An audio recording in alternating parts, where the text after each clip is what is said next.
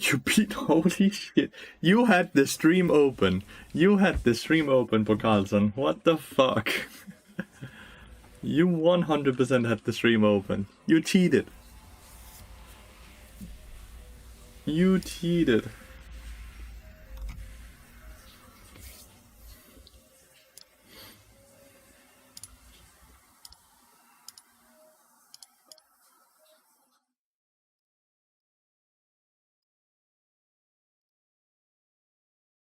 Not gonna lie, I've been here since 8 AM. Yeah, see? See? I knew it. At least you're honest, that's good.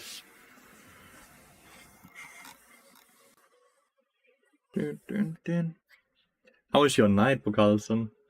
Getting ready to go to sleep?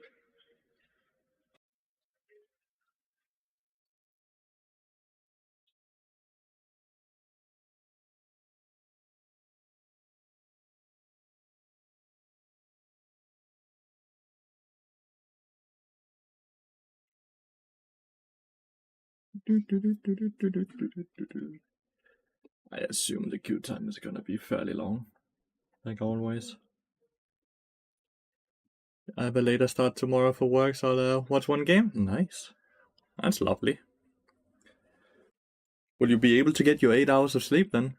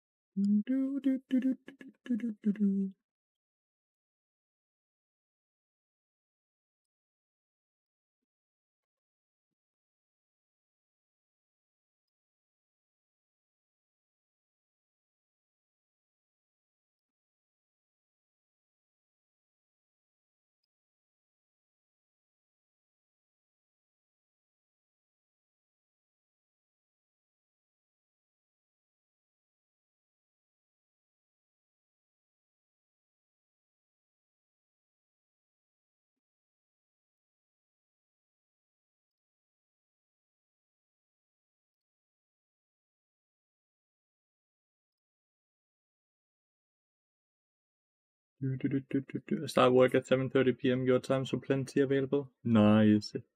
Definitely. Good morning, nerdy. Good morning, good morning.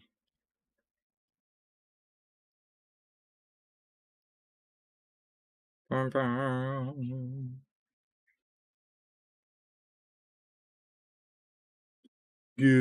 morning. I'm testing a new product I got sent today from from Gamersubs. So when you guys see me drink this yellow liquid instead of just drinking water, it's because I'm testing this. They sent me some different caffeinated things I could drink because they know I don't drink coffee. And if I like it, I might start working with them as a potential sponsor, whatever you want to call it. What flavors do you have? See, that's a thing I need to talk with them about because they are very branded to gamers, but not the type of gamer I am. I don't know what taste it is because they have the most obscure gamer names. So this one is called Anime Thigh or something like that, which is incredibly weird to me. That they thought that was a cool name, not gonna lie. But it tastes good. It kind of tastes like peach or something like that, but I'm not entirely sure. And then I've gotten one that's called Raw Meat, which smells like watermelon, but I haven't tasted it. But yeah, some very weird names, but I might not just be the target audience for the names, at least, of the brand. So yeah. But so far it tastes good. It tastes good.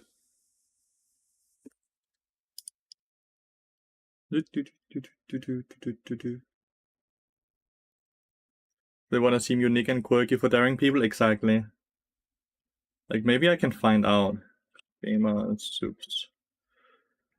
Maybe on that, because I tried to find out on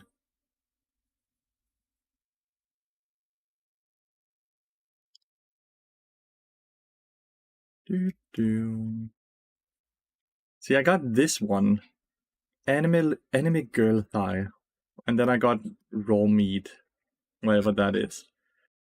But like, they've gotten a lot of reviews, not gonna lie.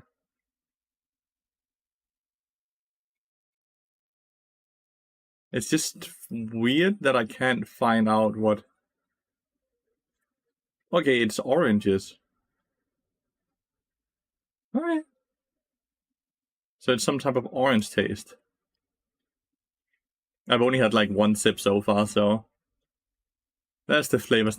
It's weird. It's not on the top itself, by the way. So since I didn't order it myself, I just they just reached out and were like, "Mate, we think this would be a good partnership, but before we even start anything, we would like to make sure that you like the product. So we're gonna send you a few different things, so you can try it." I'm like, "Cool, yeah, please do." Like, no matter what, free stuff, right? Okay, so what is the raw meat one then? Now I'm curious if it... That one smelled like watermelon. The fruitiest way to confuse your sense and disappoint your carnivorous friends with a name that promises an iron. Pack punch but delivers a mouthful. Yeah, what? Okay. Watermelon and cantaloupe, so two different melon types.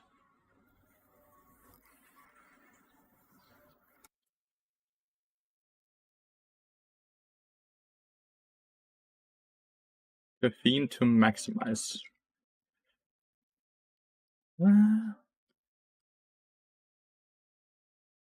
Does it not say that?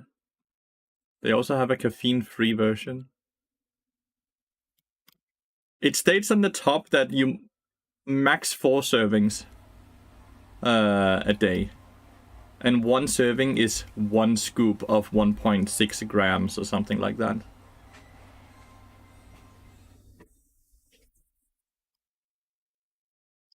Doesn't seem...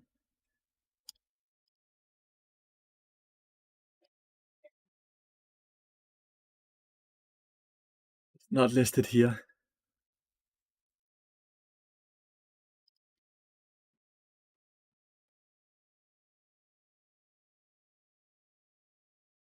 There's about as much organic and natural caffeine in GT as you would find in a cup of coffee. 100 milligram per serving. 100 milligram per serving. So about the same as a normal cup of coffee, I guess. And it advises you on the tops that max 4 servings, which is like 4 scoops. 1 scoop equals 250 milliliters of water. I feel like I know a lot of people that drink more than 4 cups of coffee a day, though.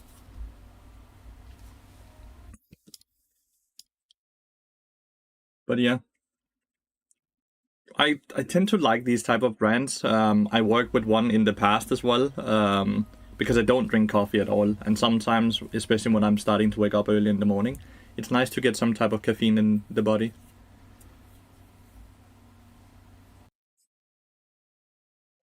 You just get jittery? Yeah, that's something I'm gonna find out. I didn't get jittery from the other one. I did not get jittery from the other one at all. They put a lot of like vitamins in that I'm not sure whether I would normally get. Yeah, with the rabbit logo, exactly. Sneak. I had Sneak for a few years.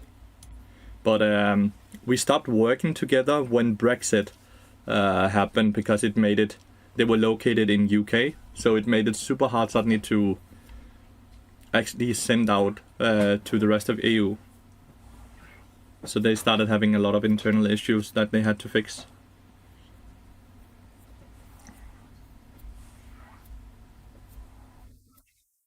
But I did quite like the product. And this one so far tastes really well as well. Even though there was any influence there. They needed to open up an office in EU, well, not an office, a warehouse in EU where they could ship from EU, from within EU. Because shipping from UK would be way too expensive with that. But I didn't go too much. Or your old bones? Why am I getting attacked from the morning, lonely but happy?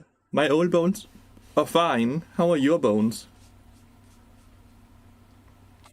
Bastard. Not only have drinks, but have tea, instant noodles, and sleep powder drinks too. Power soups or gamer soups? They do. They have a lot of shirts as well.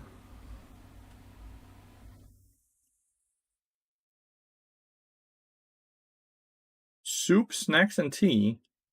What the fuck is gamer tea? Black tea, sleepy time with theanine.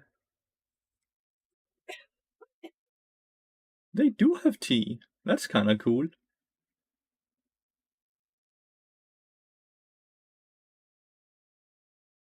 What is a fucking waifu cup?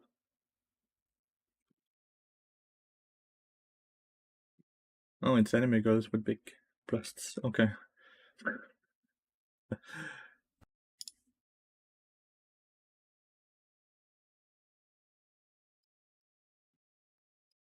YGG. A Gamer Subs, our goal is to offer esport athletes and gamers the most effective and healthy energy choice to help them perform at the highest potential, especially during their most crucial moments.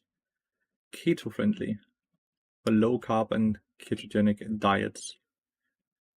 Nootropics to sharpen focus and increase reaction time. Zero sugar for healthier intake and to avoid crushing. Caffeine to maximize energy and endurance. No fillers for better nutritional value. 5 of the body's most crucial vitamins and minerals.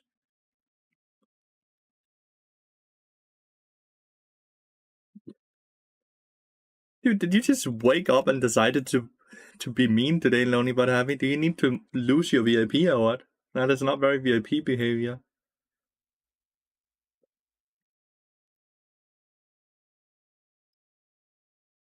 I would believe it if there's true unbiased scientific evidence that the ingredients they listed lead to actual better performance and not just a placebo. Yeah, see, I'm not no scientist at all.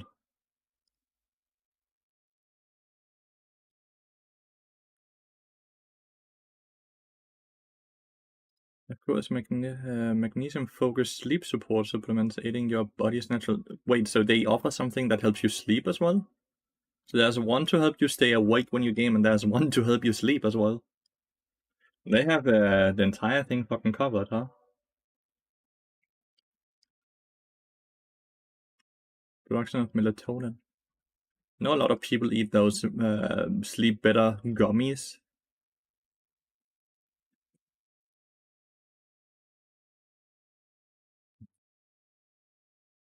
I love grape. Grape is good.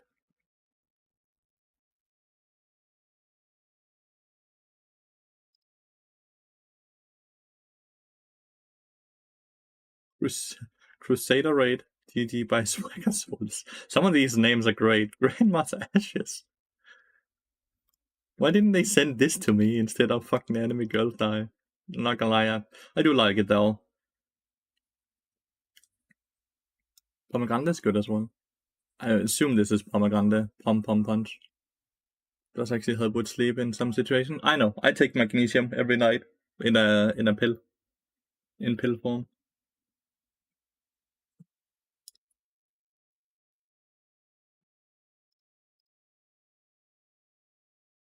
Do, do, do, do, do, do.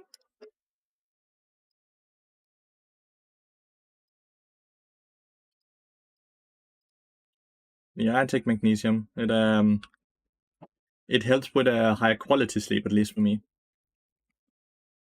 Not so much falling asleep or anything like that, but it helps me get deeper sleep. Or whatever it's called. I wonder if I'm gonna get a Kalista AD carry. Kalista top laner. Or if he's just hovering it. Just stating facts, you called yourself old before. You are being mean. If you're not mean, you'll be like, Blath, you're not old. You're only 28. You have the entire life ahead of you. But you decided to be mean.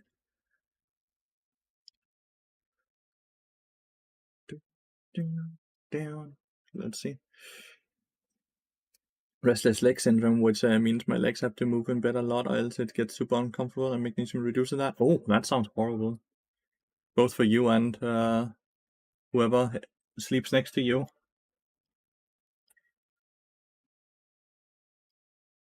Dun, dun, dun, dun, dun, dun, dun, dun, dun.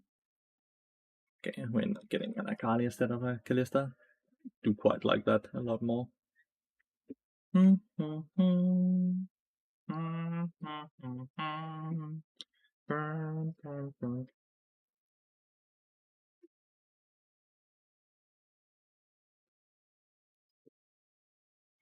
Ash Pike. I guess Ezreal is quite decent into Pike though.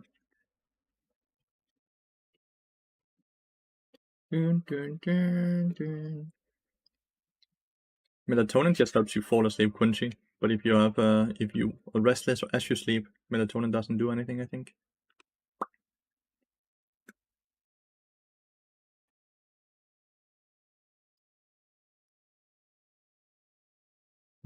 De har også te, dem her. Nå, det er meget sjovt. Ja.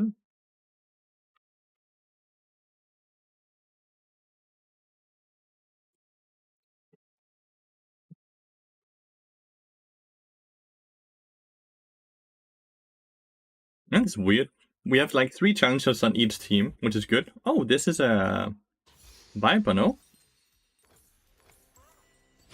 That's Viper, being you. But then they also have like a Diamond Udyr, which I assume has to be like a Giga Smurf account or something like that, right? Do you guys ping also like either is a lot higher than the other one sometimes?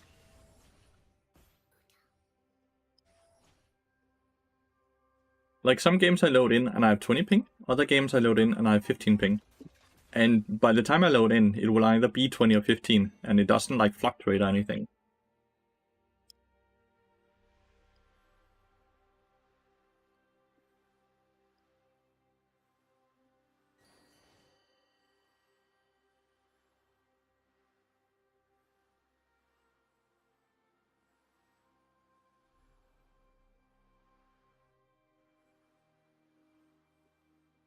I will just load in with around 12-13. Ooh, that sounds lovely.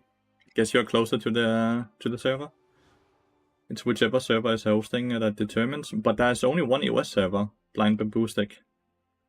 There's only one US server. And I believe it's located in the Netherlands. And then there's an EU Nordic server, which is located in Germany. So there's only one server for US. So, and since my placement when I queue up doesn't change from between game to game, and the server place doesn't change between game to game, that's why I'm a bit weirded out by it. Ooh, lost the first CS.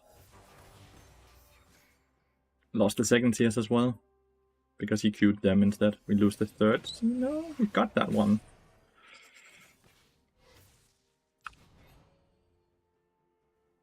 This is not looking too good, the lane-wise for us right now. We have 0 control over the lane. And we have missed a few CS. That's a good CS to hit. Good job. Dun, dun, dun. Dun, dun, dun. I did not get experience there.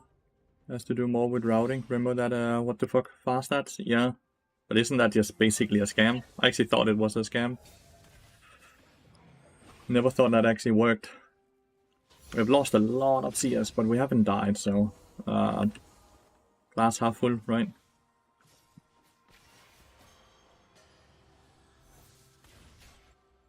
That's 6 CS left, so if we farm this wave perfectly, then we get 13 out of 19 CS.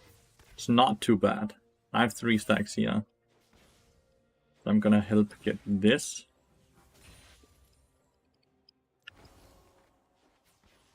It's not too bad. Ash has farmed really well though. Only losing 1 CS so far.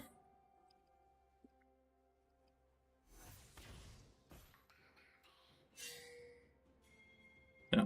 So I'm pinging Chinchou that we shouldn't try to contest this Skullcrab, because when we just look at the isolated 3v3, there should be no way in hell we ever win that 3v3. Hi, Apocalypse Rider, by the way. Good to see you. It was a scare for a lot of people, but in theory it could give you the 15 ping 90% of the time. Not a lot of people got that, though. Okay.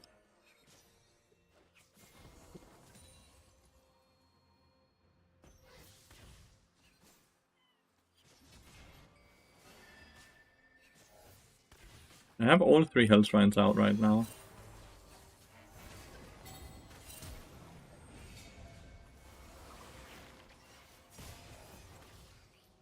Right, I played Maokai the last game before I ended the stream. So we got the Scuttle Crab, but Yana ended up getting first blood from it. Ezreal had to flash, I assume, since he didn't have his EUW yet. It's like guaranteed to push into us, by the way. This is like rewarded, so they saw him recall here. Have a wonderful day and have fun. I will do my very best, mate. And thank you so much for the nice words.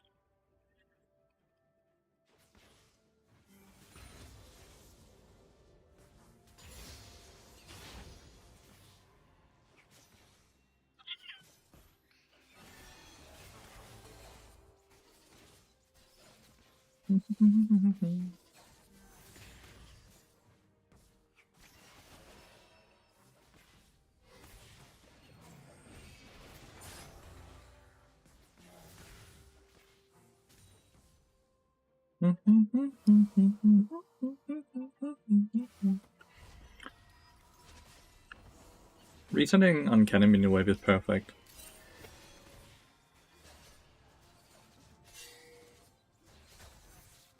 I think if you assume that he will be on Dragon, just opt to go for the Void Drop.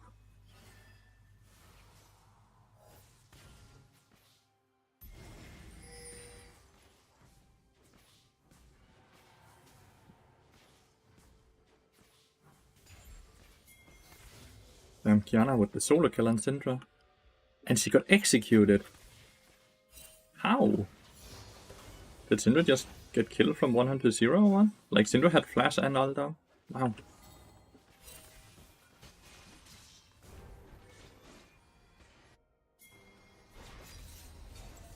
Pyke is way ahead of me. Like way ahead of me.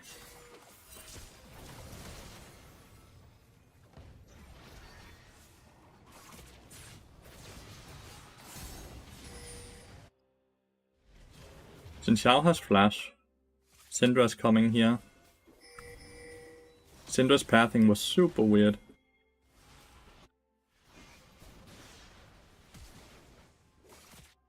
Syndra got a Udyr.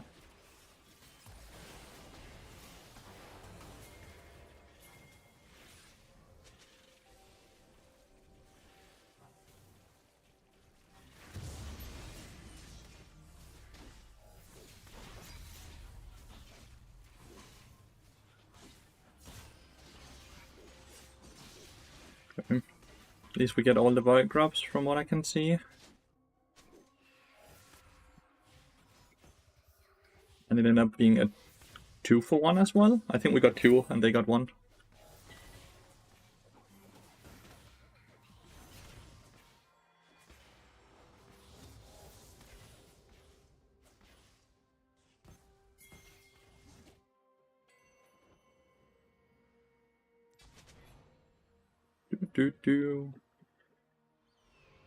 Quite surprised Pyke and Ash didn't go for an all-in. I think it's kind of hard for them to just go for an all-in.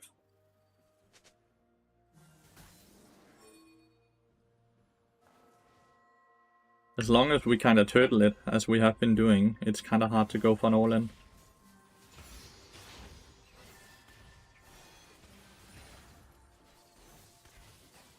Diana's sitting with all the kills, which honestly is a bit scary. That was a very scary EN, because reminder, Ezreal doesn't have flash. Nice Ezreal ult. I have no wards. When my When I get out of combat, my ward item upgrades now.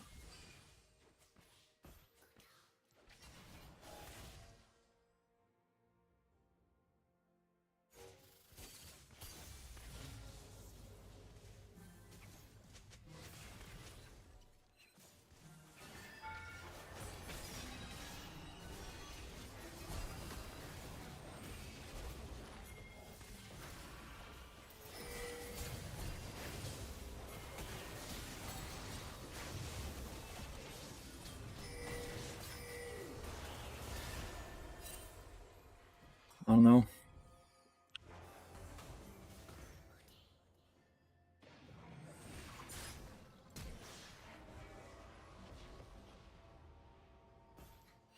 Ezreal used his E instead of just portaling, and Xin Xiao kind of got stuck on the Udyr.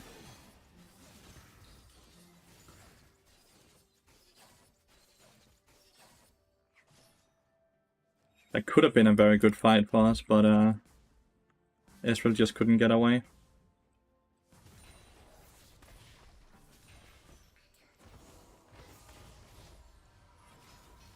Good morning, nice video. Say that to Bo Carlson, he is the wonderful person that created it.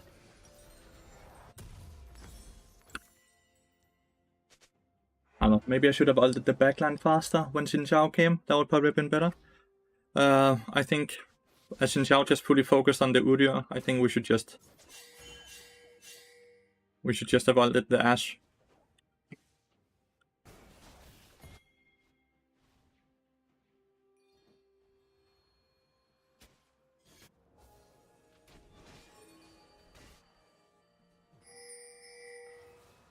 No, he will just always E away.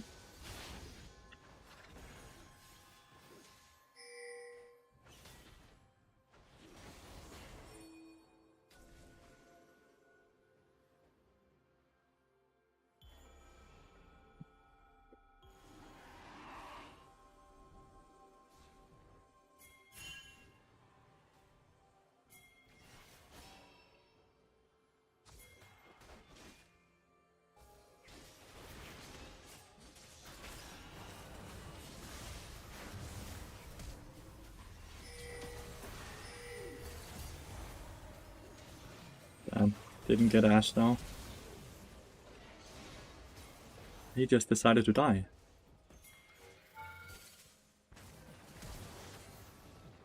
Wow, he still had flash up. Well, my bad there. I actually thought he wouldn't have flash, so killing him with the shutdown is always just worth it.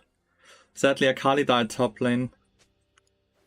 And Ashe still had flash. We nearly got Ashe. I had a good placement because they didn't know where I was. So I was able to hit a really good stun. Ezreal hit his ult. Don't think we could have played it better besides the dive, obviously. Kiana's level 10. I assume she has her first item as well. I think trying to fight this is incredibly bad for us. Xin Xiao is no ult, I'm no ult. Okay, Kiana's actually kind of low though.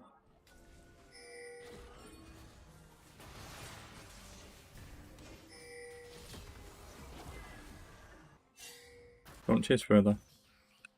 Never any reason to chase further. We got a good chunk on him, which by itself makes it 10 times easier. They're just gonna up for dragon.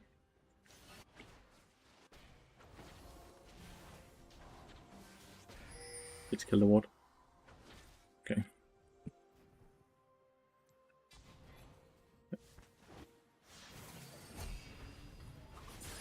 This one does have V up, good.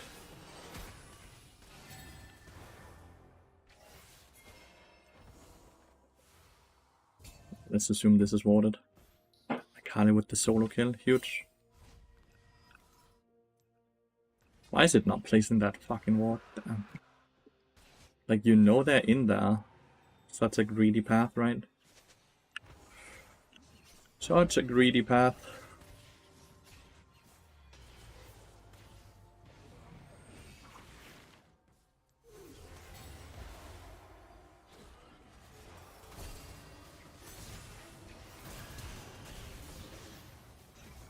Nice. At least managed to get the auto attack on. Ash barrier there. Voodoo Blast. Ignite barrier. Too bad Ezreal didn't get an assist on the pipe, but even more great that I actually got the auto attack on him.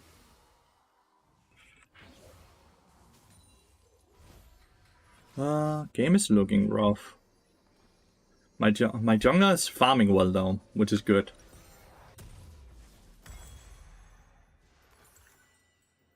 Do need Tarpies. Then after that, maybe lock it. I don't know.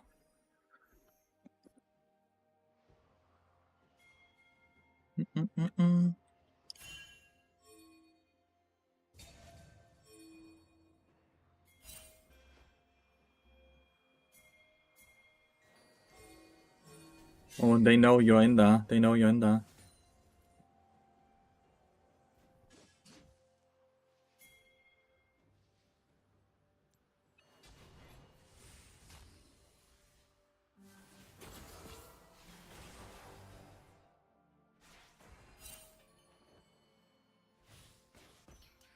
Well, denying some experience. They're going for the Herald, we're going for the first tower. Akali actually kills top lane, so while they are all top lane, Akali kills up there. We're gonna get the first tower here, which is great.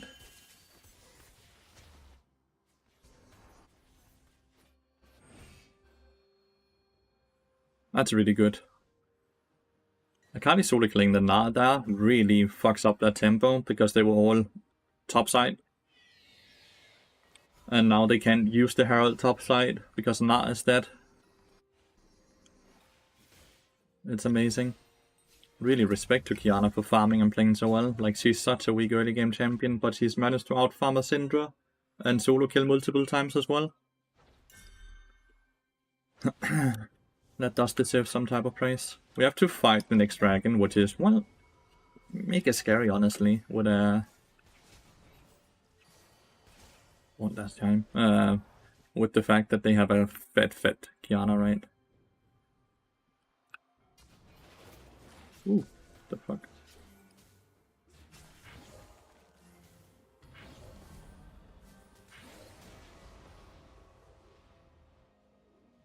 Using my W's for vision, so they don't just get to remove it for fun.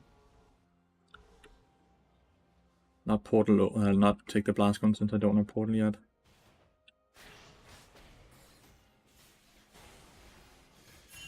Let's assume that's a pike here.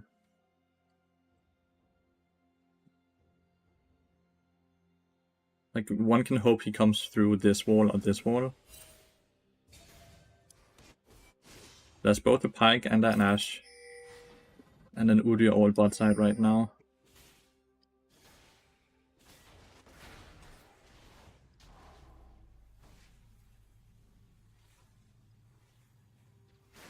Get the 30. This is jam number 35.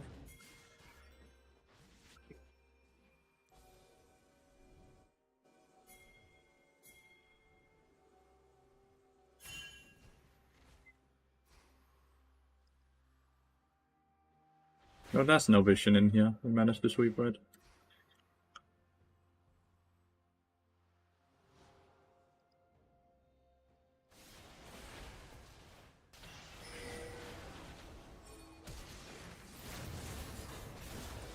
Nice. Syndra got the kill.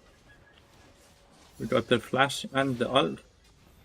So now we don't have to deal with Qiyana ult for the dragon.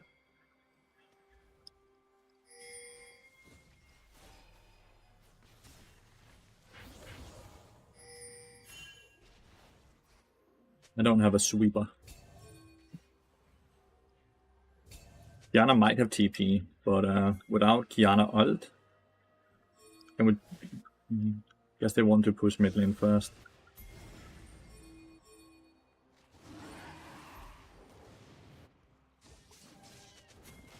I have 0 wards.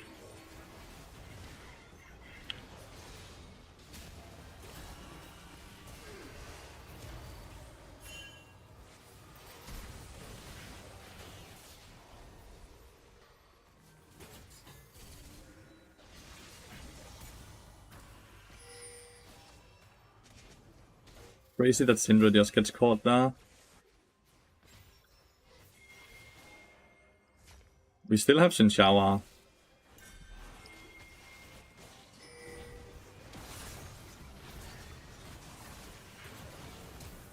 Damn. They have Kiana now? No?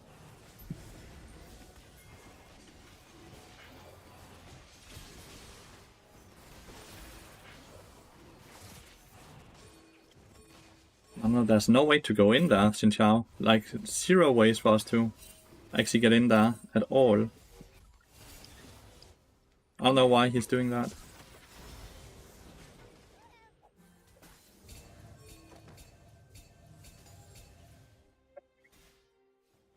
How the fuck did they even guess he was there?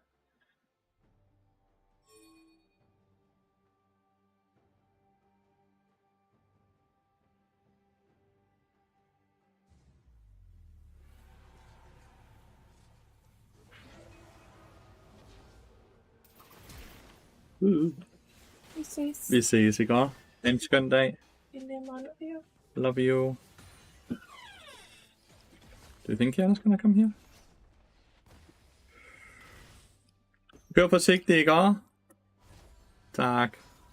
Oh, wow. I really thought we had it when we killed the Kiana, but Akali TP'd super late, and Syndra just ended up getting caught, sadly. Are you older? Is Judy older? That's 6 months. 6 months between us. I'm 6 months older than she is now.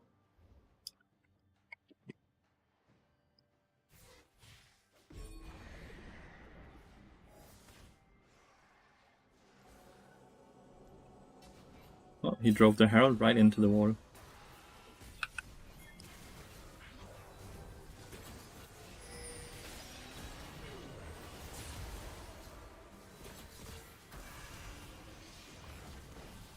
Syndra got a shot down on the Ashe. I got wrecked by the Udyr. Can we call it an ult? I guess we can, right?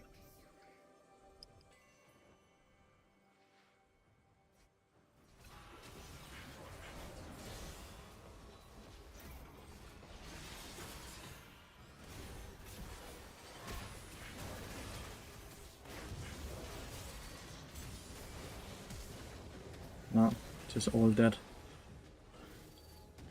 Xin Xiao has a tendency of after ulting, he just keeps fighting instead of moving away.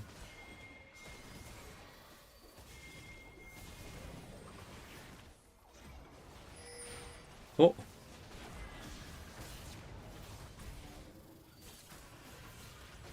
Then just dead again. Kali needs to somehow clean this up, but I don't know how. Xin Xiao and me are coming. Xin Xiao and I are coming. Grammar, dude. That is no flash.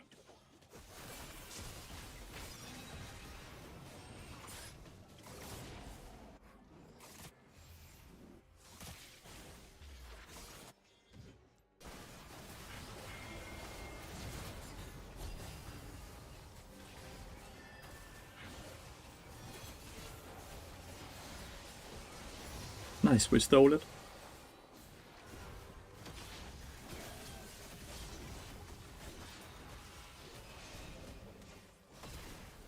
We actually managed to steal it.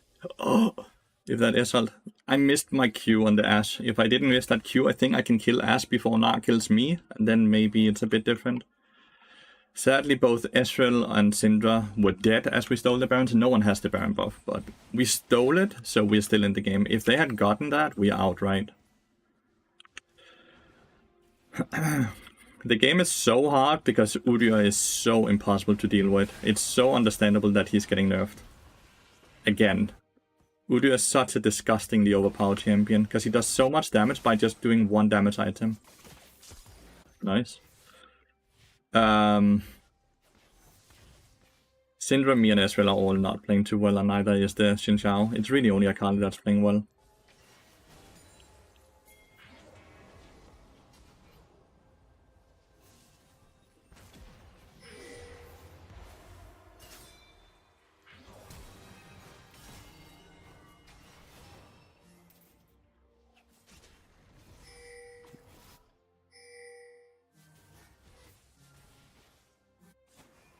We're winning this? That doesn't look like it's winning.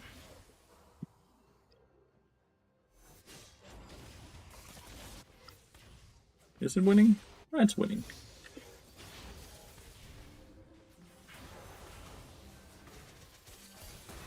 Like, look at fucking the tankiness and the damage. Like, look at this thingy that's just annihilating me.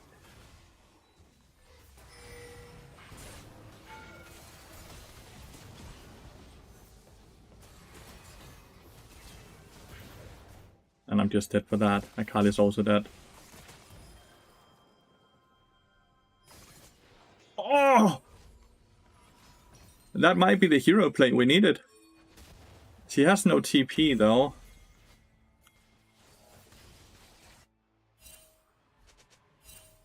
Need to make sure they don't start this. Damn, we missed the stun. Akali's level 16 with ult. And she just bought the hourglass, so she has it up again, I think. I believe. We need to steal this. If they get Cloud Soul, that soul is by far the highest win rate soul. But look at Udyr damage here. I need you to see this. How it's just one-shotting the entire team.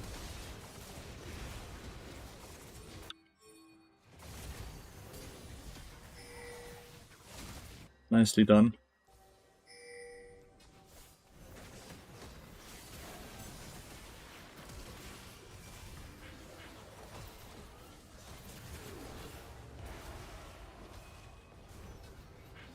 Udyr is so disgusting, dude.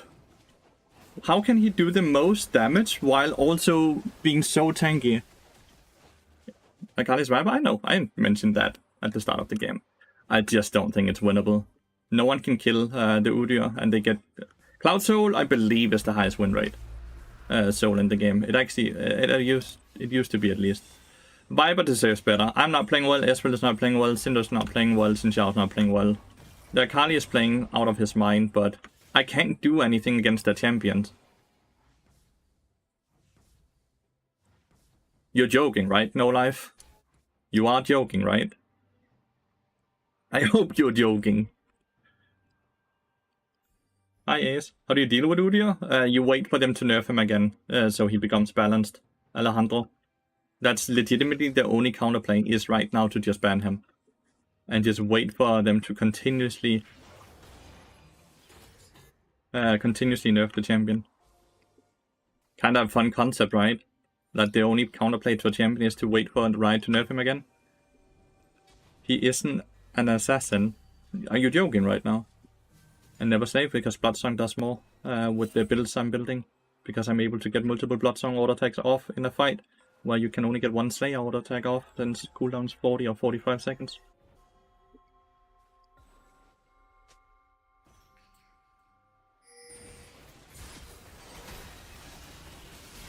And does he not have ER?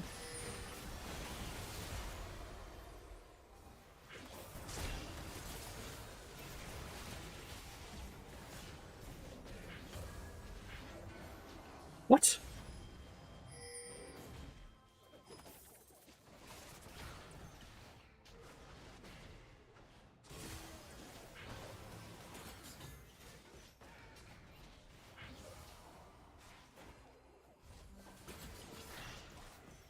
The movement speed they have, dude.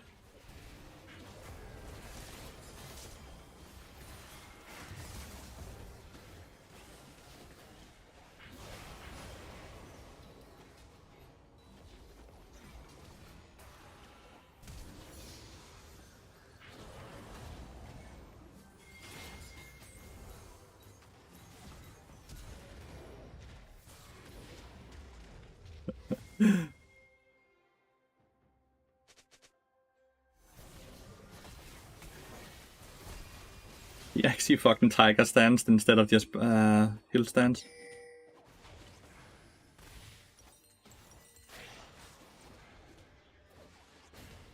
The movement speed is so disgusting, dude.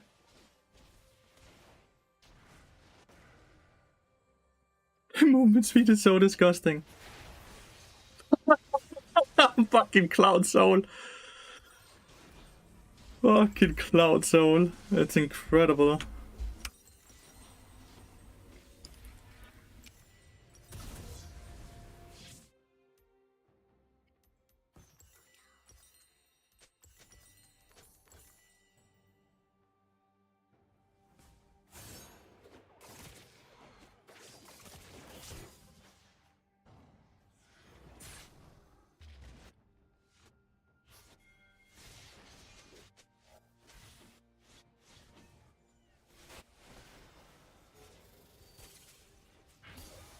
Kestrel has finally gotten some armor pen, which is amazing. Very much needed.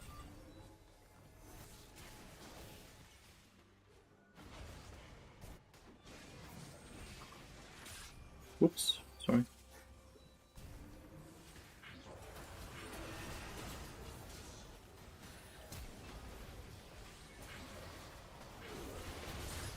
Ah, Syndra, push them out.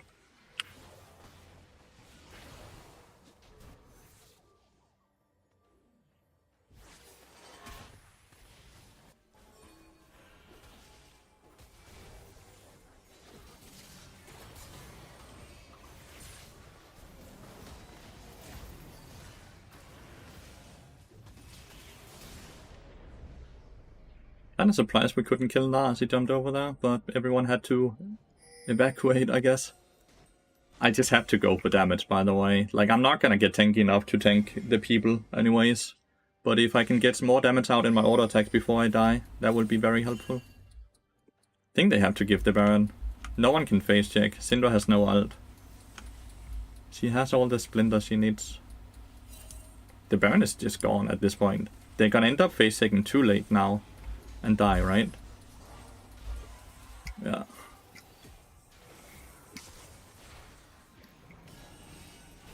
This is kinda classic, you know? Fuck.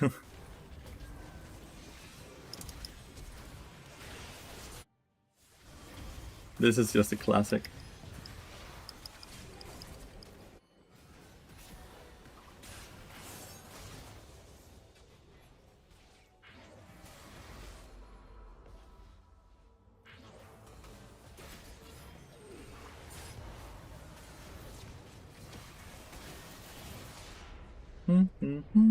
GG, yeah.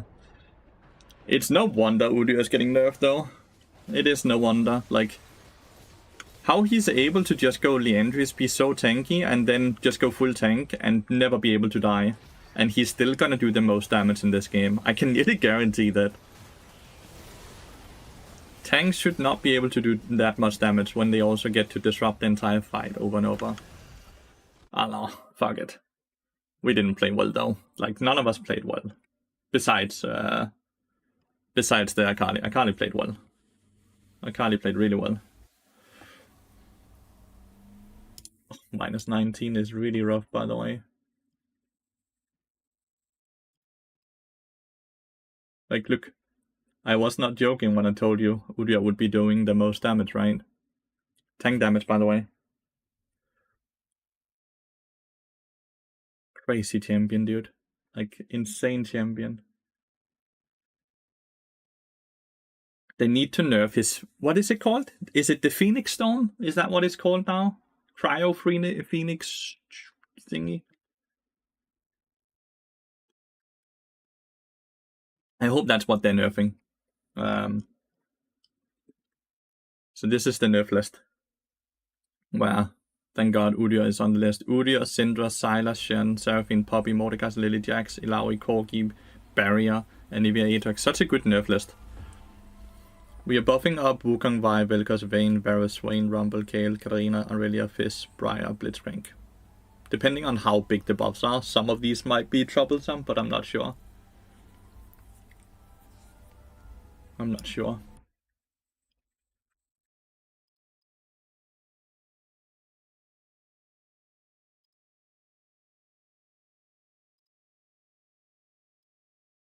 Oh well. Win streak now. Win streak now. I struggle to think what counterplay there is against the Udyr. Garen is balanced because his catch-up ability Q is and what does the majority of the damage, while Udyr's ult not only does the most damage, but also has the most CC with the Eternal Slow. Yeah. And it auto-follows you, right? It's like away from him. So he can even toss it out and go on someone else and it still fucks with the team. It should never do percent damage, which I believe it does right now.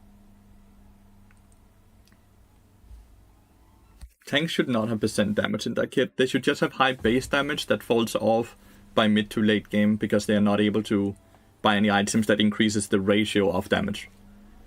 You still want them to nerf. And Garen is not very strong now with all the items being nerfed because he was a stat stick champion. Before they nerfed items, he definitely needed a nerf, but You got a nerf by nerfing all the items.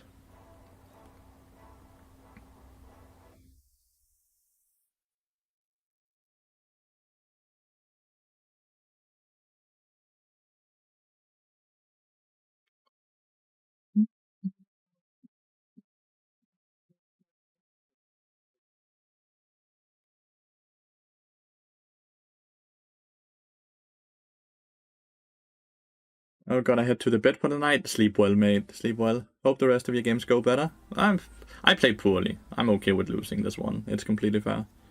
Why not build Heartsteel on Bard? Well, I do, into AP carries, as I told in the guides and everywhere. Heartsteel into AP carries, Deadman's Blade into AD carries. Do, do, do, do.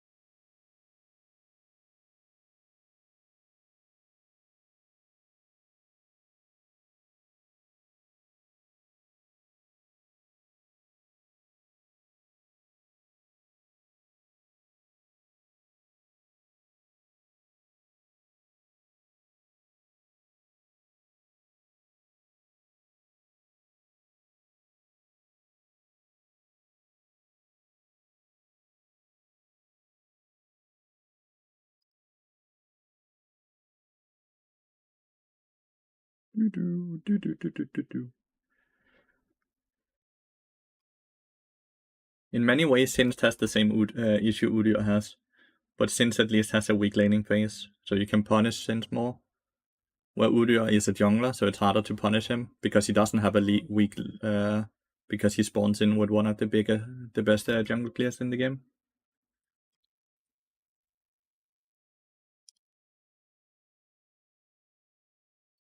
I like the next patch though. They're nerfing all the champions I feel like I need to ban right now, which is a good sign. Like, when I ban champions, it tends to be because I don't know how to deal with them, or they feel so strong that it instantly gives the enemy team such a huge advantage that I feel like I need to ban them right.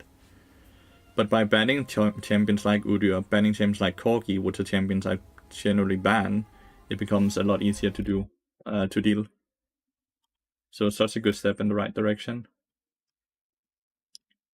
Gotta give praise where praise is, right? Jola, do you understand since you didn't reply? I hope you heard me replying to your question.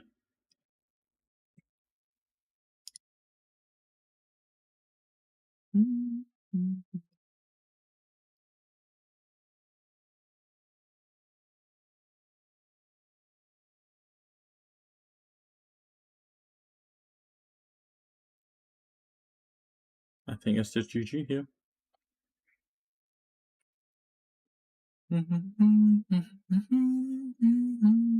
The drift on the rift.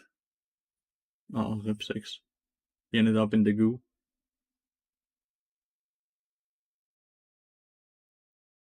Enemy team looks incredibly hard to play against if they ever get any type of lead. They have a Nuno, a Singed, a Yone, a Varus, and a Lulu. Good try. Amazingly good try, honestly. Let's see, Lolo. I've been losing a lot yesterday and today. Well, I've only played one game and I lost that one.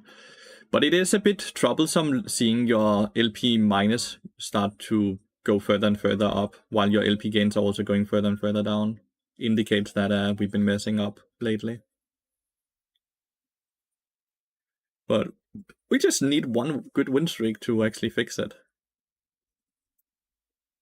Just one good win streak. I hit level 61 yesterday, lonely but happy, in New World. It really slowed down the experience. But I've gotten myself a legendary hatchet now. I don't think it's very good though, but it's a legendary one, so it's high item level, so I base stamp it. I did the Tempest dungeon because I had a few expedition quests in there. That was fun. I've never done the Tempest dungeon before. That was kind of a good dungeon.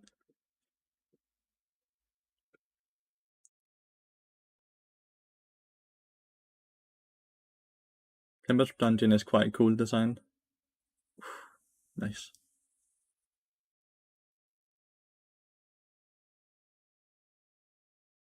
I hate the way Fjord plays with the Hullbreak and just go side lanes and just does the same play over and over and over. And if you don't pay attention to it for just a split second, it opens up your entire base. Very frustrating gameplay to play against. Do, do, do.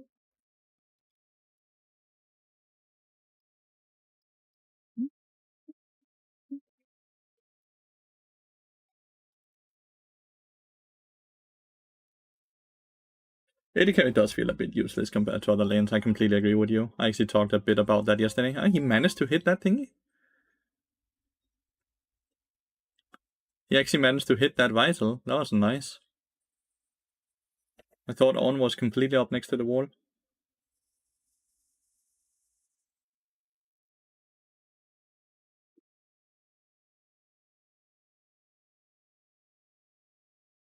That was well played, yeah. I still don't fully understand how he actually managed to hit that, but he did.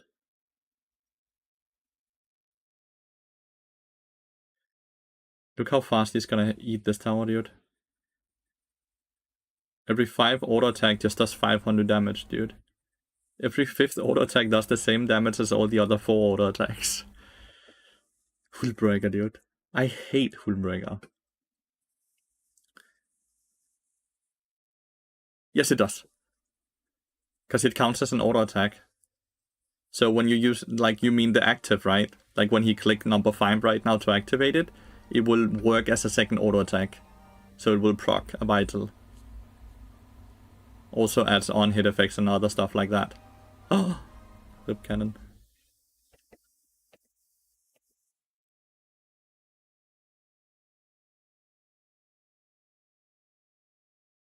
Then it might be thanks to the AoE that he took the last vital. Well, the AoE still starts from where he is, which means that he should not be able to get, but I think Orn left the wall a tiny bit. Don't think time it works as an auto attack, it just applies lifesteal. No, it does. It does.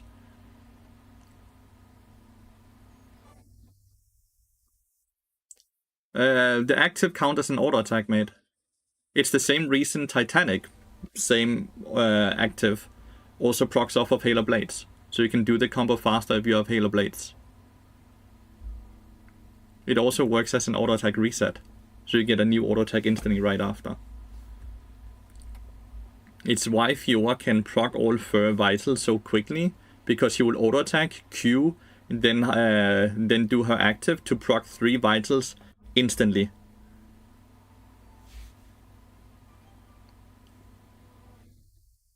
The hitbox is very odd sometimes, 100%. My guess is that Orn left the wall just for a sliver, like very, very little.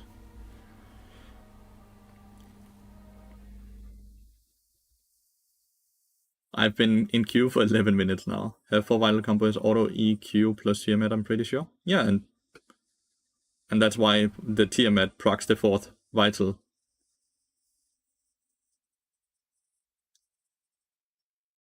Because it works as an auto attack. It's an empowered auto attack type of thing. Which is why it works with Halo Blades as well.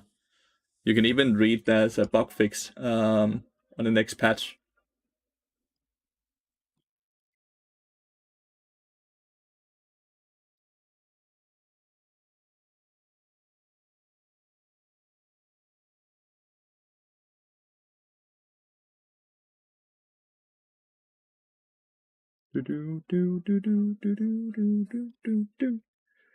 They're adjusting Cassandra again next patch. Did you see that? That champion is such a headache for Riot Games. I feel like every patch they have to not just buff or nerf Cassandra, but straight up adjust his kit and the way it works. I wonder how much fucking time and money they have spent on fucking Cassandra as a champion.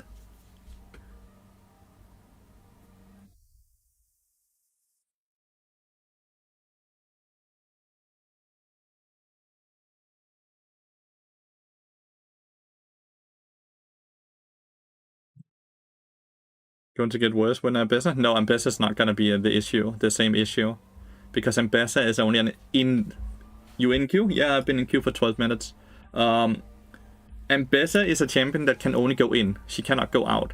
She cannot dash over walls either. She's an in-there champion. She's an energy champion, which is a negative, because she only gets energy back by hitting spells and auto-attacking enemy champion. If she's not able to do that, she instantly goes out of energy and she can't do anything. She's never gonna be an issue like Cassandra. At all. She also has 0 CC besides her ult, which is a skill shot.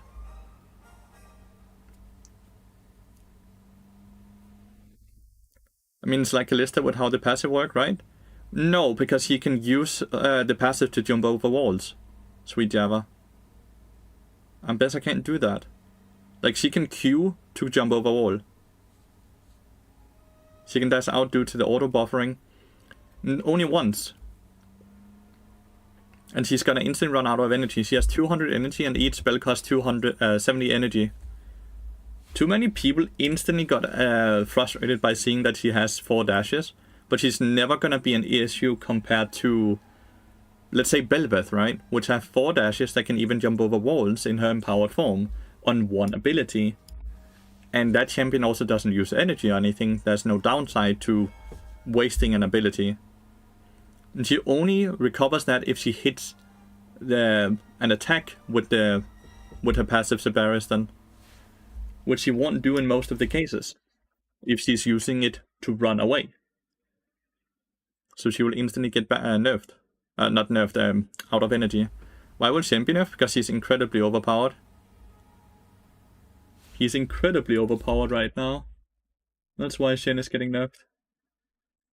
Like, gee Louise, I wonder why this 52% win rate champion is getting nerfed. Shen is absolutely fucking overpowered right now, and that's why he's getting nerfed. Man, 12 minutes in queue and they ban Bard on enemy team. Man.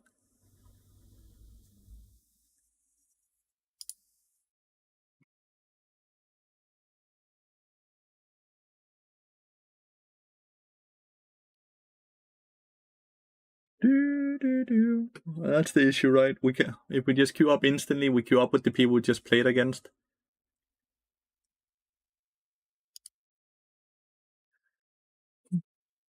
And it means it's a lot more likely our Bard gets banned. Fact is that with auto buffering, she can actually buff the auto. She won't be able to do that if no one is close to her, Sebaristan. Your idea here is that someone is on top of her when she uses her ability. How does she do that with, let's say, it's a fucking Nah that's chasing her? How does she auto buffer when she's trying to dash away? You're assuming that she's doing this against only a melee champion, which is why your entire argument is super flawed.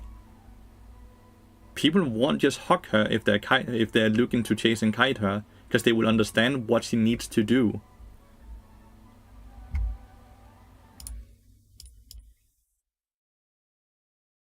Yeah, I'm playing Maokai support. I play Maokai support.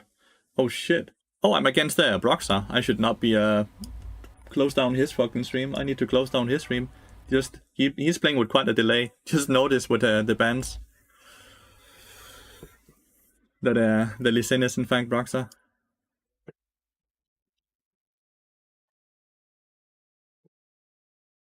It must be Viper, because Viper was hovering Kalista in my last lobby before he picked Akali.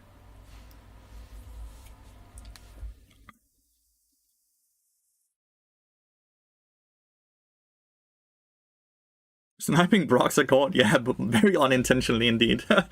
My bad. I've closed down the stream and I'm now having Lolo stream open again. I just wanted to watch something while I was in queue. My bad, my bad.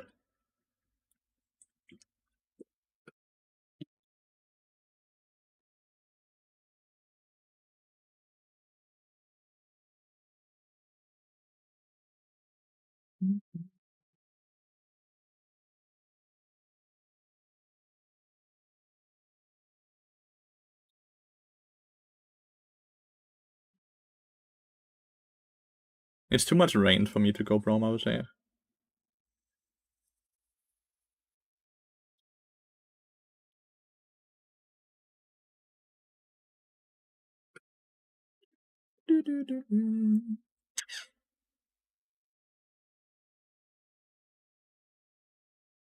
Bella ciao, bella ciao, bella ciao, ciao, ciao.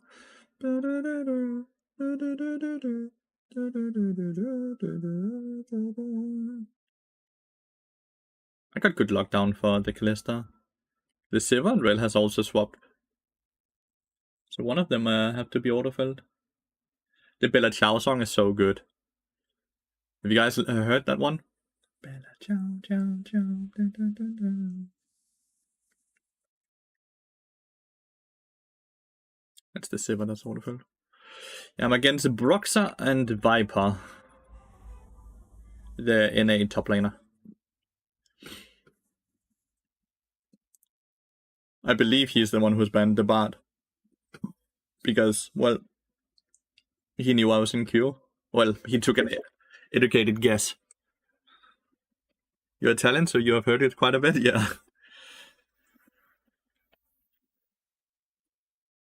I heard the Bella Ciao song the first time from, what is it called? Paper House? Paper something? That series on Netflix where they rob banks? Paper something? It's not called Money Heist, no. La Casa de Papel. Yeah, exactly. La Casa de Papel.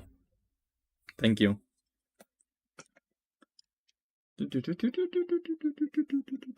That one is good. I can recommend it. At least the first few seasons are good.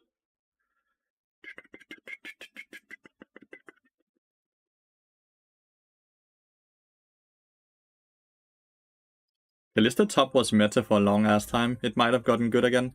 Who knows? But that was a full season where Kalista top was like one of the best top laners in the game. And he's a very good top laner, so I'm a bit worried about my Udyr.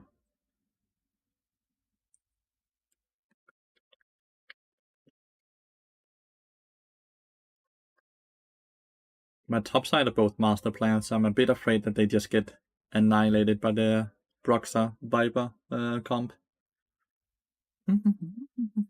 There's one person that hasn't connected. We've been stuck at 90% for a bit.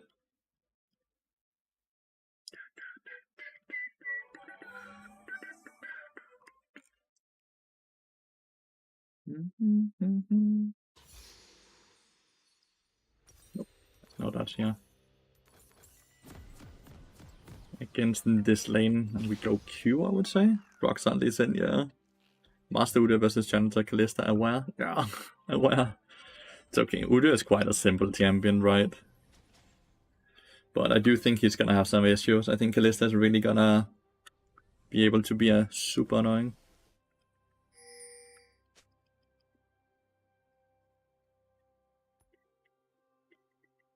Remember when old ass league loading screen show other people loading progress?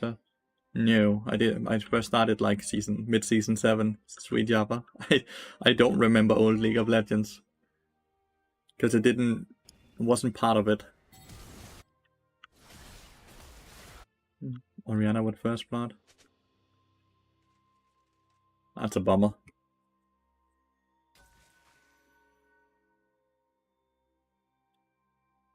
I hope this works. And he doesn't just get found.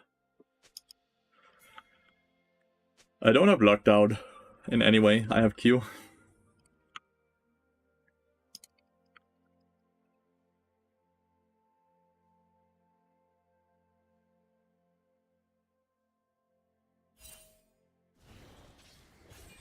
How does Rel find him? So that's just ghosting, like blatant ghosting. I need to review that. But that just seems like blatant ghosting, because why would Rel be there at 1:30?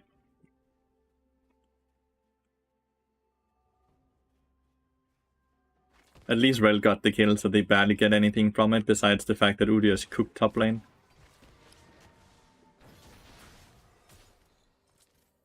We denied some experience now.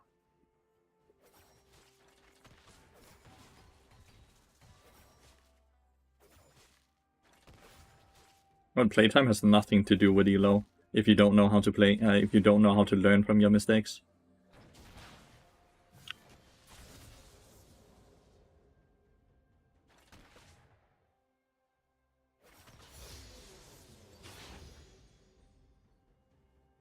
Oh, Red is now going, because they know, again. Fucking ghost us, dude. This is incredible.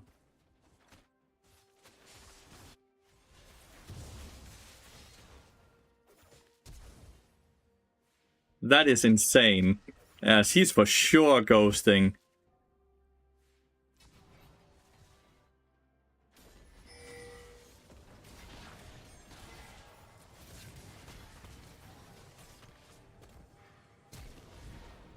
Oh, he flashed and they still killed. They have vision in the red, and they had vision on the wolf camp as well, ambush. So they found out Udyr. They had vision there as well.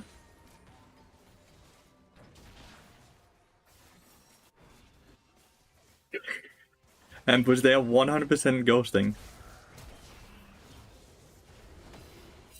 He didn't hit the Callista. He nearly got a double kill though, but well played nonetheless. Good morning, Cooper.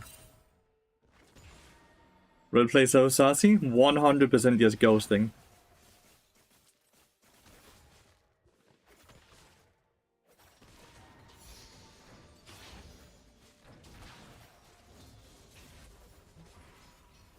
It's classical music. But on red they had vision. How do you know they had vision on the red? Ambush, how? Do you have any definite proof? I'm using an upspot camera, Samina. Why?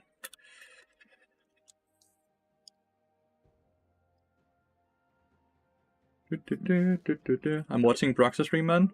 From Brox's stream? Fair enough. Go back to his stream then. Don't sit on a jump back in front. No one likes a person that stream jumps like that.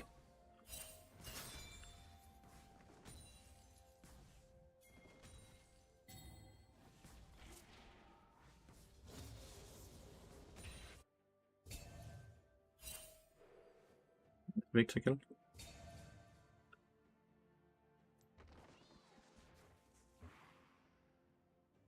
Do do do do do do do do do do.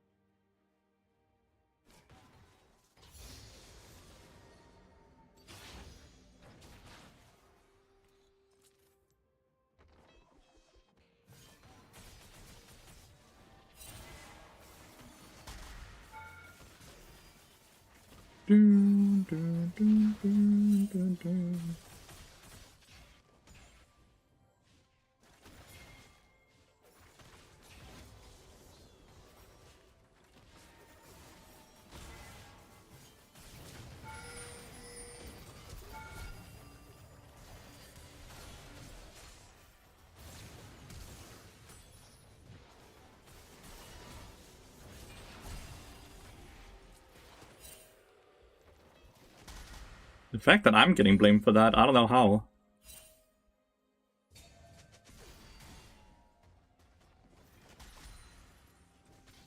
How the fuck am I getting blamed for that?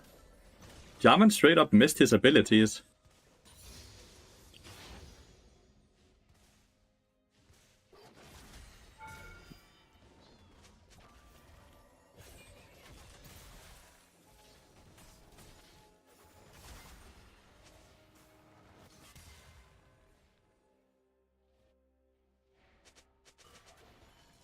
Ah, that actually reached. Old Maokai reduced damage for teammates? No idea. That's long ago, isn't it? Nice. Ren just reset in there, even though he saw Jin. His E and hit Q to the missing E severe. Yeah. And then Jin just did what he did.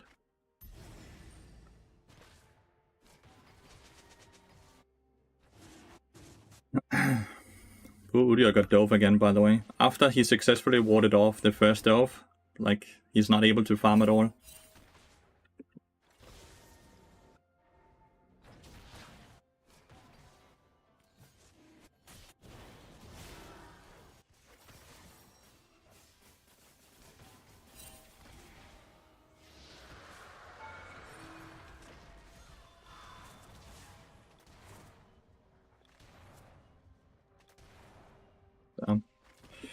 Even hit the slow on the E.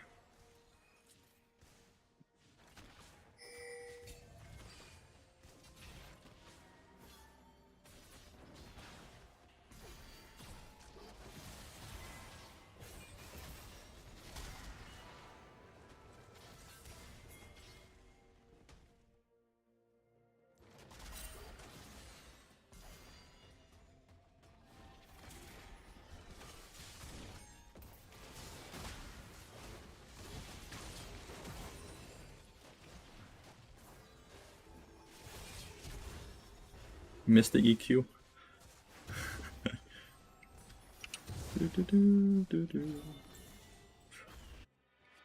This Yaman is not him. How the fuck is the Rel alive?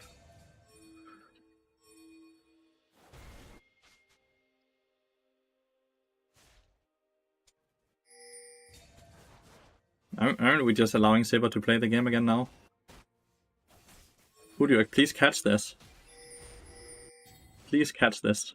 If you don't catch that, then we are just moving top lane for fun to give a big ass advantage. Can we kill Kalista? I can run her down.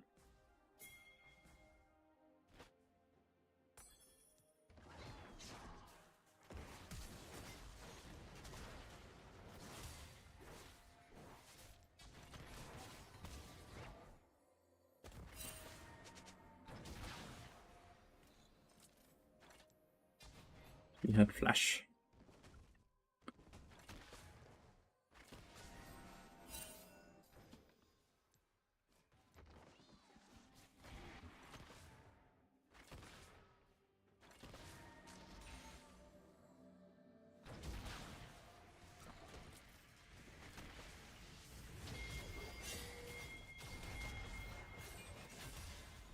And he used his stun already.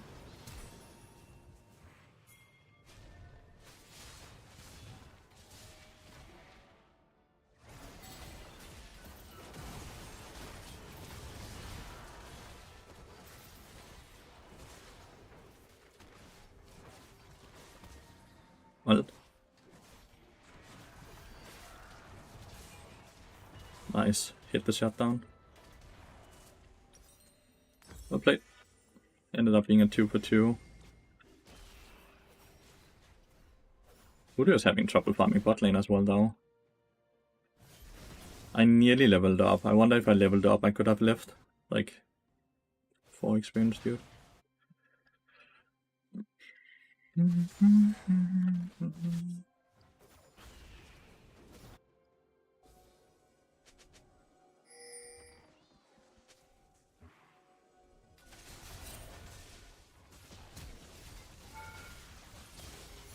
Oh, I got the kill with the auto attack, nonetheless. A kill is a kill, you know?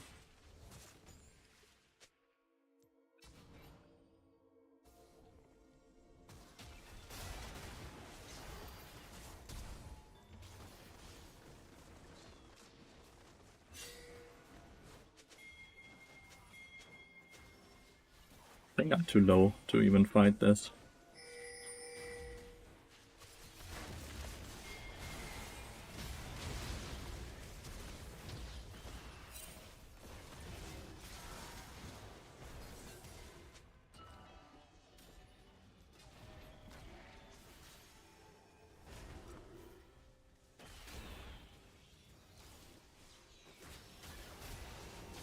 I didn't get my fucking W on him, my bad.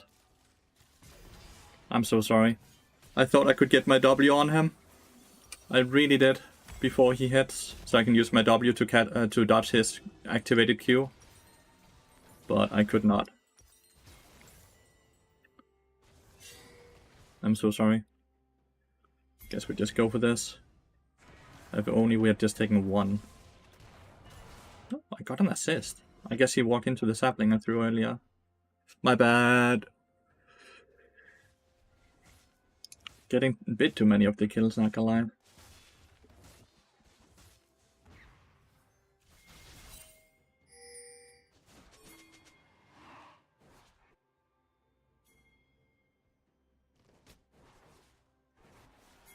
Let's go now. Go, go.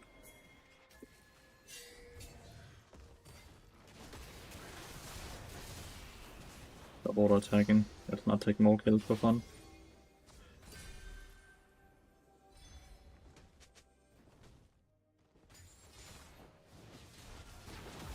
It's in a stop. Good shutdown to listen.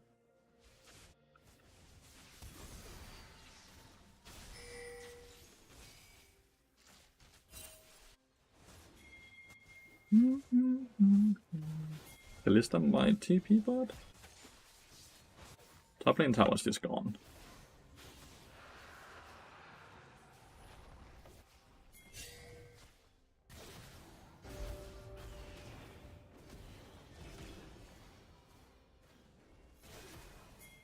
He's 100% coming now.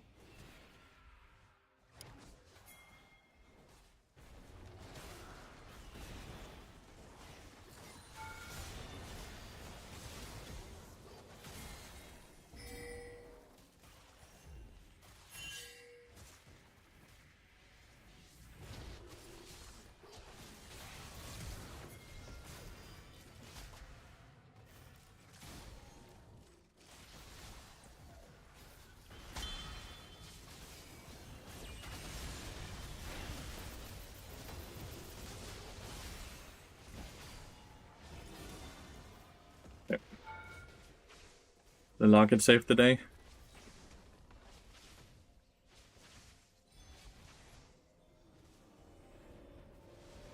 Not bad. Locket kept him alive.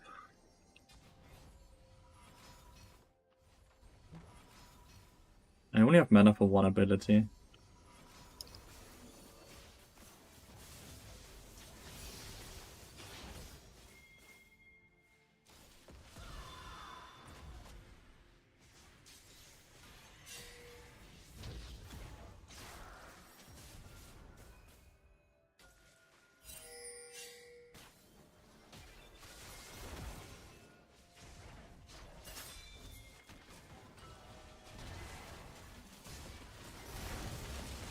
Nice. Not even a shutdown.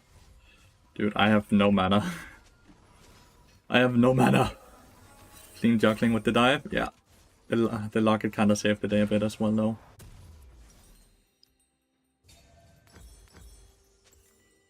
Just gonna wait this. I'm gonna get Knight's Vow third item. Just buy a bunch of Kindlium items when you're playing Maokai. Bunch.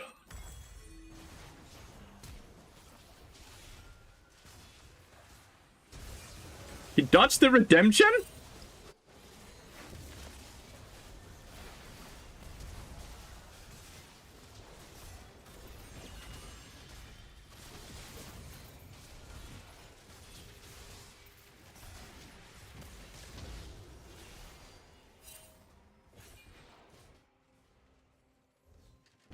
Of all the things you can dodge, you dodged the redemption.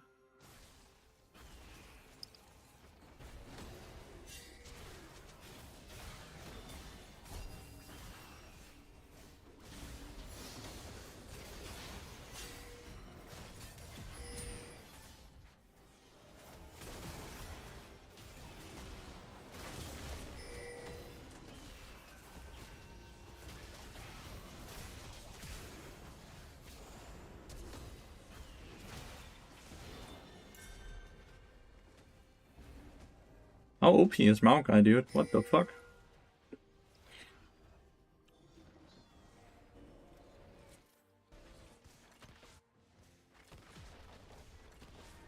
Next time, don't dodge the redemption, Jin.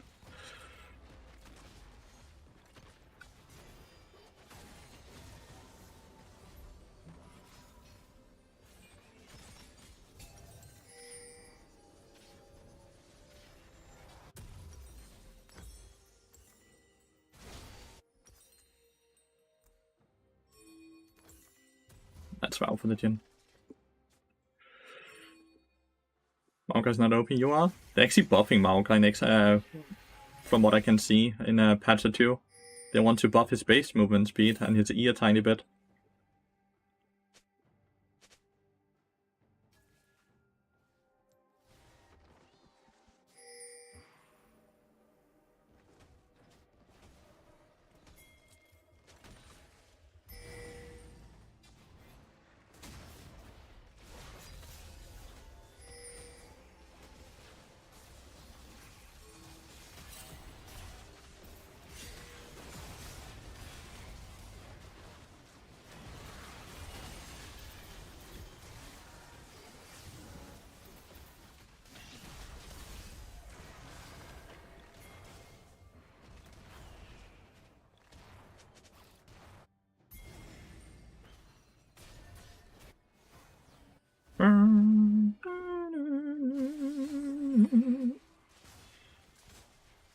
Bro, Maokai is just so good into Kalista, dude.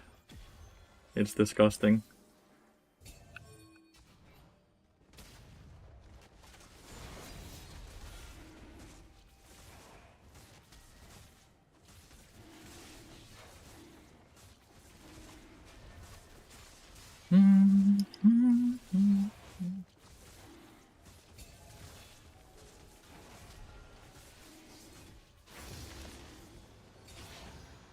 You're 1v9? Thank you.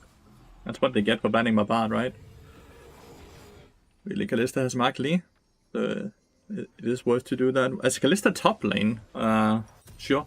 Like, she's not the AD carry. She's the top laner. The AD carry is the Sivir. Like, the last Kindle Gem item I'm getting is gonna be Abyssal Mask. It's just full-on Kindle Gem items. Super worth it on champions like Maokai. Getting ability haste and cheap items, so good.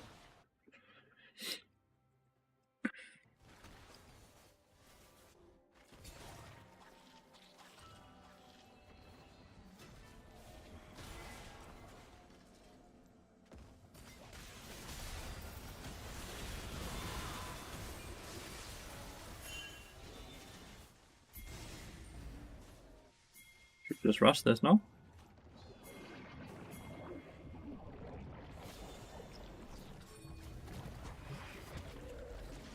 What? Oh, it's not. No HP bar yet. My bad.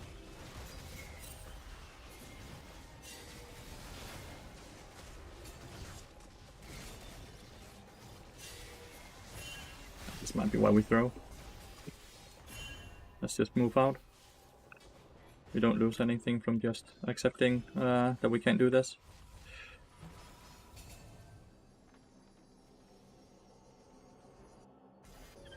We didn't push mid lane. We actually lose mid lane top. That was a bit of a bad macro play by us. That was silly.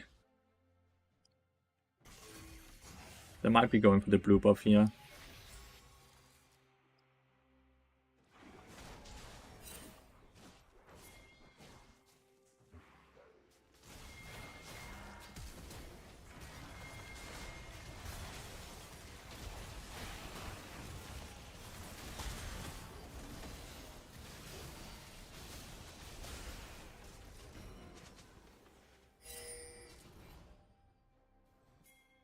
I was right.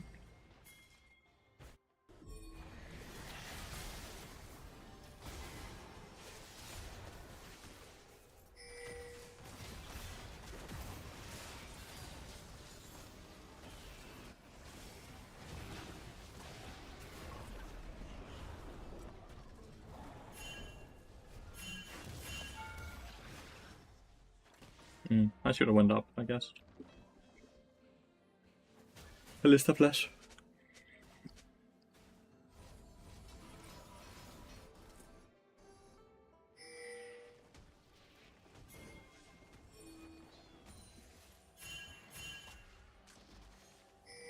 Really need this before we reset.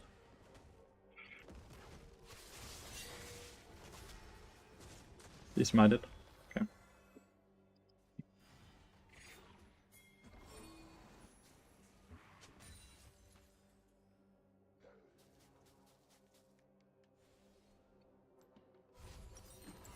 Knight's Vow now.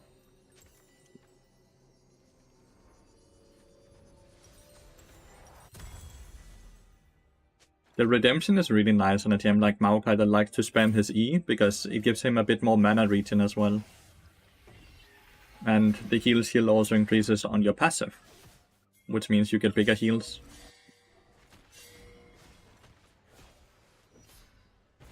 So it feels really good.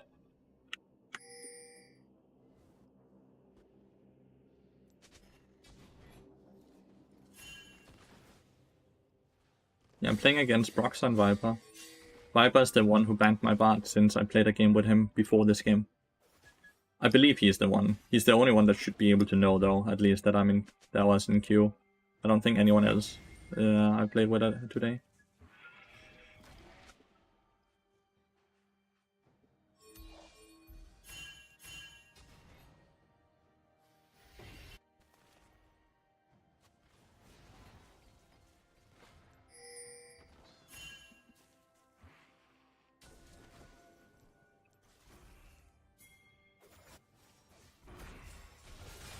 This fuck.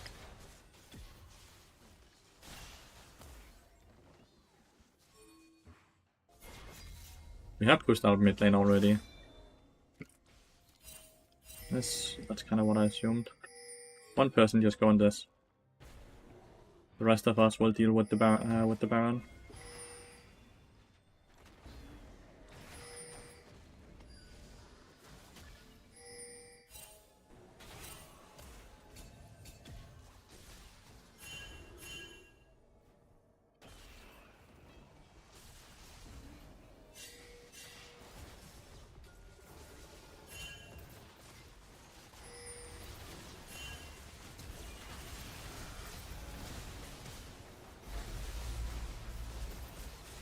I didn't get my auto attack off, but I got Kalista completely out of the fight and got Orianna to solo ult me.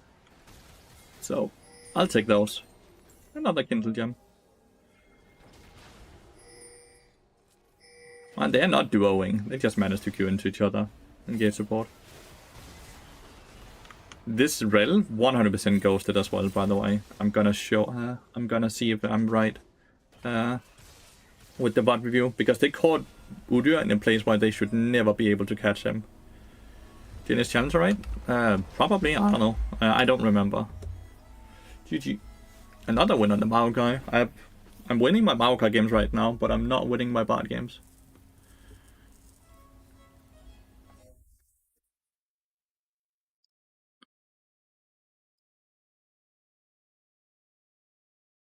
Only 22 sucks. How can you ghost and be this bad at map awareness? Well, by being too focused on your second monitor, Henra. By being too focused on your second monitor, but let's see. So, they're blue side, right? Let's just see how the fuck did Rel know Udyr was there.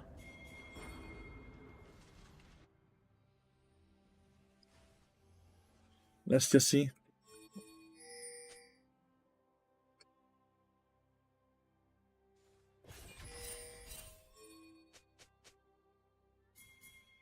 So this is quite standard. All of this time, we don't know where Udyr is, right? Like, they don't know where Udyr is at all. He's right here. They have no idea.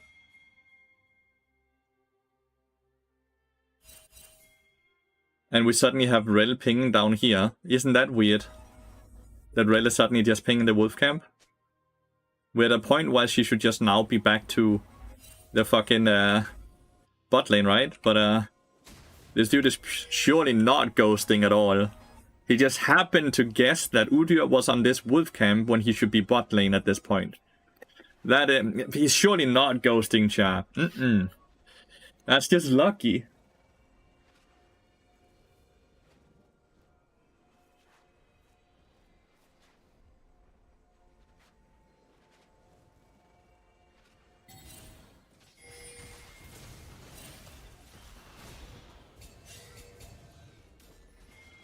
What a pathetic loser, by the way. What a pathetic loser.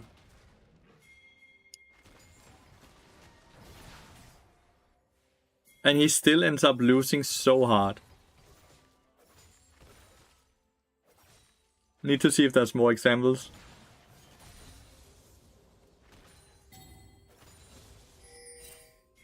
So there's a ward here, so that's how they know this.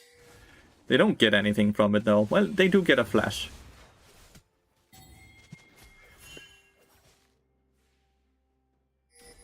And then Rel just dies here because, well, she's bad at the game and decides to go for a weird path.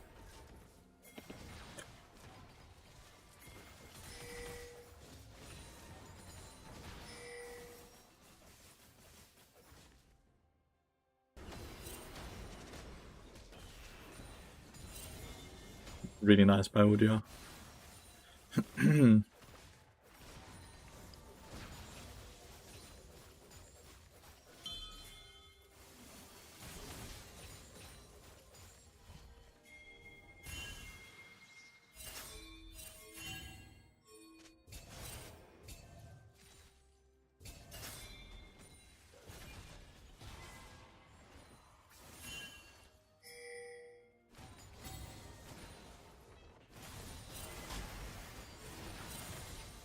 Is it a pro player? But he can't even win, even with ghosting.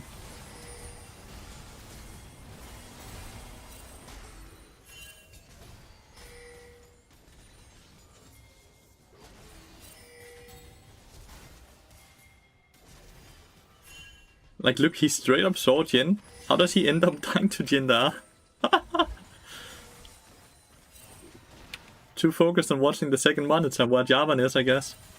To sit and communicate to the listen.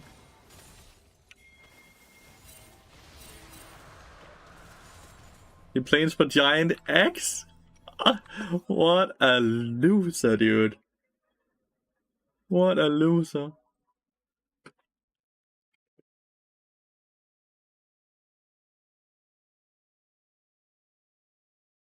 What a fucking loser. That's crazy, dude.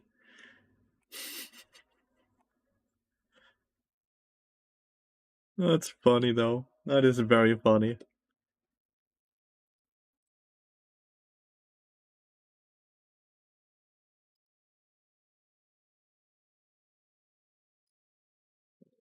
P-break.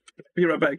What does ghosting mean? It means he has my stream open and watches the minimap to get information he normally wouldn't be getting.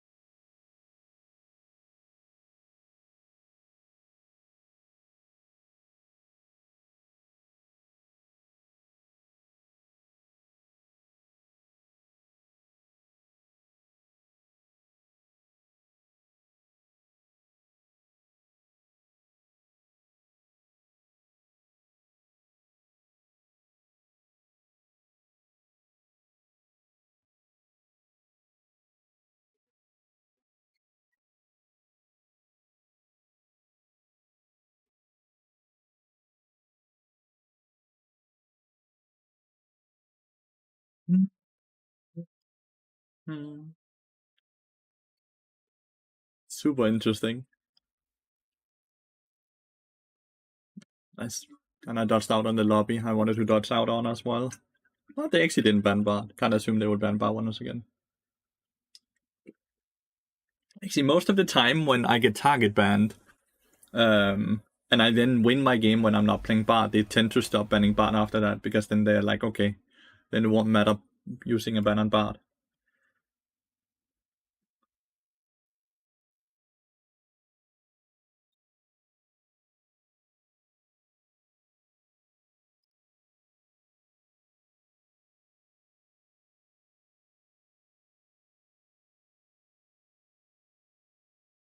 The jungle challenger climbed day 6 of 7. May the Teemo jungle be with us. He's not playing Teemo because he wants to climb.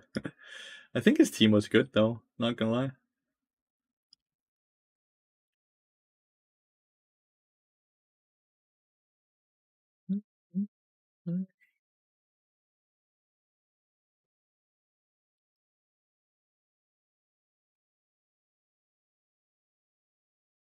Do, do, do, do,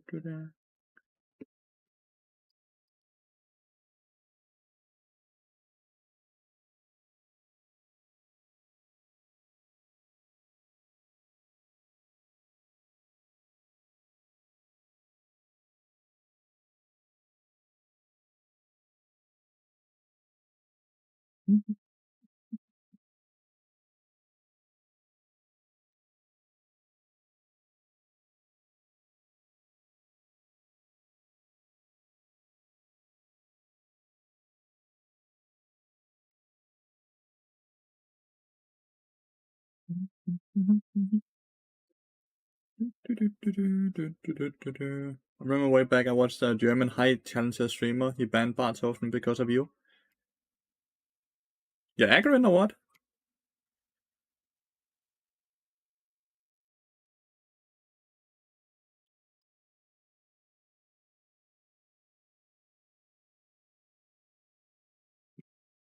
Sounds like it's aggroing you're talking about. Oh, Sylvie. Oh, damn, there's multiple German streamers that's been banning Bart purely because of me. What the heck?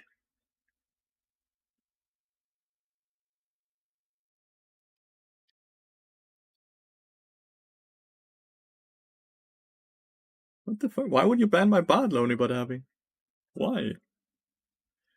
Do do do do do do. Oh, he's against Viper's Riven. Oh, that's gonna be a great game to watch.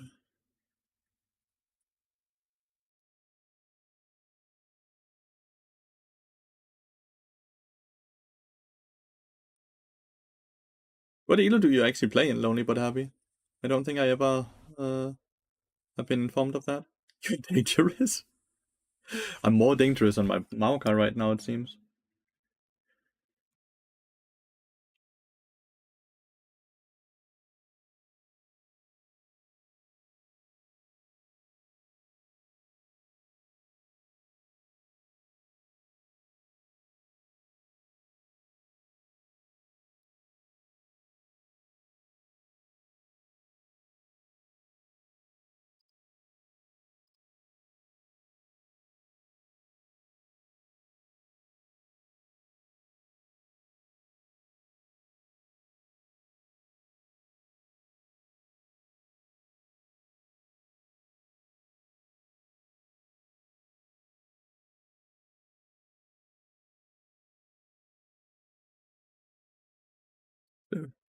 So if I ban Bart and Plat, I'm safe from you destroying me? You're very safe, Henry.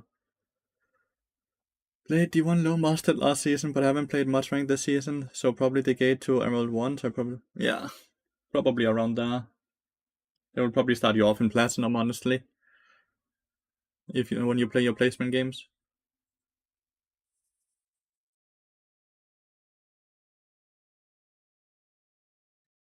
Mm-hmm.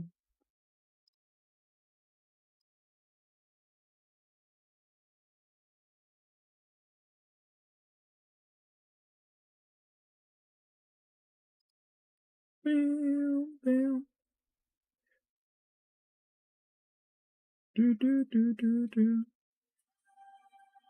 You already played a few games in the real split. Okay, okay, okay.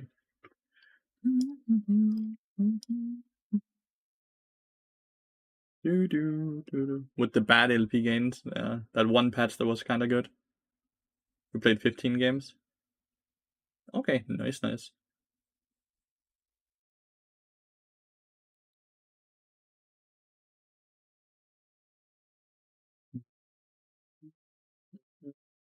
Mm.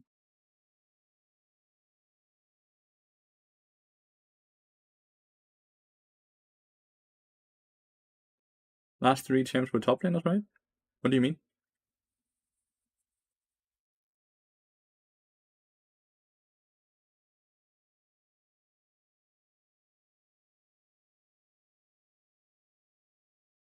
Like you're talking about the last 3 new champions? What were even?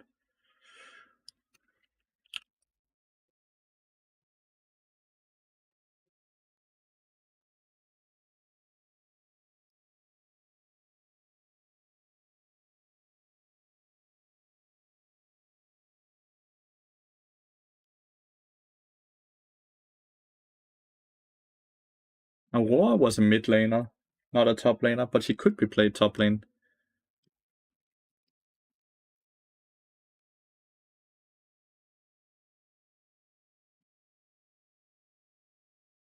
Heartsteel into AP carries and Deadman's Blade into AD carries. Like, Aurora's a mid laner that can be played top lane.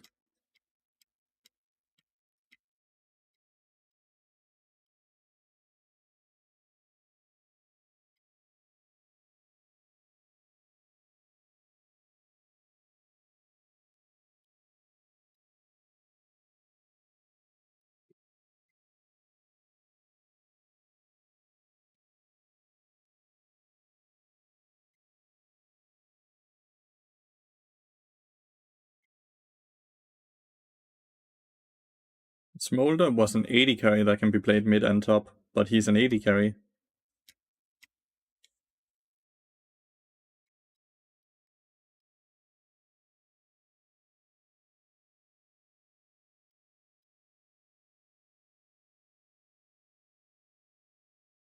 Smolder flex, but main AD carry. Yeah, but it just means that the last 3 champions weren't top laners, right? Where do you go? The 70% win rate in after the first few games, but then I got a few last season grammars or pro players in my team, and I just went on a losing streak. Yeah, that's the thing about queuing up a bit early in the split, right? You end up playing with all the way from Diamond all the way up to Challenger the first few weeks, right? Until they all get settled in the real elos. The queue time is so crazy. Hopefully we just get our role and get a good team. And we got Milio March 2023, right? It feels like it's probably jungle. That should be the next champion, no? I don't think it's gonna be a support. I think it's gonna be a jungle.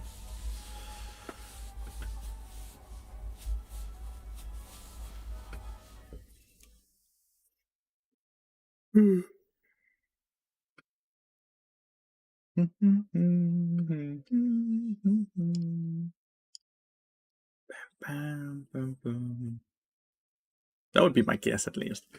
Jungle top.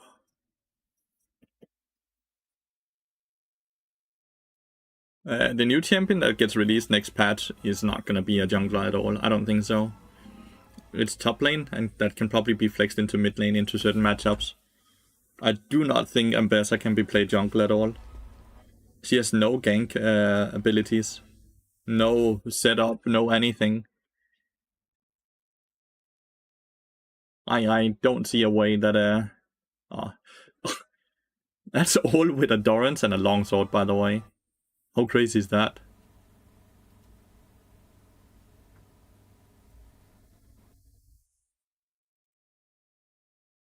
Oh no, there's a Nautilus there as well. And a Cassidin as well. Jax is a bit surrounded. What's your take on unconventional support like Shen, Galio, Camille, and so on? Worth a try under certain circumstances?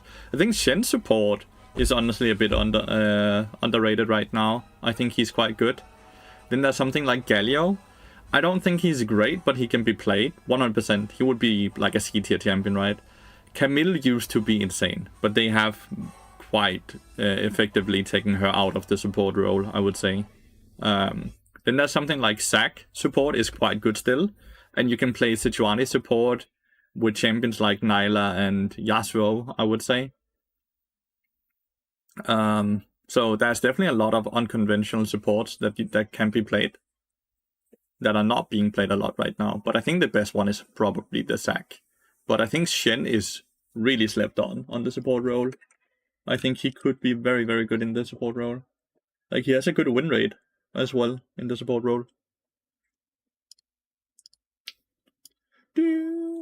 Just to showcase that I am actually trying to queue up and get into a game. It's just, we are high ranked, and it's only 10 AM, so not a lot of people on.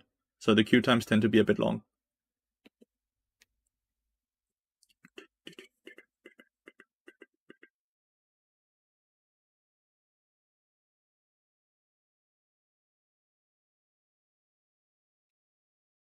Jen, is your pike counter pickup choice? Oh, I could kind of see that. It's hard to E him. It is hard to E him, but I could kinda see it.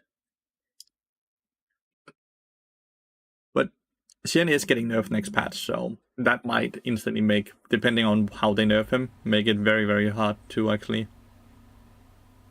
Oh, missed the Q. No, yoink that kill. Ah, shit. I'm Phil top lane, chat. I am Phil top lane.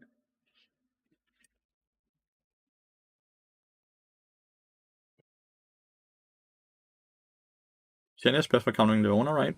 I think he would be better into Leona, yeah. Because his the W makes her Q stun, not stun.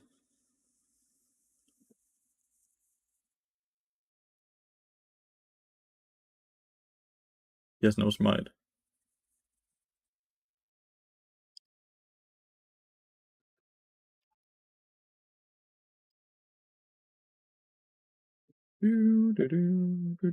I will never do the Battle.net strategies, no.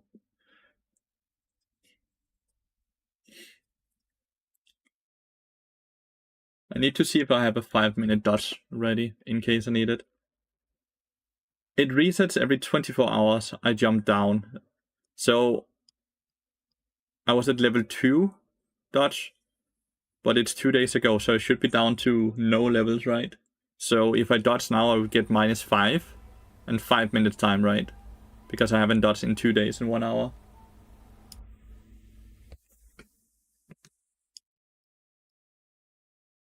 That's how it's calculated now, right? Every 24 hours it goes down 1 level. Since the last dodge I did was a 30-minute one, it meant I was on level 1 and then level 2. I can try to... I want to see the lobby, because I can go Maokai top, right? Is most countering Leona. The W is not fast enough for block Leona Q. No, but you can W afterwards as well, so the AD carry won't do damage to your... Or you can taunt and all that, right?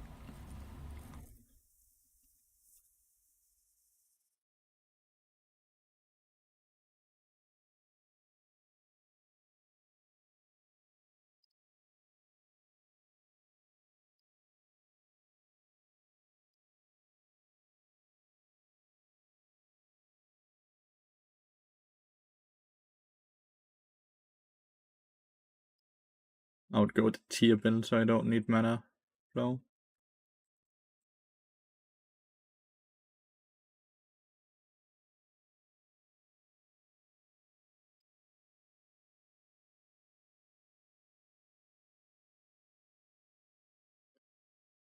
Oh, yeah. Dio's pick. I was hoping Poppy was top lane. Dio's completely fucks Maokai. Like, completely.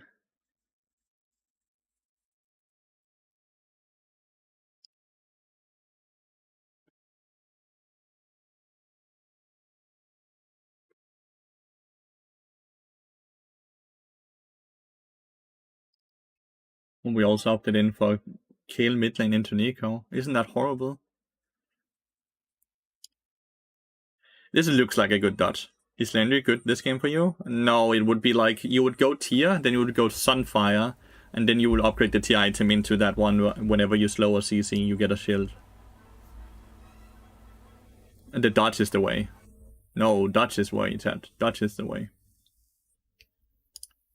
There's only one way, and it's the dodge way.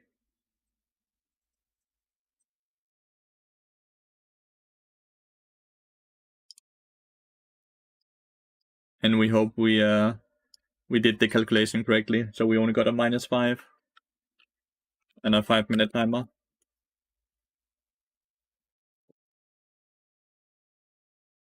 I am the one who's autofill as well, so the dodge should lie in my hands as well. If I had a decent matchup where I felt like I could play in some way, then I do think I could play it, but...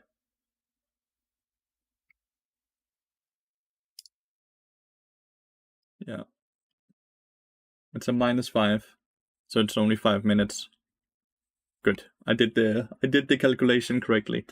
Thank God. Would have very much sucked it if we had gotten like a 30-minute timer. Like, if I get Phil top lane again, then I'll obviously play it out, because I'm not willing to wait 30 minutes, but So they have changed it. So it used to be first dodge 5 minus 5 LP and 5 minutes, second dodge minus 15 LP and 30 minutes, right? And third dodge was minus 15 LP and 24 hours, right? No, 12 hours, not 24. And each tier reset after 12 hours, right?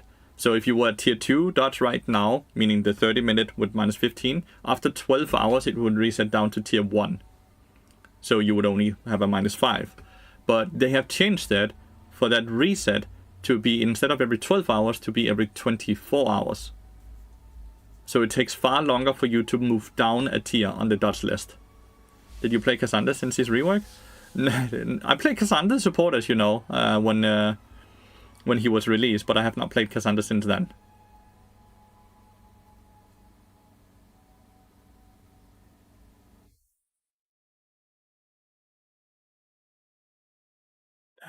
Broxon, listen, dude. Beautiful.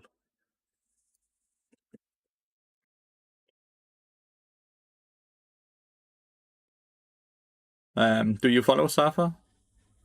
I know I'm not very good at explaining these things. Can Cassandra work as a support?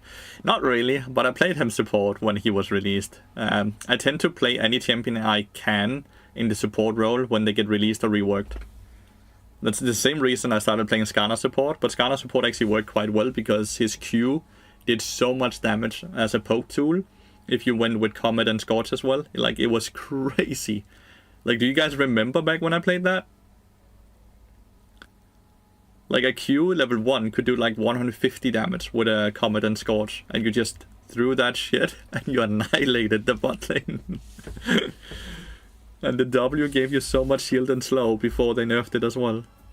I still play Skarner support from time to time, because it's still quite decent into melee support, because it still does a lot of damage if you just get all 3 auto attacks off with your Q. I think that might have lost them the game right there. Why didn't you pick Skarner top? Skarner was banned, no? I also don't think Skarner top is so good anymore since all the nerfs. I think Skarner is mainly good in the jungle now.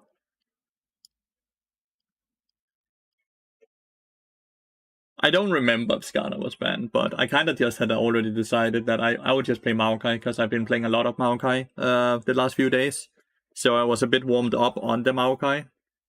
Like, this is my OPG. I've been banned out a bit lately. In the last 5 games, I played 3 Maokai games and 2 Bard games. Kinda unlucky, but they have managed to catch me a few times with the Bard bans. But at least I've won the Maokai games.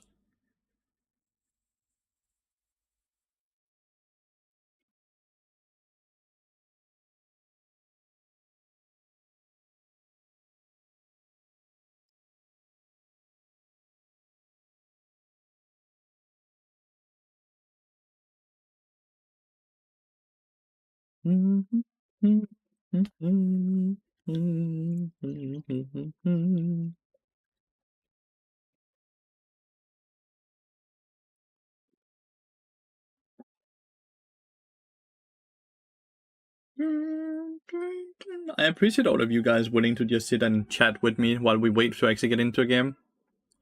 I know there's quite a lot of downtime, so I really do appreciate that patience. Hope you know that.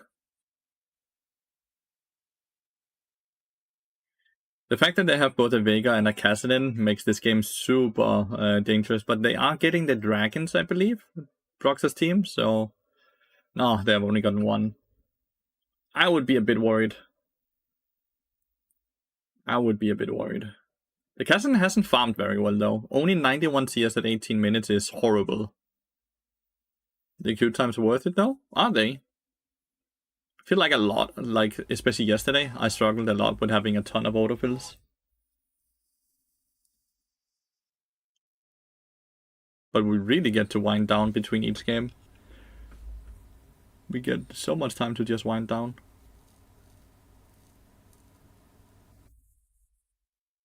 But as a viewer, it's worth to wait. Oh!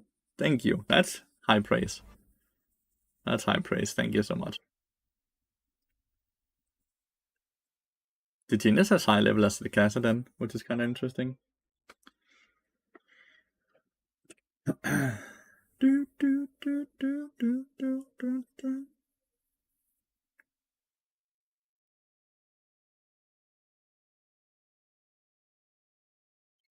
morning, Klein. I'm doing good. I'm doing good. Thank you so much for asking.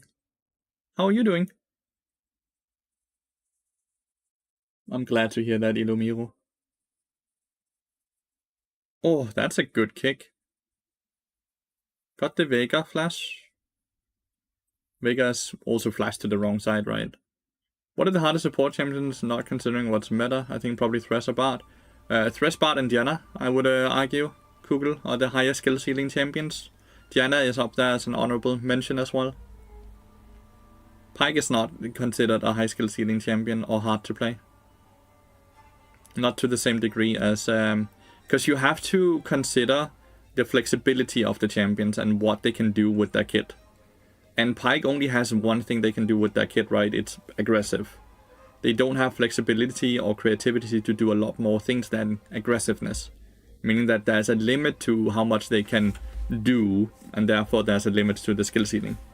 Where Diana, Thresh, and Bard has so many tools to do so many different things, which means that they have a higher skill ceiling. We have to both look at the champions with micro and macro when we consider skill ceiling as well. Dun, dun, dun, dun, dun. But yeah, Lathyrus an honorable mention of Diana.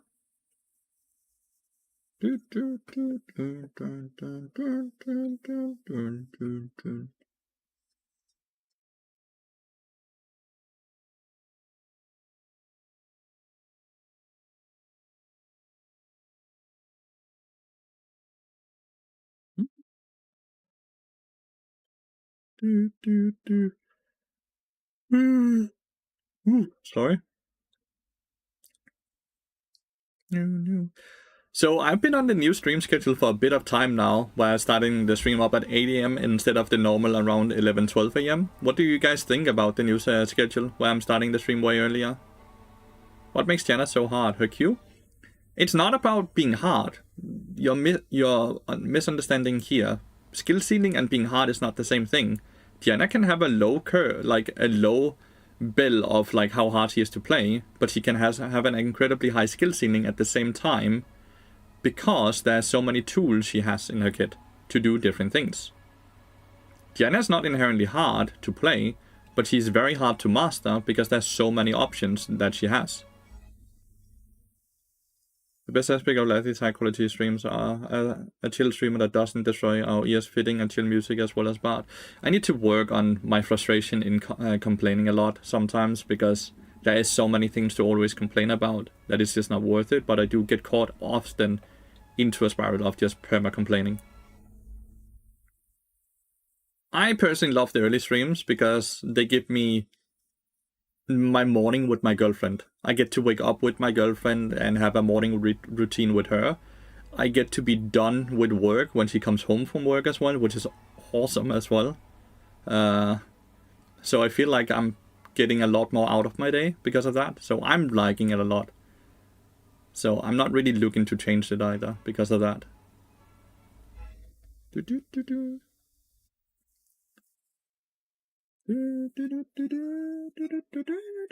Nice shirt, thank you.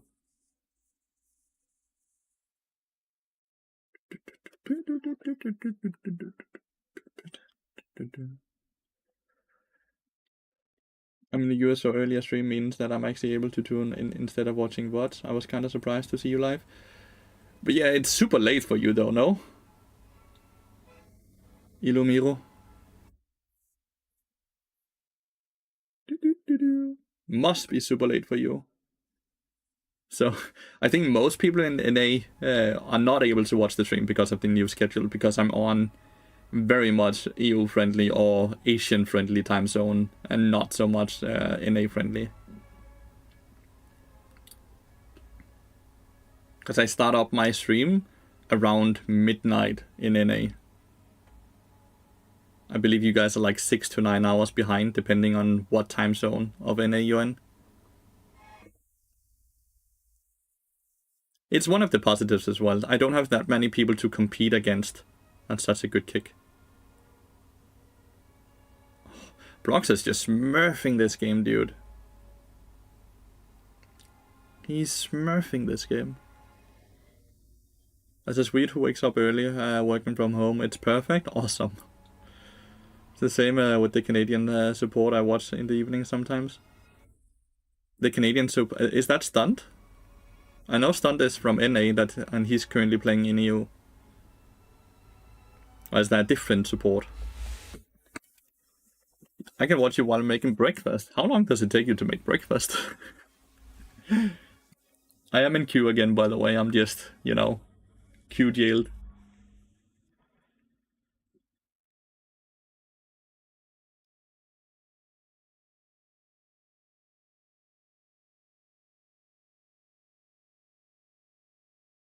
It's Turkish breakfast. Whole table is set.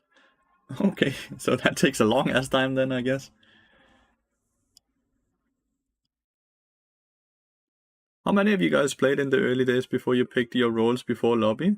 And you had to agree on roles with your team in lobby? Those were the days? That sounds horrible.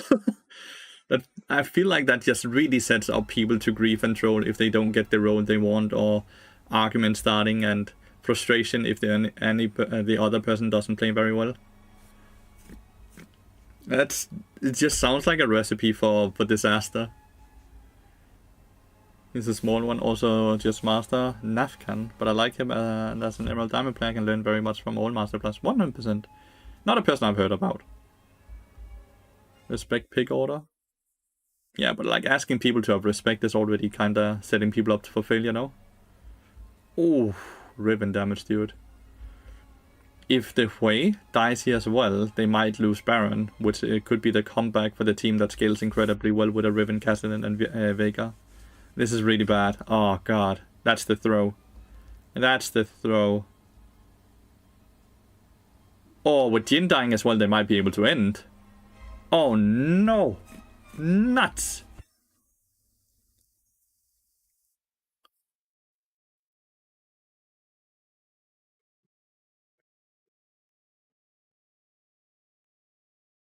Like 2 AM, but I watch the stream while I brush my teeth and get ready for bed. I appreciate you having you here, mate. I really appreciate it. I'm very, very happy to have all my YouTube and Twitch viewers just chilling. I think I need to renew my subscription. You definitely need to renew your subscription. I think so as well. Completely unbiased opinion from the streamer that you're trying to give money to.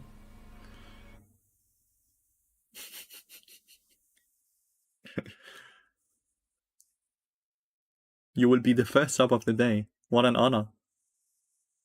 Lathyrus, I subscribed to your Patreon yesterday and learned so much already. Nice! You're the one who, I did see I got a new Patreon person.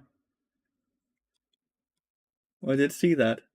I made Patreon a bit cheaper, without changing anything in there. It used to be like €10, but I thought €10 was actually kind of expensive. So I changed it to €7 and kept all the information in there the same. And I still just upload whenever I have some new coaching videos and stuff like that. I just upload that. Dude, Riven is... The blind surgeon came in and took the first sub of the day. Thank you so much for the 17 months, mate. I really appreciate that. 30-minute queue? So it was 13-minute queue, got autofill top lane, decided to dodge. So I had to then wait 5 minutes, and now I've been in queue for 9 more minutes. So we are getting close to the 30 minutes. We have watched this entire game so far. Will you be streaming today? I go for a walk after breakfast. 2, 3, 4 p.m. So 5, 6 more hours is the plan. Engage support. 5, 6 more hours. Stay strong, brother. I will.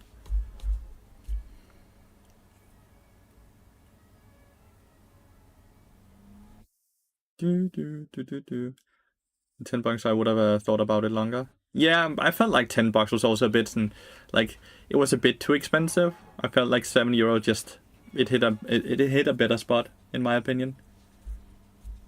But yeah, there's a bunch of information on the Patreon. If you only have one place to support between subbing to Twitch and subbing to Patreon is a way to give me more money as well, as Patreon only takes a 5% cut. 5 or 10% compared to the Twitch taking a 40% cut. And on Patreon, you get access to all my former classrooms and coaching sessions and ward videos and stuff like that.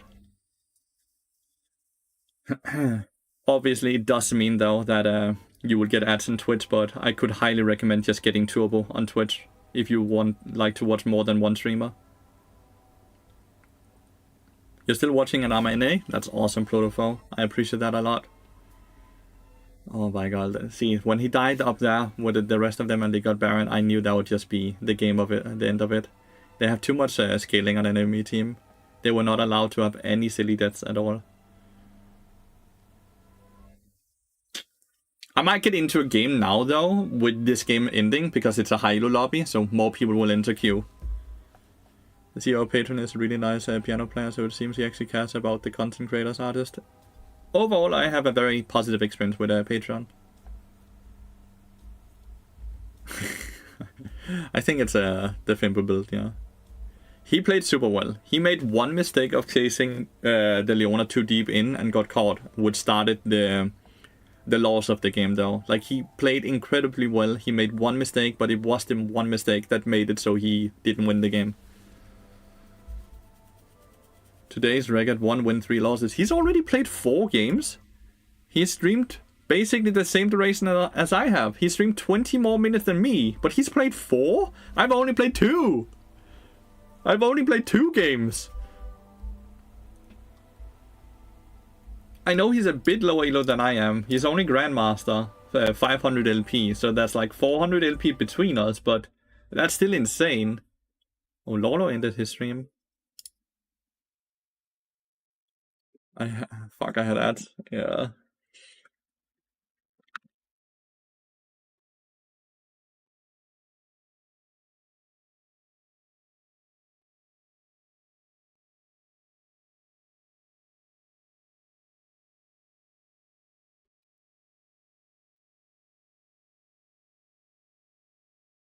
One game per hour is demoralizing. It means I have more time to just sit and chill with you guys, though.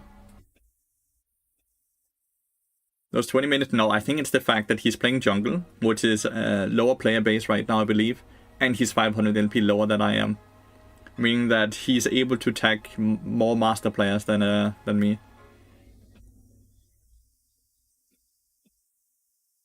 I'm due to in 11 days. I'll be 23 months. How good am I ranked in the subscriber ranking ladder? Well, you're very far up. But you're also very far away from top 10, because I have a lot of people that's up at like 70 months as well. So having 2 years is incredible, but I have a few people that have just subbed from the very minute I created my Twitch channel, and they never stopped. Like, I have Flaylist. He's probably the most supportive viewer I have, and he doesn't even type that much, but he's been subbing with a tier 3 sub for the last 4 years, I believe. Which is crazy. He has a special place in my heart.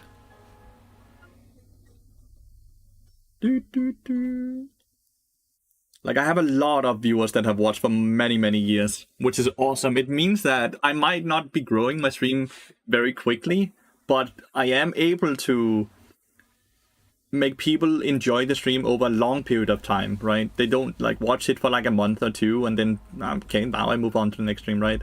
I have a lot of lovely, loyal viewers, which I'm eternally grateful for.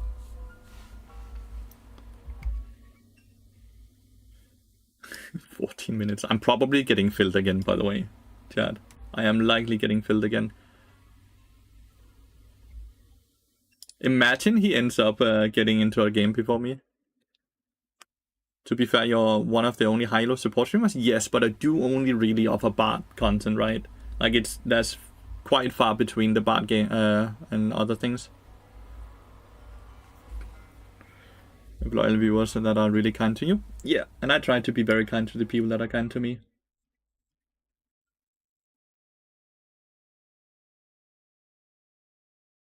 Shudisu. Watching you 3 years now, I think, but I only sub when I'm mostly free. Well, that's completely fair. Like, you're supporting the stream greatly by just watching, mate. By just watching, you're greatly supporting the stream.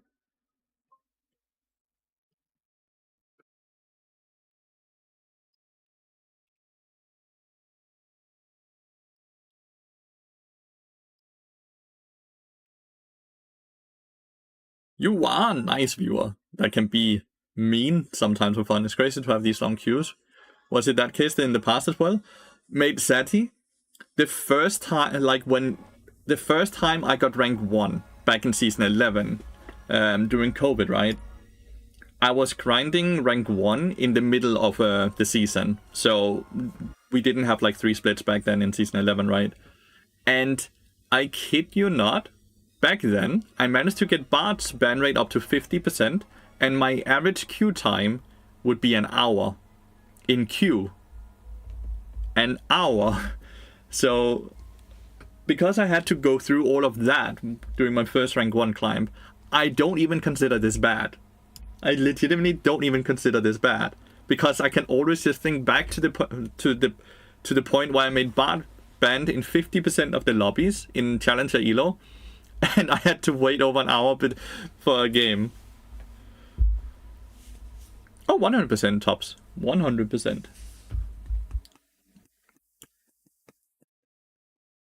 You had a veined jungle? That sounds horrible. So yeah, it can be worse. It can be worse. And that's the thing we have to think about. I think I'm against Broxah. You can see how quickly he got into a lobby.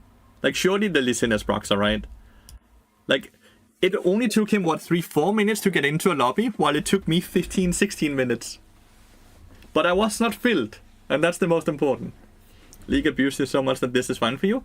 Well, Henry, you have to remember that in the end, if I'm able to still remain majority of my viewership between games as well, this is a job to me, right? This is a job where I just happen to play League of Legends as well. My job is being a streamer. My job when I turn on the stream is not so much playing the game, but trying to entertain the viewers. So the game is just kind of thing that I do to have more success in that. Not the nice type of viewer. I mean, maybe most times, but sometimes I'll start arguments. I don't think you have been an issue, really. Like, I do have a bad memory. Have you ever gotten timed out? You have 0 timeout, 0 bans, 0 warnings, 0 comments. So you have never been an issue in my stream, Time Wanderer. Never been an issue in my stream. As you stream sniping Broxah then? He stream sniped me, to be fair, because I was in queue before him then. Right?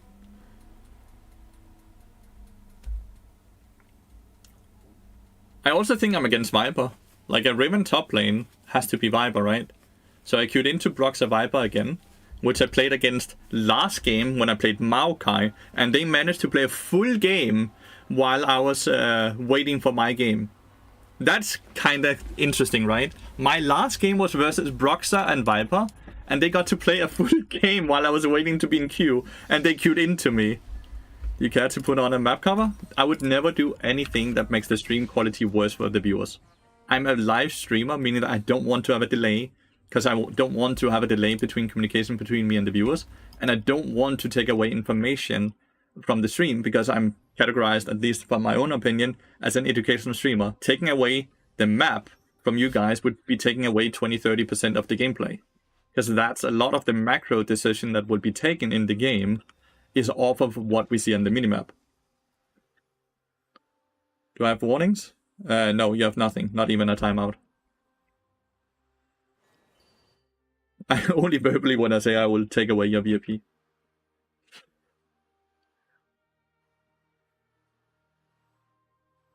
You would rather watch Broxah with me commentating than you would watch me play the game? The thing is, Viper's higher rank than I am, I believe. So it's interesting to me that he's getting good queue times. Oh, he's not actually. He's 40 LP below me. It doesn't really count, right? Oh, that's such a good queue. Riven Flash and used Ignite.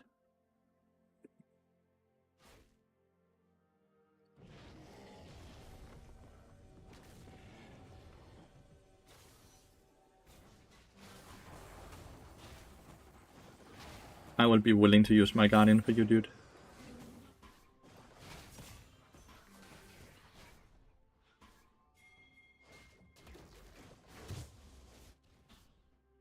Lion Blind, thank you so much for the tier 1 sub, mate. I really appreciate it. And we don't lose any minion experience.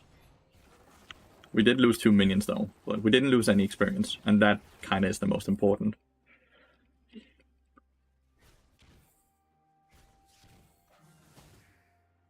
Why did you start watching the stream if you're a jungle? Shit. I have to flash, actually. That cookie diff, dude. That's the cookie diff. I live purely because of Cookie. They both flashed. Cookie diff healing me 72 in those 12 seconds or whatever long they fucking last for. Oh, no satchel now. I really don't think he should try to force a gank here. Looks like Lee Sin has taken his camps. So what is Vi gonna do now?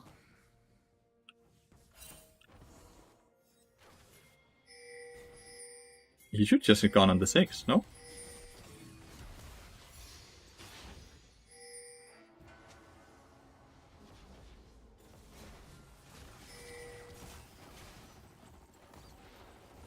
What are they doing, the enemy bot lane? What the fuck? They have no summoners. How are they what? I guess they're trying to defend the jungle here, because Lee Sin has taken all of this. So right now Vi has nothing to farm. So as much as they... And 6 can TP back, so he's not losing any experience.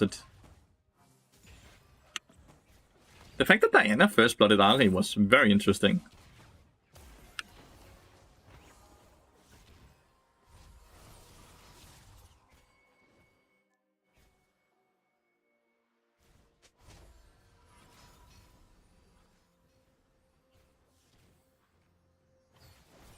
Yeah, kind of figured there's a ward in here. Because of what they did earlier. I'm not recalling because Corgi's gonna TP back.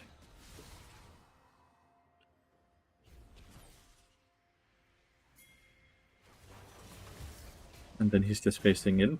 That's crazy.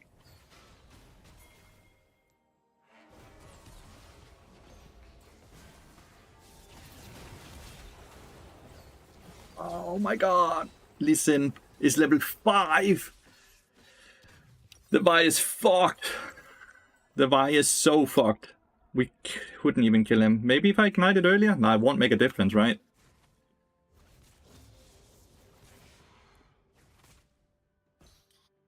Oh, and Vi dies on these. Will Lee Sin then just go get the camps now? Oh! The Vi is turbo fucked right now. Okay, she didn't lose that camp. You need to move over here, Diana.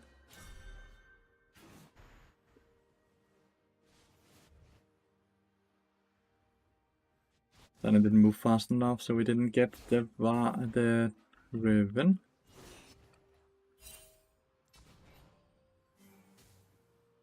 Need to fully crash this before I can roam around the map.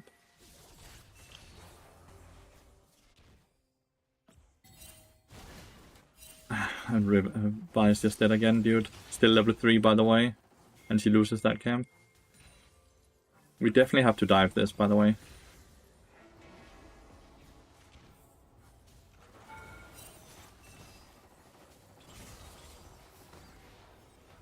Nice. At least we get this kill.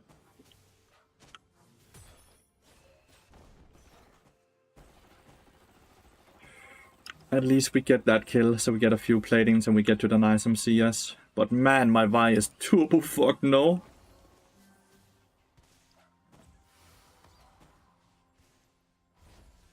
Jungle Kingdom, that's here. Yeah, the Brox. Brox is great, though. Brox is absolutely amazing, so...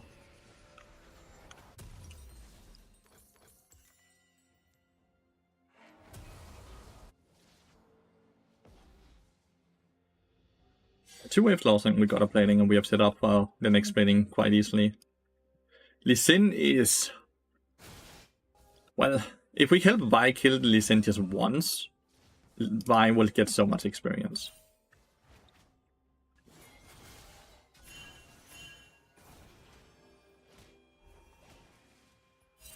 The thing is, I don't even have a ward. This shit is just gone, no? Can try and smite it, I guess.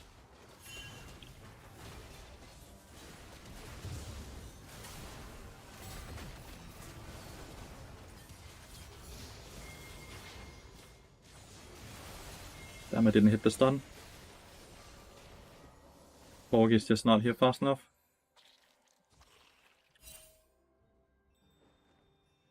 We did get the Lee Sin, which is great, but... Damn, Joker just gets killed and he lost flash. They're not returning to lane at all? They just recalled? I didn't connect my Q to a stun at all. It was just a slow on some damage.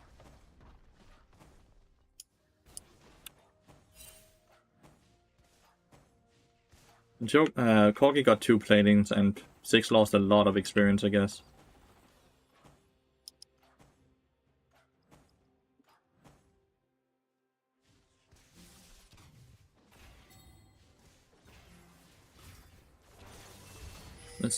I got my 3 stacks. I don't know if Corgi wanted to reset.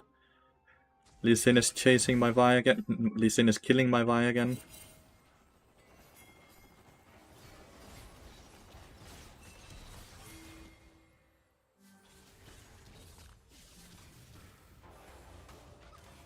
Don't think we have enough damage to kill him. So I'm not gonna ignite or anything. He also still has flash up.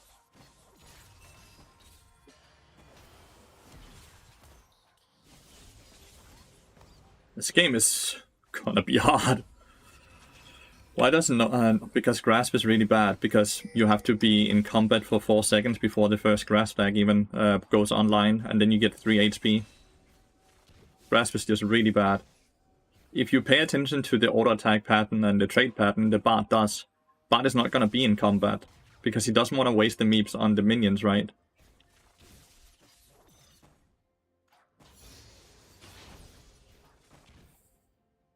The amount of abilities he can just spam, because he had that blue buff.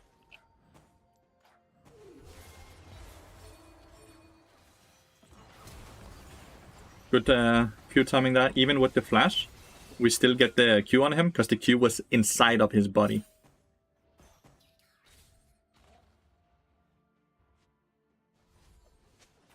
Should we attempt the dragon? No. You get 3 HP now, mate. You get 3 HP. Permanently increases your health by 5 for melee attacks and 3 for range ones. Do remember that they nerfed it as well. So it is 3, not 4. It's here. Grey on black.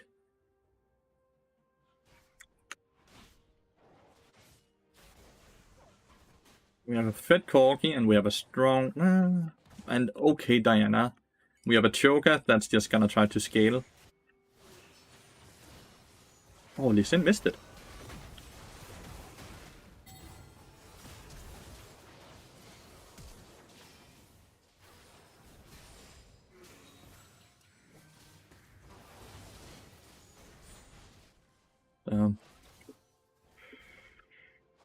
Ended up being a 1-for-1 trade. I missed my Q as well. Lee doesn't scale? Lee potential definitely scales, I would say.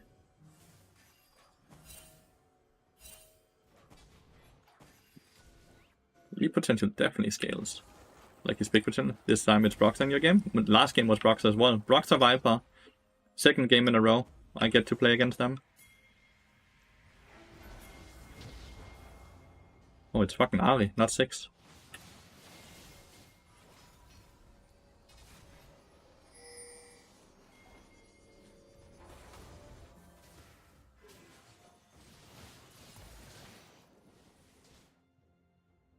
I guess there's a ward here, so he knew I didn't leave. Nearly killed the Riven from what I can see, but they didn't have ults or anything on Vi, so no extra lockdown. I don't know, trying to play for this is kind of crazy, because we have no ults on our picks. We need someone to go mid lane, or 6 just takes the entire tower. Joker and I could potentially kill 6.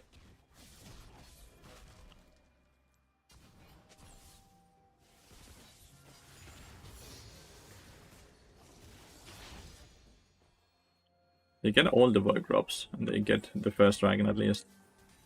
6 void drops with a 6 is scary as hell, dude.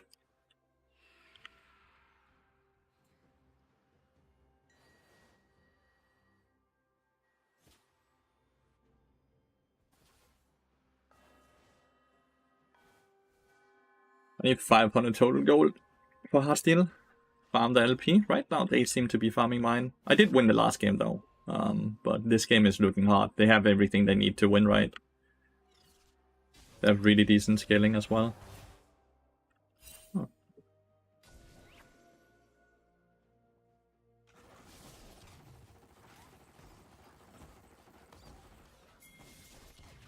Oh. Use the satchel. He has no flash still, right? And he just uses that thing in front of me?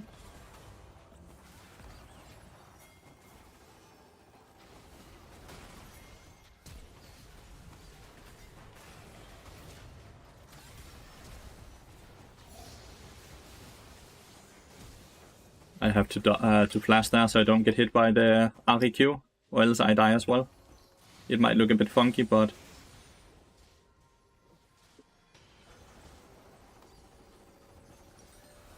I had to do it like that. That's not too bad. We got Heartsteel now. Diana also gets a tower bot lane, which is beautiful, dude. We get first turret, and it was still with a bounty on it as well.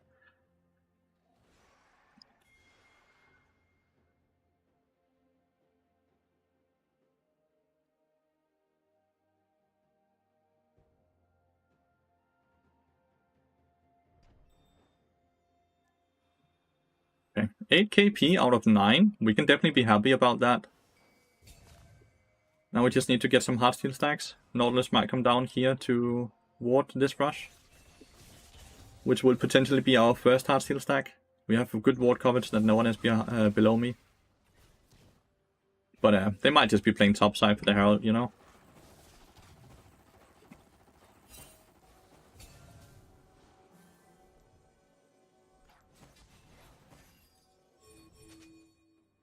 The Diana's super strong with the tower. Like, she has items. She's still a bit behind experience of Ali though, which is a bit scary, not gonna lie. Nice flash, thank you.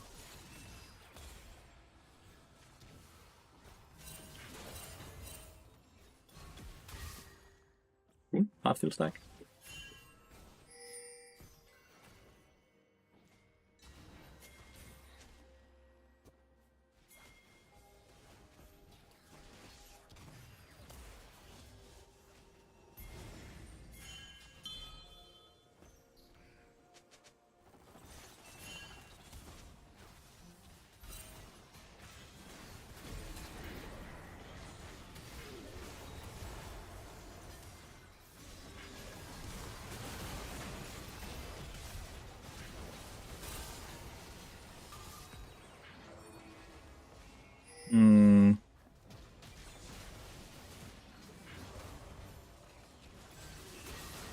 Can only hope to get another Heartsteel stack. Cho'Gath is just not there for the start of the fight, and Riven has a super good flank.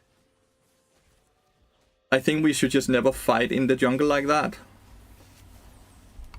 Jack of all trades. I think it can work with some champions. It's not really good on bot in current patch. Riven looks scary. Riven is scary. Like on the champions or what? We need to be able to peel Corgi. Corgi didn't die, which is important, because if he died there as well, while also giving out the dragon and all those kills, then woof. He for sure wanted this.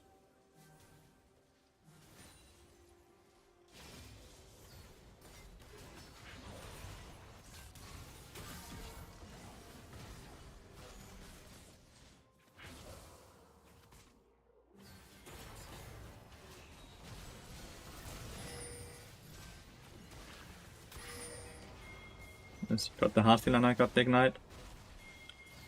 Cho'Gath has Warmongs. I don't know why he's not on Nautilus. I have to care for the Ahri. Why has no ult, so going here.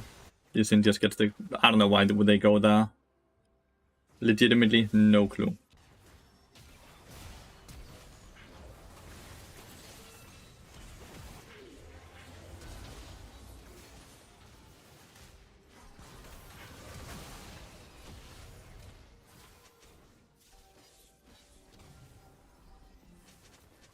So many flashes, dude. Go on the turret, no? Go on the turret.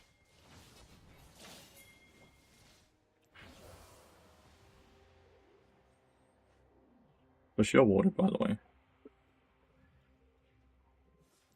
Please listen when and then die, but like 800 gold because Corgi had... I don't know why Corgi is... he's farming so well as well. I guess that's why. Constantly getting the most awkward reset, item-wise. I think swiftness is actually what I want. I don't really need Tabies.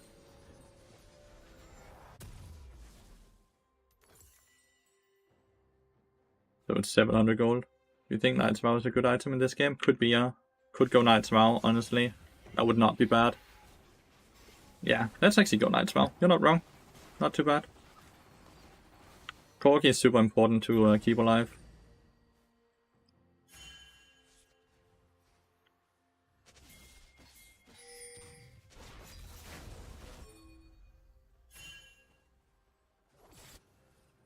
Just go in. Just go in now.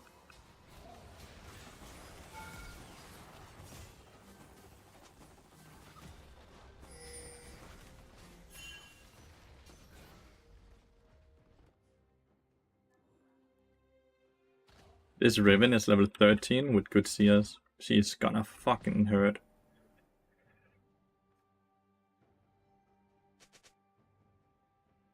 Like, I actually kind of like the Cho'Gath pick. It's good. It has so much disrupt and it's tanky and beefy, but he needs to hit his Qs, which we haven't gotten him to do yet. Apparently broken Corgis? No, I fucking hate it. But he is getting nerfed next patch, so that's great.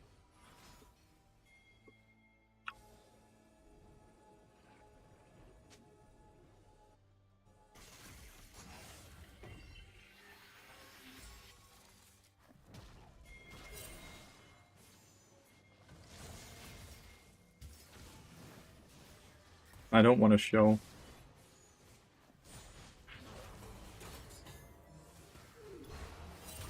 Damn.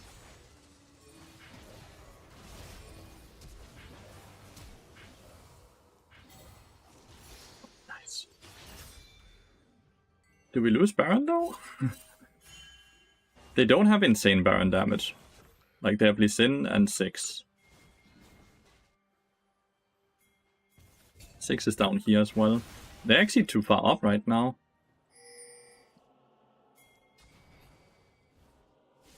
This dude has no flash.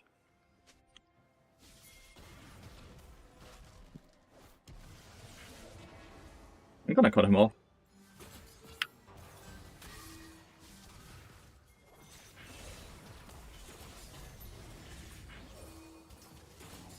There's no way he can get away from this.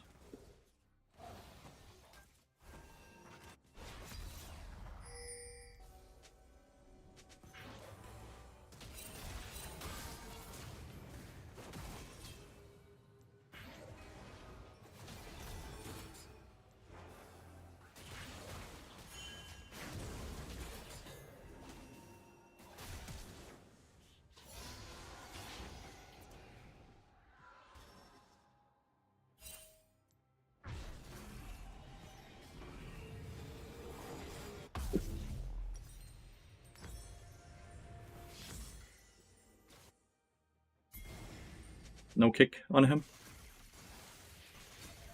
Let's fucking go!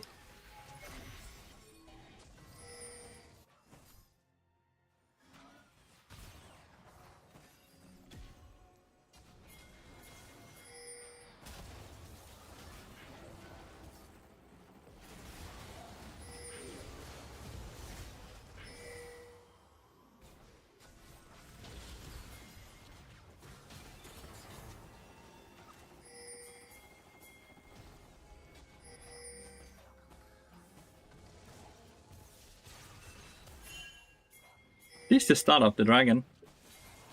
And then drag it out. Drag it out.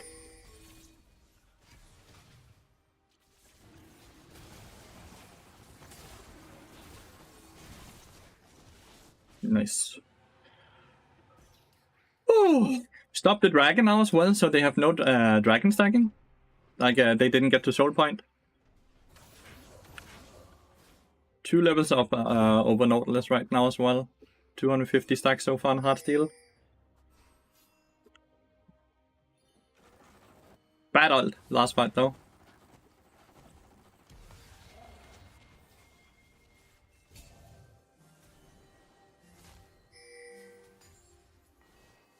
I'd like to get this just to clean all vision that may be here. See how much information that gave us.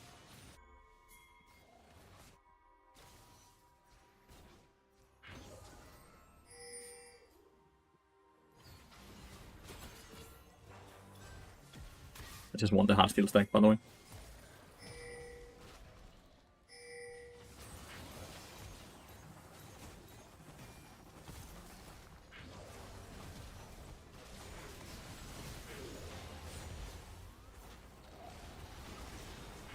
Such bad odds.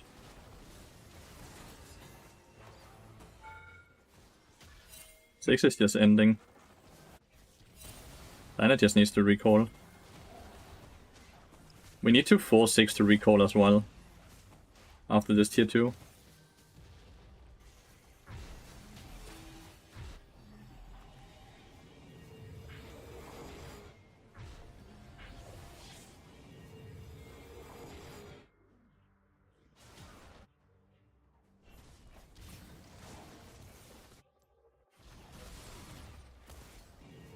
Do we get 2 kills there? Does look like we get 2. No, he missed his chomp. His eat.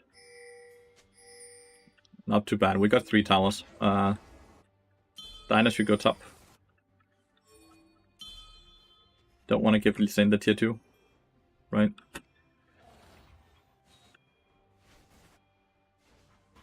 This is not about Diana getting maximum amount of gold, it's about denying the maximum amount of gold from them. They also have 6 void drops, so I don't want to leave the 6 alone in mid lane.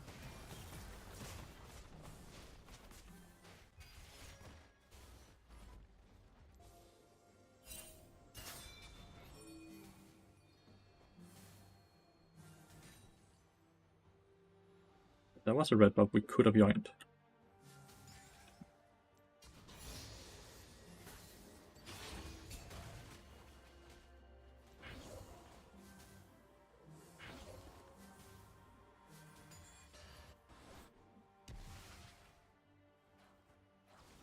Just use the W's to clear vision like that. Oh. That's an annoying TP ward. Ah, okay.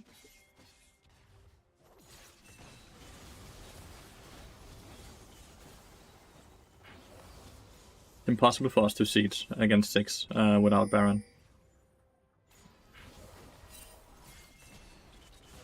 We can maybe try to force a fight now.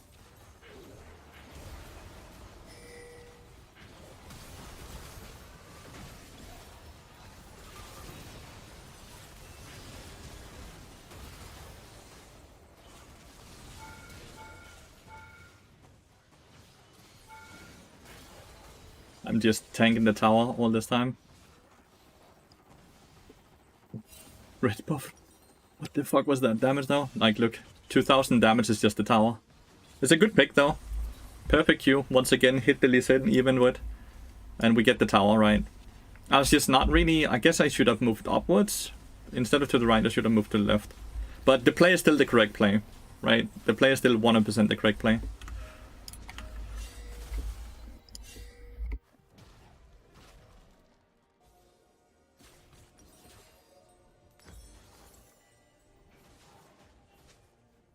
I want some magic resist now. 135 armor is not a lot of armor, but the Lee Sin and the Riven is not that strong currently. First we need a ward on the Baron, right?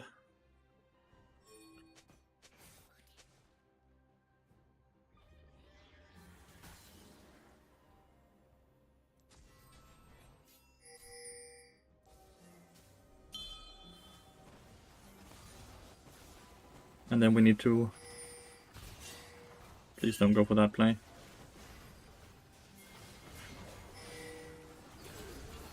We can force Ahri's ult here. And now we can just move away, you know. Without Ahri having ult, she can't play the game at all.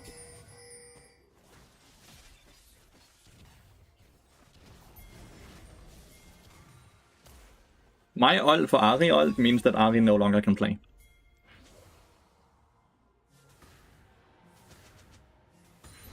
And because I got a ward on the Baron, we know that they are not looking right now to do this.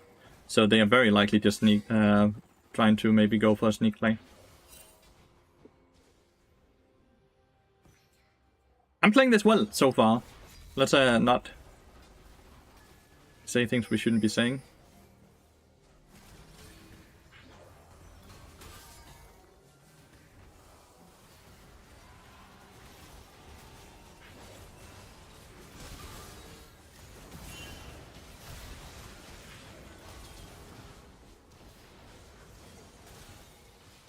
Kinda surprised we didn't fight. Diana ult, Vi ult. They can just end. They have actually won the game. That's 30 seconds and they have a minion wave here. I think they just win, chat. How the fuck did we end up not fighting there? Vi didn't ult, Diana didn't ult. I think they win.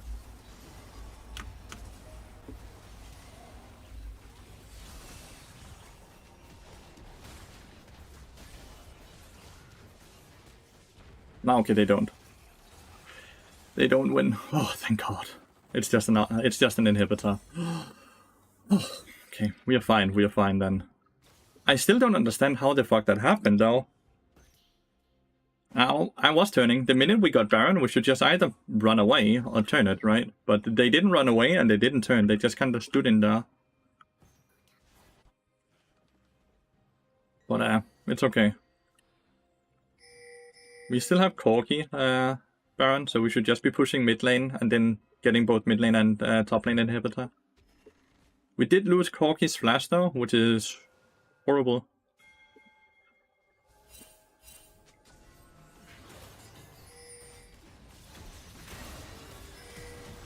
Ooh. Classic play. Get caught. Okay.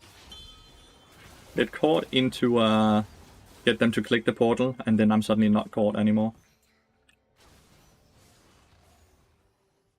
Just go for the inhibitors. We don't even need the minions for that. Corki is on red buff right now though. That's a huge... It's such a classic Lathy play. Just end up face taking something I shouldn't face check into ending up getting the lead from it. It's such a classic bard play, or Lathy play, whatever you want to call it.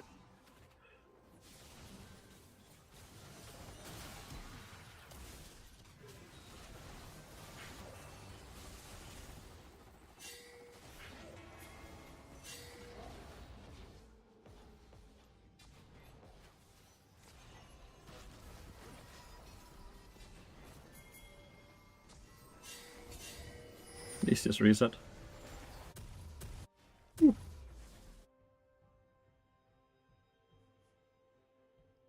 Riven or I can pick Corgi. They sin as well with some good ward jumps and Q jumps and flashes and all that. Just need to try to use my ult to force the Ahri ult again. Because without Ahri ult, Ahri can't really play.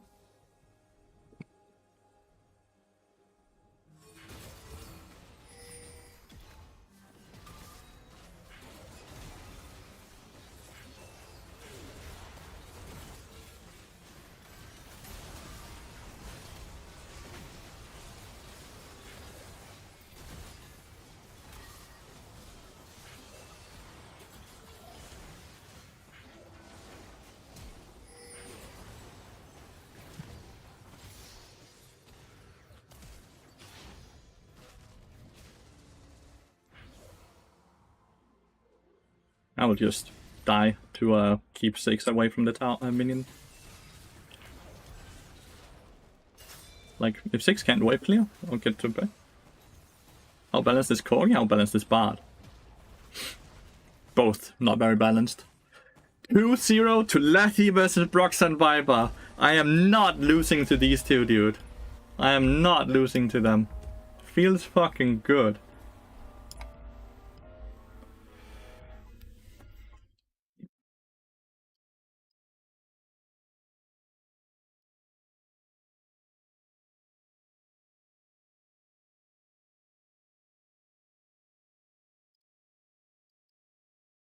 I only got 22 again. I've lost too much lately.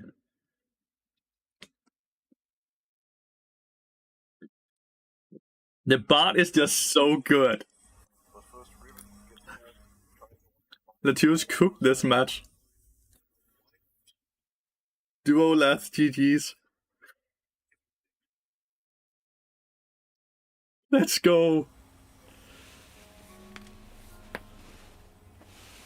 And into 2 tanks and 2 bruisers in order for them to win 6 should have gone equal. Yeah.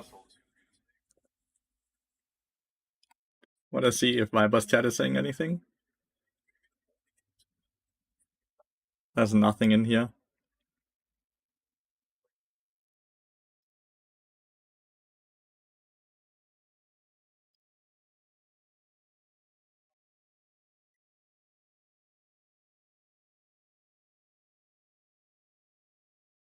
Is it worth a ban? Do you think it's like the bot they're considering banning?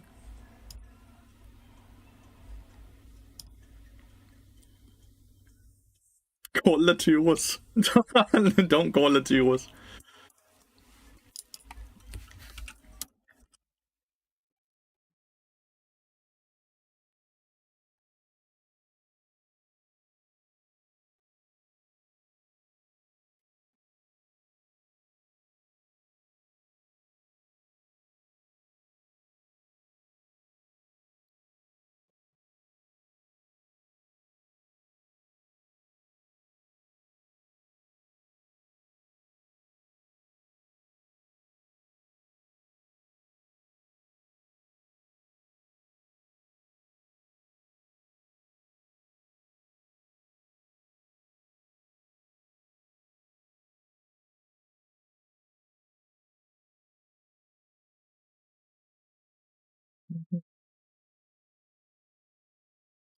It makes me warm and fuzzy inside when enemies when streamers praise me or viewers praise me.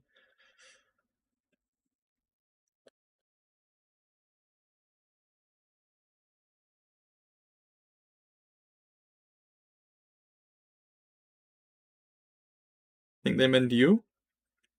Well, they said Bard, so they did the same. Like, I scrolled up, and most of the viewers were all like this Bard. But if you were the Corgi, you played extremely fucking well. Also abusing an extremely overpowered champion, but you played extremely fucking well.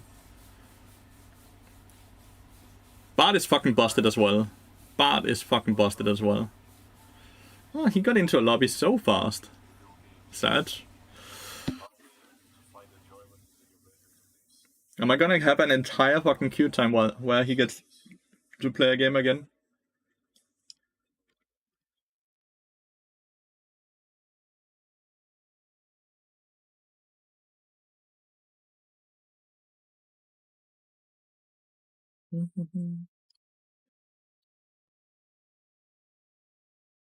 Choose backward spell means extra kick if you didn't know. Honestly, extra kick played extremely well if he was the Corgi. Like, extremely fucking well.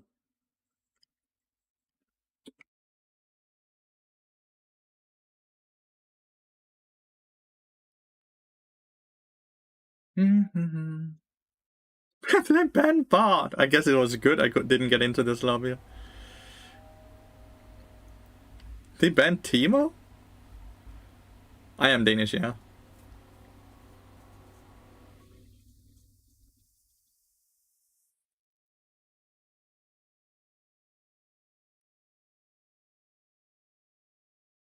I am indeed Danish. Nice. Thanks.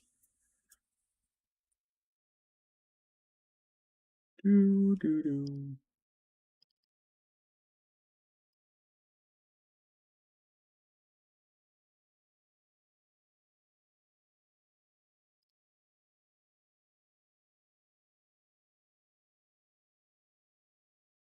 Every game I played today have been with Viper. 1 game with him and 2 games against him.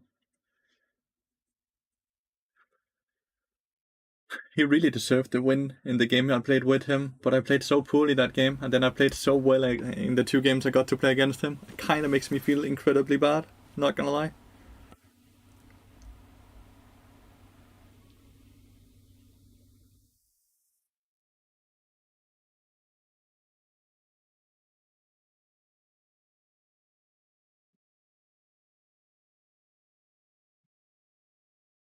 I really have to pee. Be right back.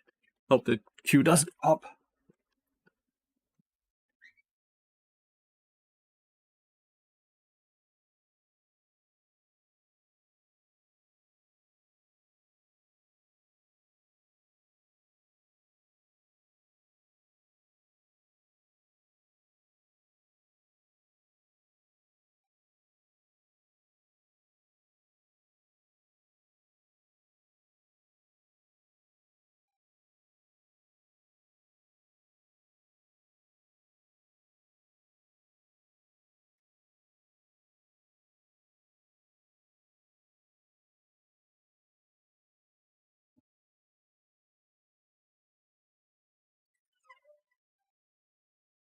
The queue did in fact not pop.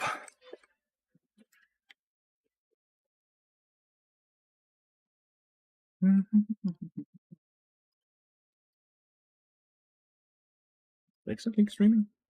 Nope.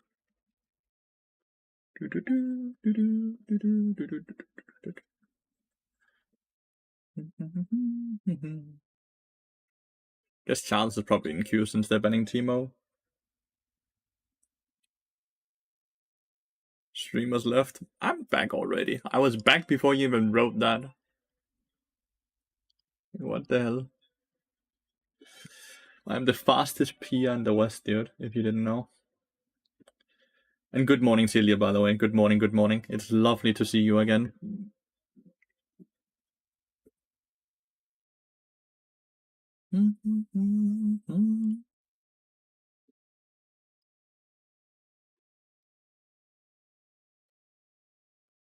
That every mammal needs about 21 seconds to pee. I have not timed me. I have not timed myself.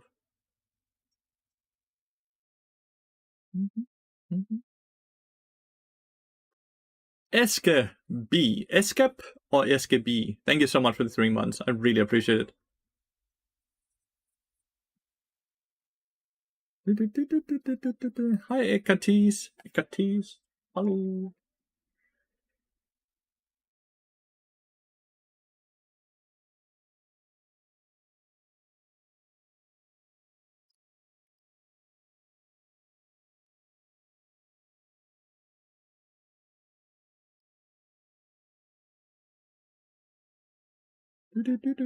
The sub sound sounded so distorted. It might have bugged out. It sometimes does that, sadly.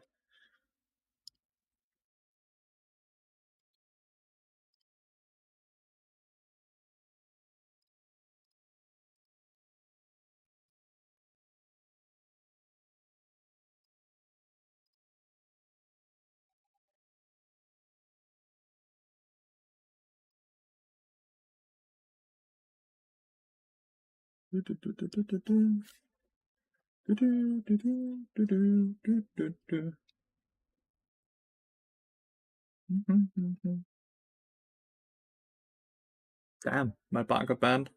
Stunt is playing Bard.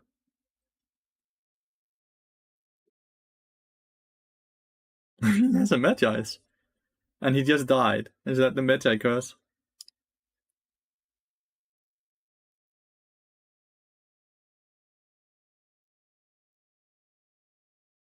Syndra is a bit of a busted champion, yeah, for sure.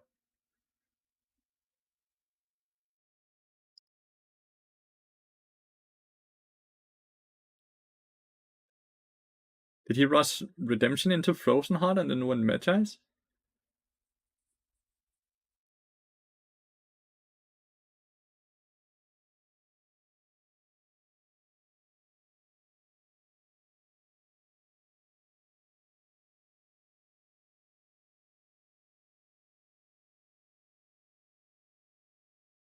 A bit weird build.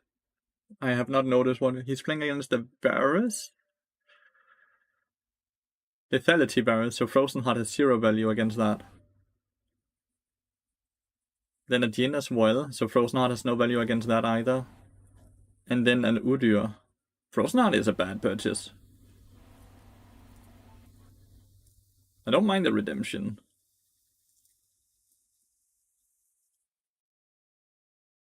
Yeah, but like Frozen Heart is not very good into Graves either, Kugel. You would much rather have Randuins. Like much rather have Randuins.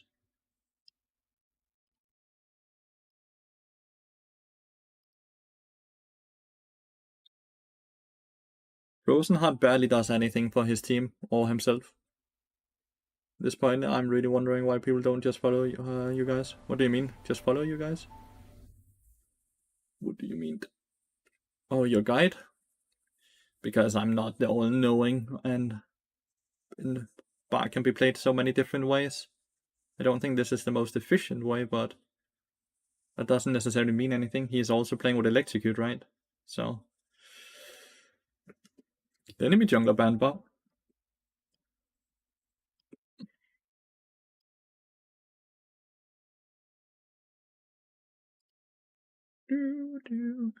Stun plays off meta stuff. His most played champion is Senna and Nami. I'm sorry, but that's he sometimes does play off meta stuff, but like his most played champions are the most meta champions ever, dude.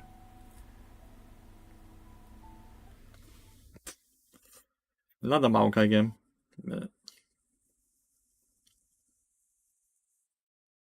How did these people know to ban Bard though? Full challenger game.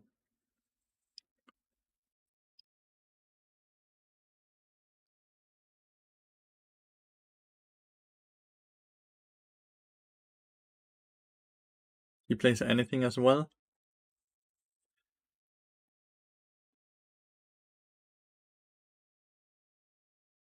Then you don't get Giga nerfed. 1% damage on the W is not a Giga nerf. Yone is busted still.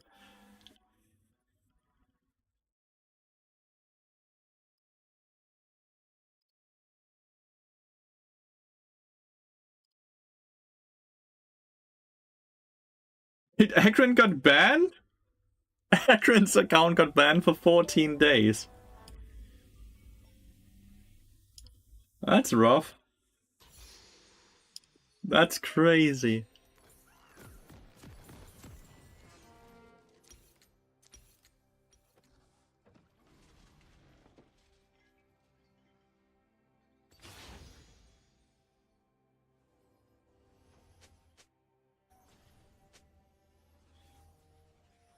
This dude plays a lot of Caitlyn. Metro Archer. I believe he plays a lot of Caitlyn.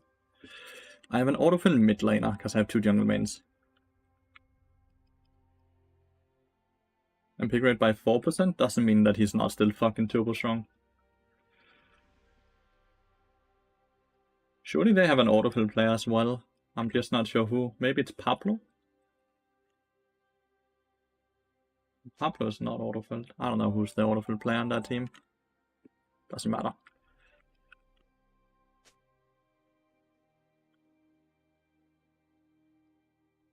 Doesn't matter. I have to start Q into something like Nautilus, not W.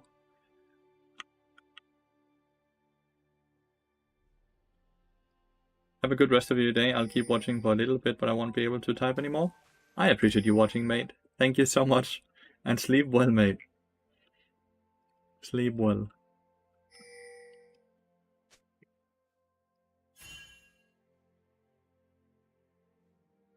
And on the other side of the minions here, so Nautilus can't hook.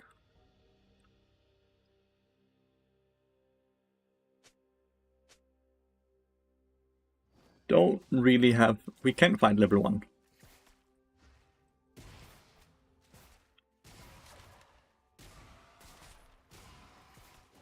We cannot fight level 1. Like, if they hook into Caitlyn or me, then I can Q, but that's about it. Caitlyn can harass a bit though with her Halo Blades auto attacks.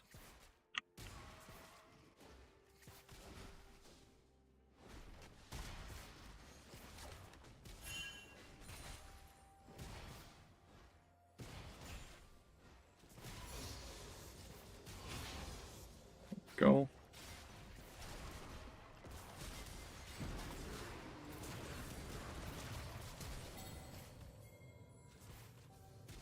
Damn. 2 summoners for 2.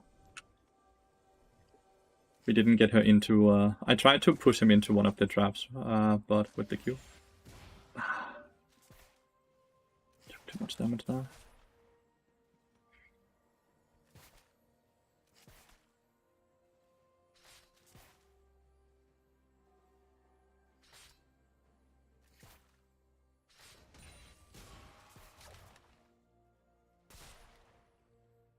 Going up to ward with 400 HP and no flash is like a suicide for me if I is in there.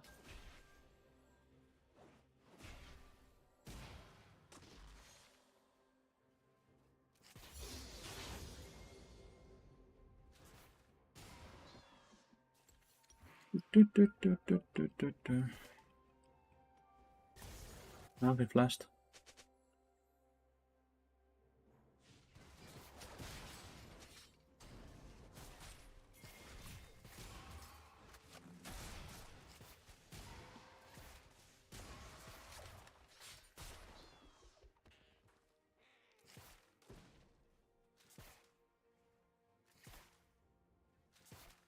A wall losing that 1v1 is kind of interesting. Didn't expect that.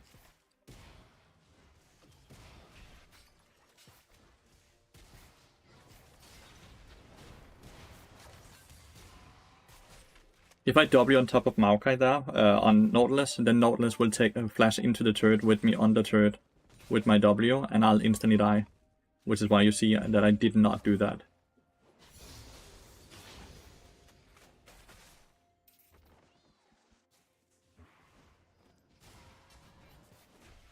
If you're wondering. Hi, Carter!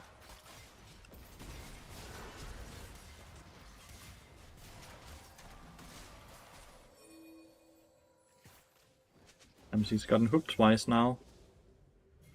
It cost a few things, huh? He still has flash up. I can't even get into my W. I died during the entire CC, you see? That's not even a split 0.01 seconds. Looks like we might be winning top lane though, which is huge for us. That's something at least. Path has got a double kill, which is horrible though. And mid lane is, like, he's losing a bit. Like, he's auto-filled and he's playing into a Smolder, so that's not an easy lane.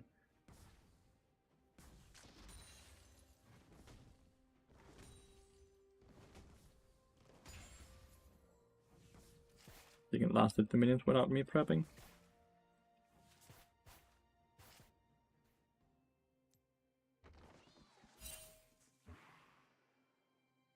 I hit over here, this way.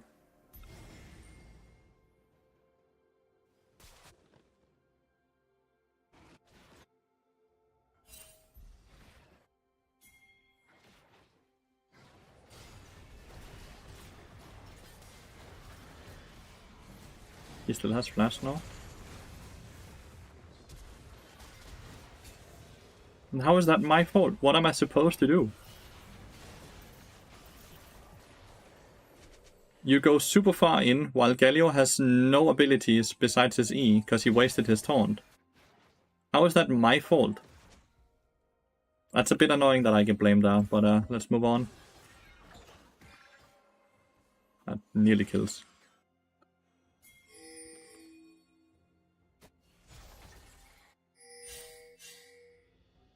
Nautilus having such an easy game because people are just not thinking too much and they're getting hooked way too often.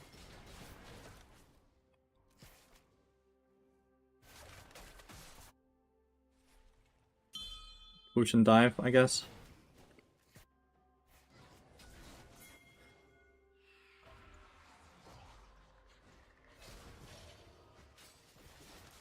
Push and dive, no?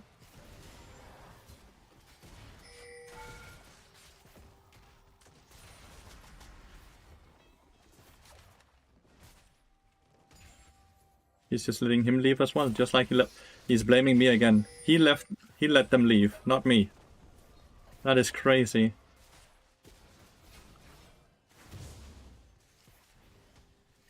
Ah, this dude is real. Somehow.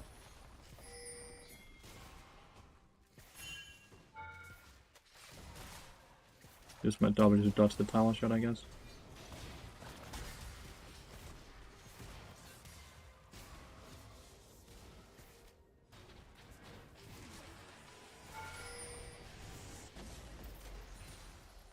He lived?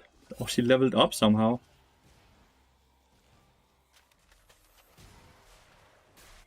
Oh, he lived as well, though.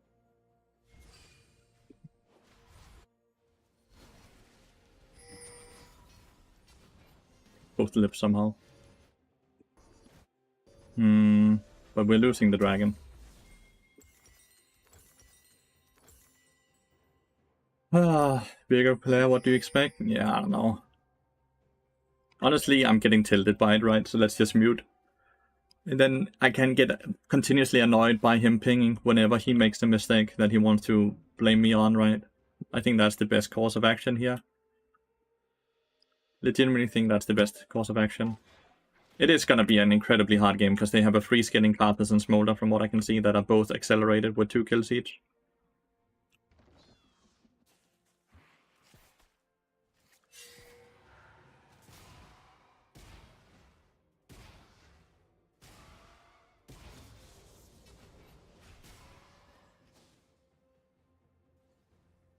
I'm not sure how we actually win fights right now.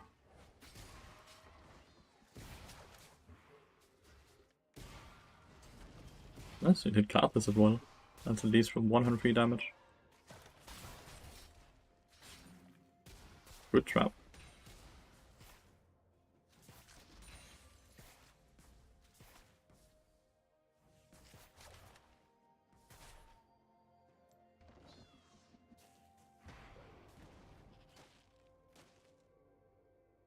Caitlyn doesn't do nearly enough damage to kill either of them through a combo.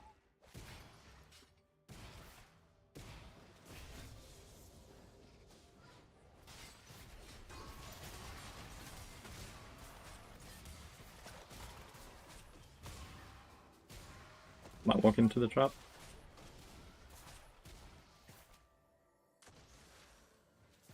If I had ult up there, we can look to fight. We did get the Nautilus. Ult though. Can we look to push? I think that they're looking to reset. And if they're not resetting, we have Galio and Viego down here.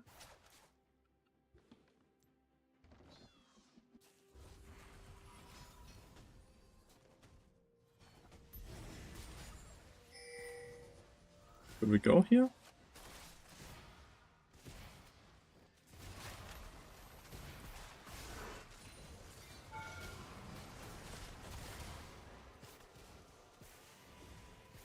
Does this kill?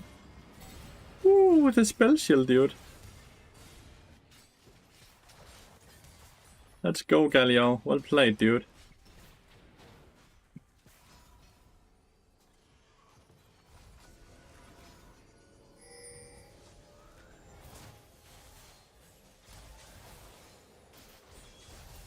Why the fuck is there an Ari down here? Fuck!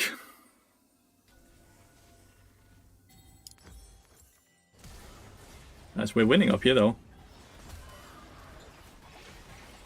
That is huge. They did get one of them, meaning that they get that fucking shitty little spawn thingy, but... Fuck! Galio is such a homie, dude. The Ari TP. So Ari has no ult, so I can get on top of Ari here.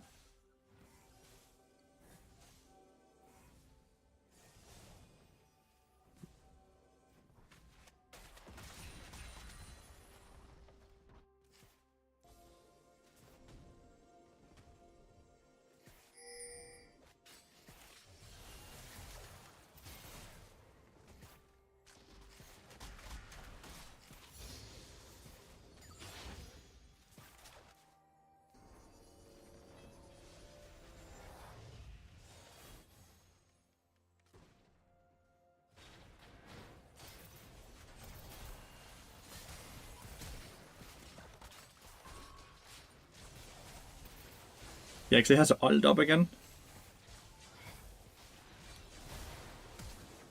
This is crazy.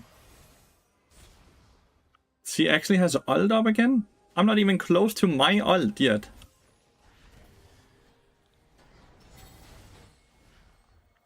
And he doesn't have ult.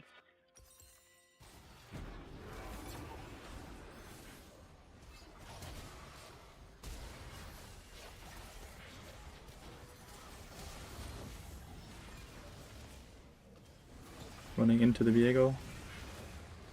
Galio's fine. Not fine, sorry.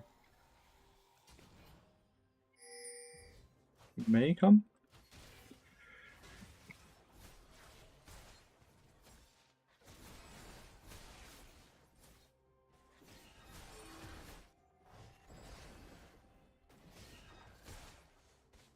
Not the cleanest game from my side. Can't believe Ari already had fucking Malignance broken first. I still didn't think that he would only have like a 60-70 second cooldown on that ability when it's level 1.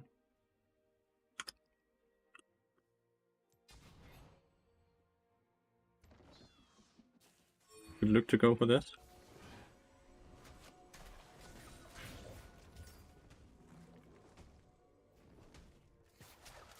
We're all down here. Just start it up, please.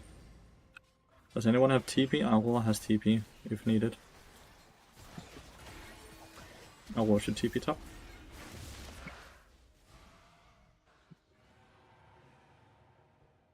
Engage support. Thank you so much for the tier 1 sub.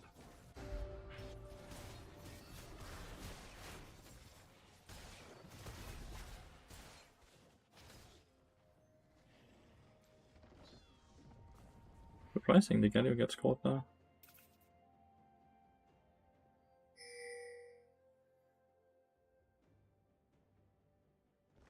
There are Carthus on the turret? There is.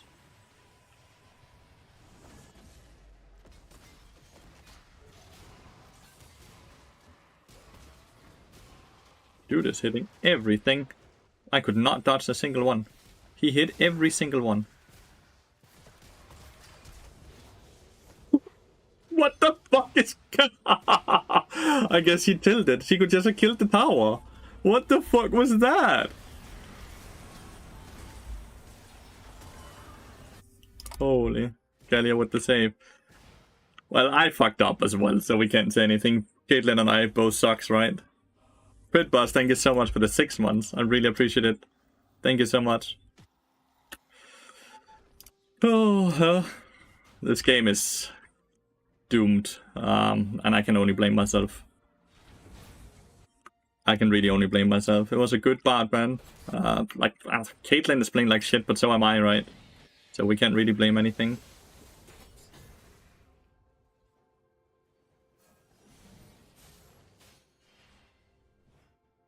That's a hard game for me to play.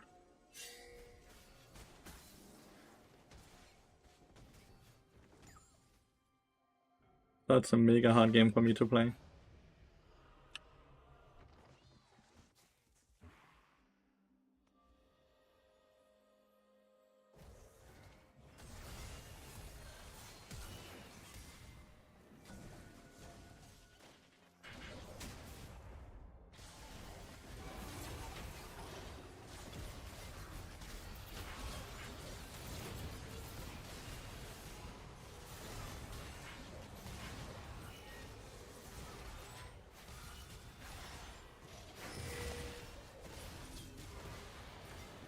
Oh, Aurora didn't come.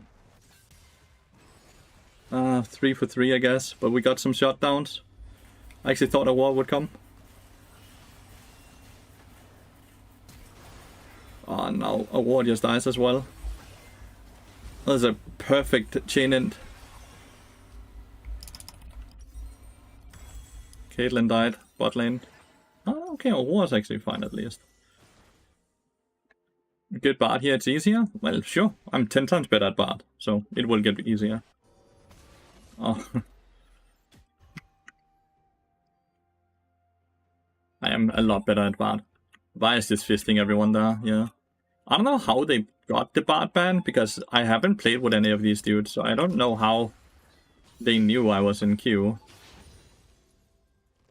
I've not played with any of these dudes today.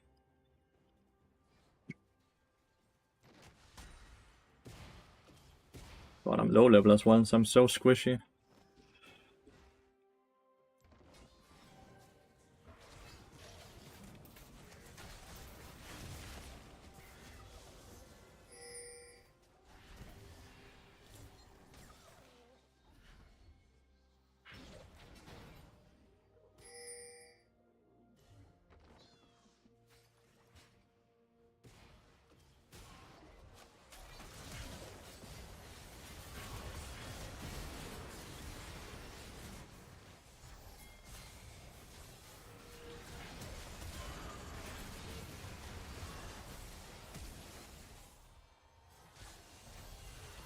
Yeah, there's nothing I can do here. He comes from behind, Caitlyn gets caught off guard, and they're faster to rotate, so it's a 5v4 as well. It's just over. Respect that my teammates keep wanting to play, that's completely fair.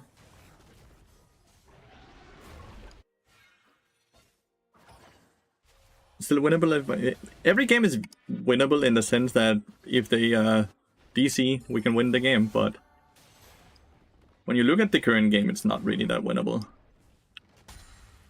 Like, it's not our game to win in any way, mate. It's that game to win, you know? Like, we don't get to dictate if we win this game. They do. It's their game to lose, not our game to win. We are all so incredibly weak.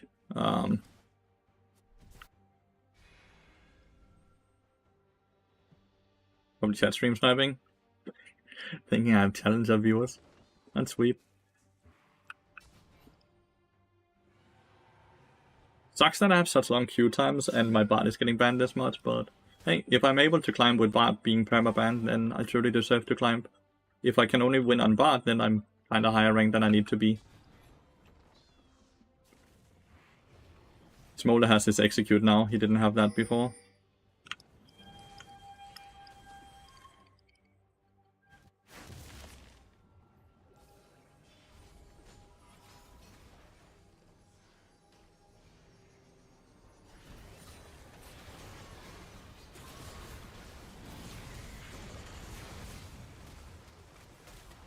I don't know what the play is.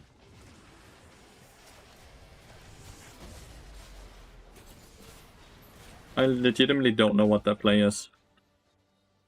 They just run in on the Nautilus. But like, it's okay if they don't want to play, but why did they not vote yes then on the FF vote?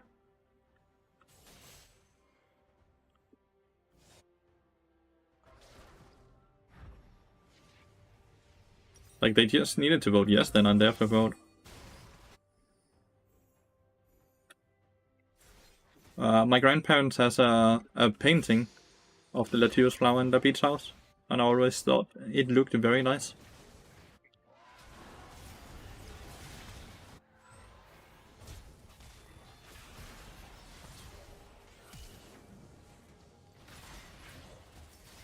Really. I end up dying.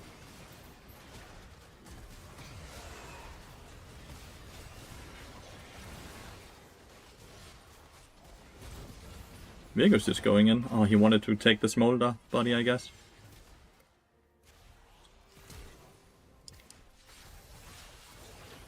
Great flash.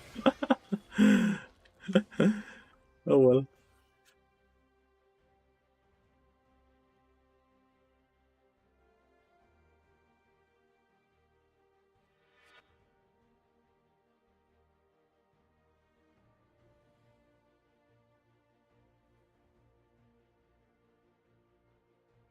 Surely they FF now, right?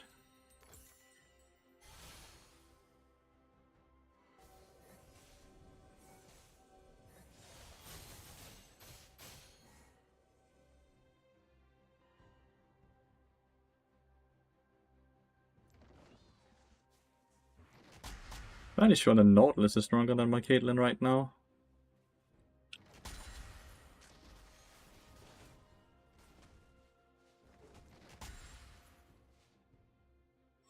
Wish I knew who banned the bot. It is a hostage situation.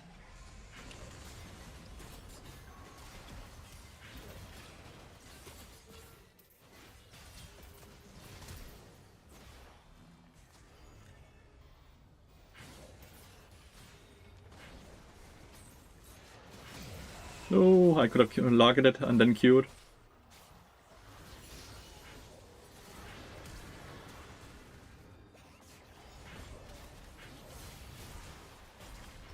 It didn't even break the shield, the Caitlyn ult.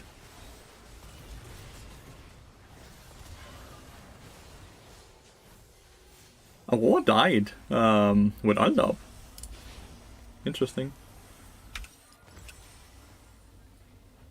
Yeah, my poor Caitlyn is so weak. We played the fucking game so poorly, both Caitlyn and I. We played the lane so fucking poorly.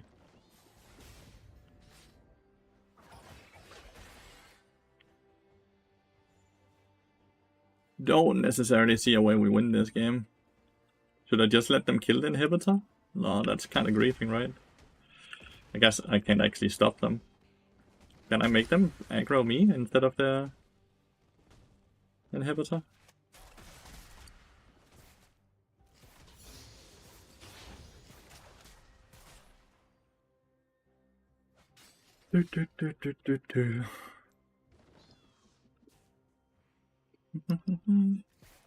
People voting no are really into fucking cock and ball torture, by the way.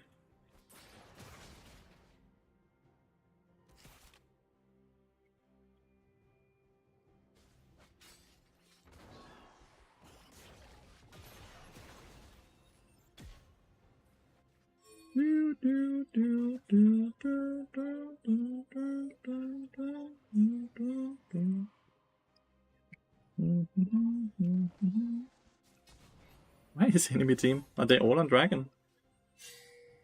They're not even on dragon. They're looking for us. Just looking to kill us.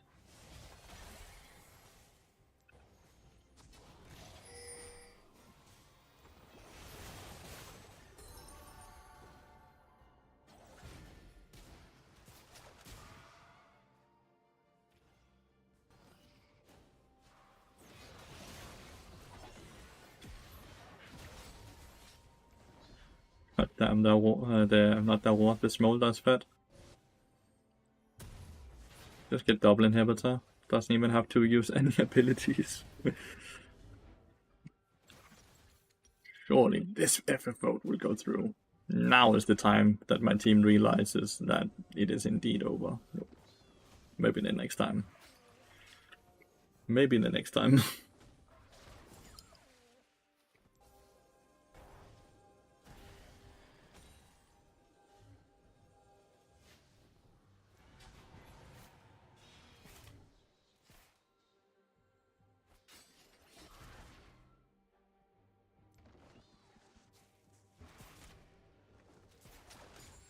I got the control board.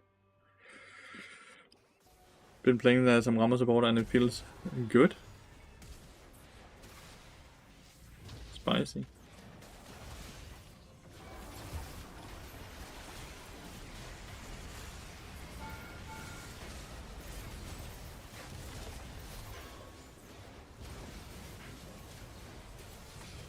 We may have died, but we killed one worth.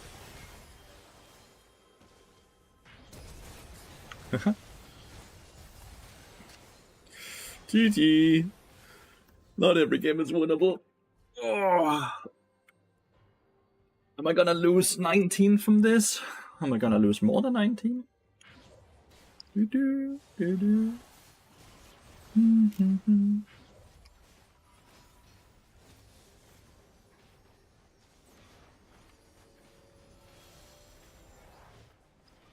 Who banned Bard? Well, Ari's 10 and 3. I think it's okay that he is one-shotting people. I am not willing to die more. I feel like if I end up getting killed, die more, the automatic system might get on top of me.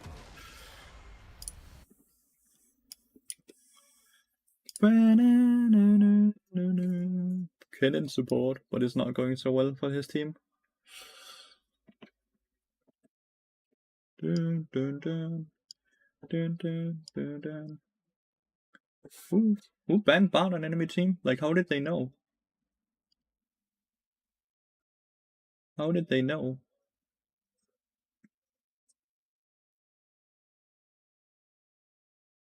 Oh, he missed the Q. If he didn't miss the Q, he will get a stun on that. He has 2 stacks on him. Oh, he might still get it. No.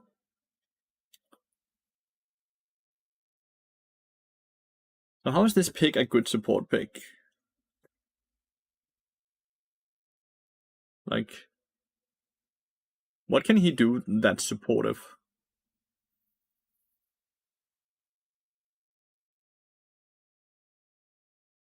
Really not convinced about this pick.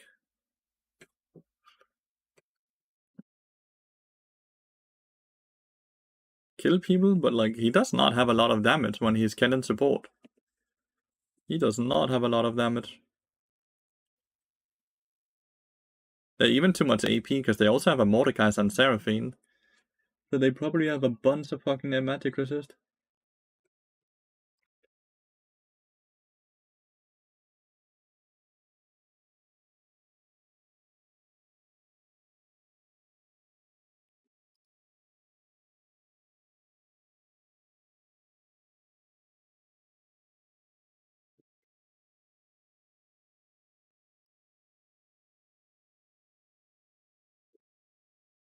Siren support is also horrible. Tracks. Siren support is also really bad.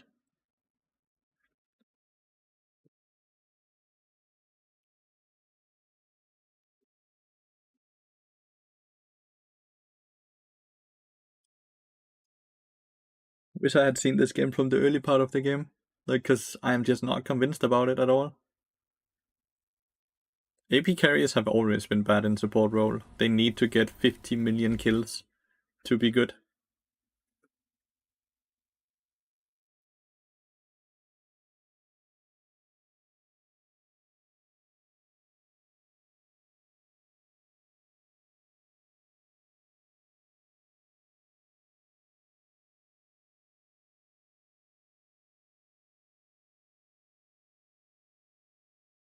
Mode looked like a basic dungeon mob. Oh no. What the fuck? Why you gotta do Mordekaiser like that?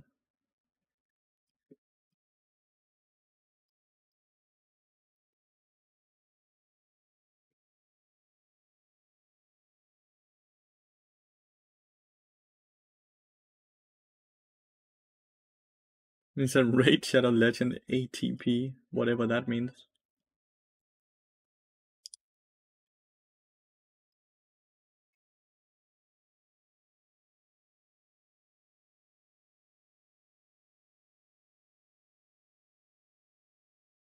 There are support, vertical support, twin support picks, or people that are too bad for meta but want to play epic carry, just my opinion.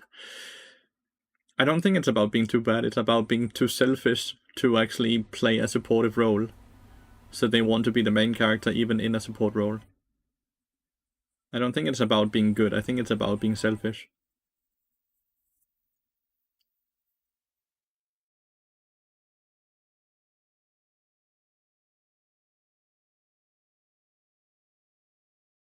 God, this pick looks useless, at least in this game.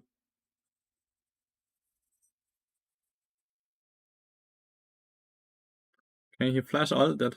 What now? It did no damage, because he's support.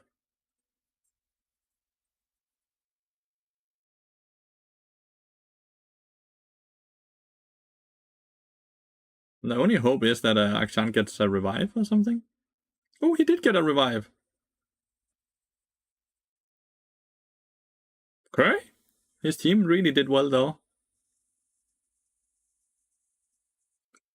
His teammate did really well, though, so that's awesome.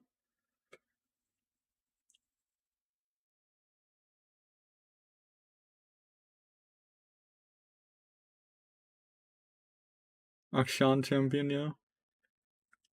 Well, a few more times of that, and maybe they can win, because they have 2 open inhibitors, which normally is a bad thing, but it does also guarantee that they get a higher flow of experience and gold compared to the red side, the blue side team, right? So that's not too bad.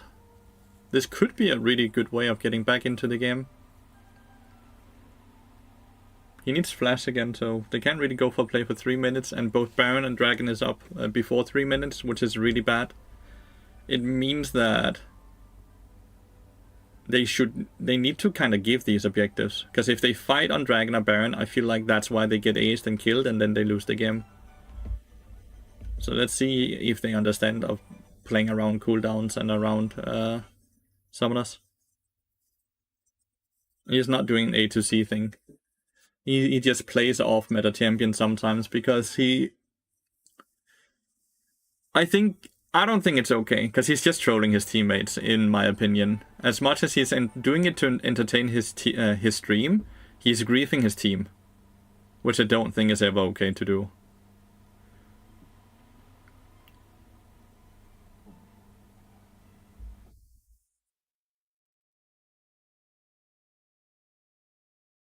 I really believe that when you decide to play ranked, you should always be trying your best and picking your best champions into the best situations, right? If you don't do that, then you are griefing the matchmaking, right?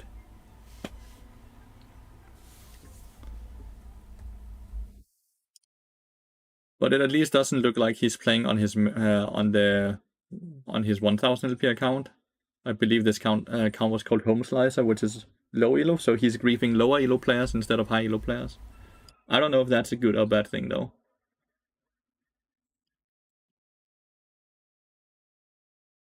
I don't know if that makes it better. If that was the case, there wouldn't be any meta break ever? Well, of course there would, because a meta break is actually just understanding the patch notes and the meta changing with the patch notes. The meta break just comes from people knowing how to read and understand what these changes will do for the game. Well, if I just decide to go, let's say, I don't know, I go Mundo support, and I say I'm now meta breaking, no, I'm just griefing, because Mundo support is in fact not good. There's a really big difference there in God mode. This is not a new game anymore. This is not a new game. The game is pretty much figured out when it comes to metas and all these things. And whenever a meta changes, it has nothing to do with people figuring out stuff, but Riot directly changing champions or items to make some champions more viable in other roles than they were before. Okay?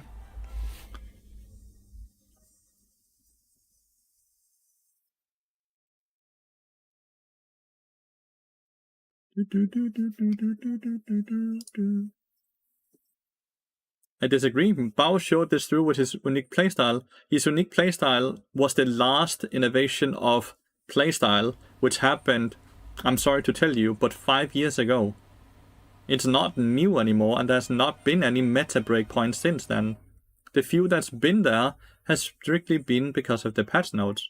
It really doesn't matter if you agree or not, you just don't know anything about this. It's okay that you have an opinion, but no reason to double down on you being wrong.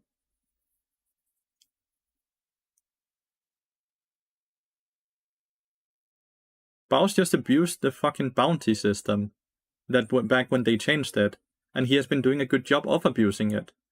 But the bounty system has now been changed, so that gameplay and that shit doesn't work anymore. And you know how I know that? Because I read the patch notes and you very clearly don't. You just follow people on YouTube or Twitch, and then you're like, wow, meta difference. Let's try this out because I saw this Twitch streamer do it.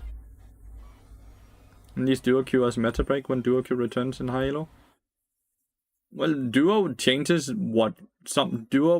communication changes options, right? That's why pro play has a very different meta than solo queue, because people that are able to communicate with each other will be able to make some picks more valuable than they normally are.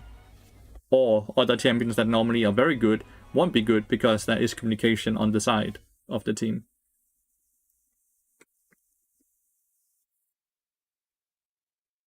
So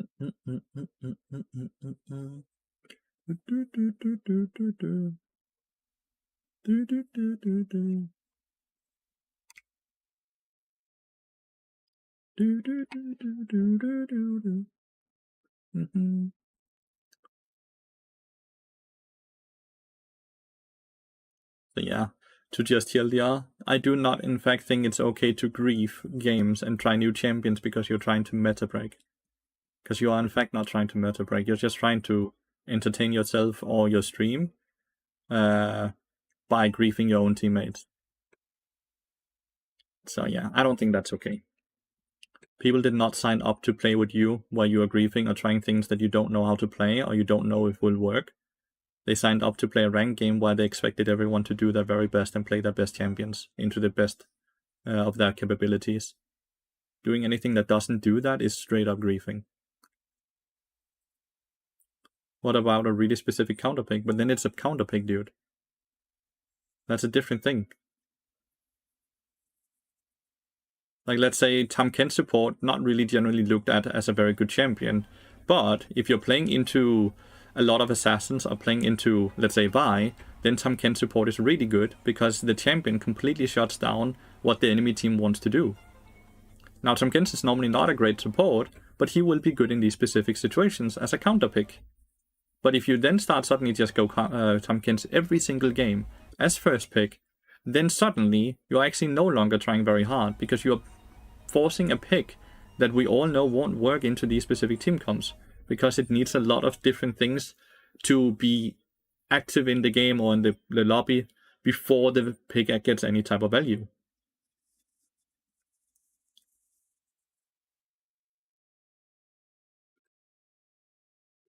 Where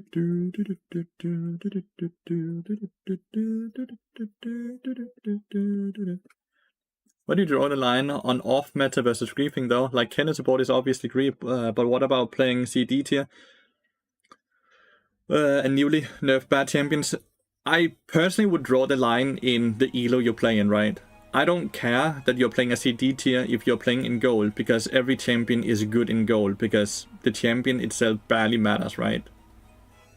But if you play a CD tier champion in Challenger, you are setting yourself up for far more failure, because the champion straight up just is not very good in the current meta, or straight up just doesn't have any good item to buy right now, or straight up just a bad champion because of raw numbers, right? Those things matters a lot more when you play in high elo, where the game is pretty much min-maxed a lot more, where it won't really matter in lower elos. So I would draw the line in elo.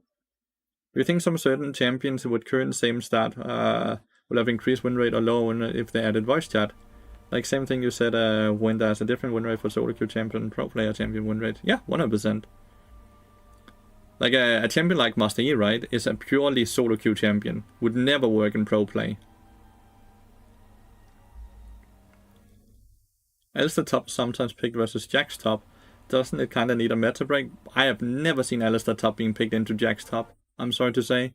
That just sounds like grief. But I guess that's a good example. Doesn't it kind of need a meta break attempt to find that out? Alistair does not counter Jax in any way. In no way. It's quite common in NA. Isn't NA also just known to grief? Isn't NA legitimately known to be the worst solo queue players to practice? Because majority of the games are griefing. Isn't that a bad example? But yeah, pick Alistair into Jax and you instantly lose the game. So off-meta situation picks are troll. No, there's a difference between off-meta and situation picks and troll picks. Those are three different things. Right? Like, you have to understand off-meta. Like, you are not supposed to play meta every game. That's completely fine. Like, you see that all the time with people like that play that are one tricks, right? Their champions will fall in and out of the meta all the time. All I'm talking about is just you deciding to play champions you have no real experience on and is not good in the role because you decide to bring a champion into a role that they're not played in, and then say that you are in fact not griefing, you're just playing off or trying to break the meta. Those are two very different things, and I hope you can understand what I'm trying to say with that.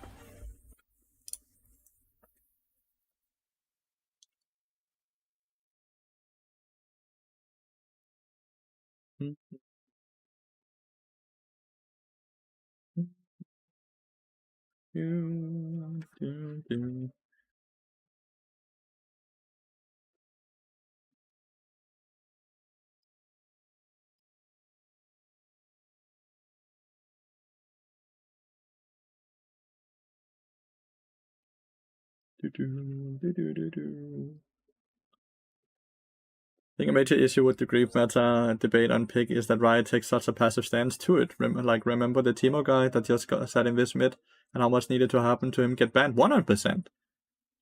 100%. This one? That's just points, right? But if it's the knock, like a knock button, is like I as a streamer can knock on his stream and say I want to work with you or collaborate with you. And then I like knock on his door. It's a super dumb change from Riot, from Twitch, not from Riot. Sorry. Damn, I have to play into Udyr. I should have banned Udyr instead of Corki. We are just gonna get run over in this game, by the way. We are legitimately just gonna get run over. We drafted, so how are we supposed to win this game? Like, every game is winnable, but when we just look from a draft perspective, we just decided to continuously draft range champions downwards. And then we are against Udyr, Yone, Nautilus, Gragas. We cannot kill their front line. We cannot play side lane. So if we can't side lane and we can't team fight, then how are we supposed to win?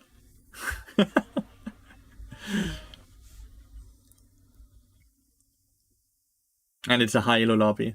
Smolder is quite good into Yone, so maybe Smolder can build a lead off of just playing into Yone. Graves does clear quite fast, so does Udyr, right? So that's fine as well. Like, if you just look at if you just forget about mid to late game where you start grouping and all that, and you just look at the individual lanes, we are fine doing laning phase, right? Kennen will do fine into Gragas. Graves should be able to match Udyr's clear speed. Smolder is quite good into Yone, and we will just be wave clearing bot lane, right? So individually, it all looks fine. It's if we don't have like a gold lead coming out of the laning phase, we are instantly fucked because of just team comps.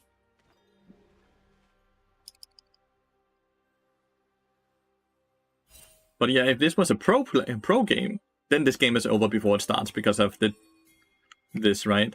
But since it's not a pro game and it's just a solo queue game, a lot can happen that shouldn't happen normally. I mean, Udyr can stick on your targets? Well, of course he can. Why should he not be able to stick on them? He will legitimately just do the empowered bear stance where he's unstoppable, and then get on top of people and then do the cryo phoenix thingy, and then people can't get away from him. We're against Repo and against Reckless. Yep, so it's just a completely split map. Completely split map, which is never great into our team, our bot lane here. Many losses you stop playing? When I've streamed enough hours, because I treat League of Legends like a job and nothing else, dude. Six will be able to... Oh, he actually caught it. Ah, he caught that bomb. Well played by the Nautilus. So Nautilus blocked the Q from bouncing, so we didn't get experience for it.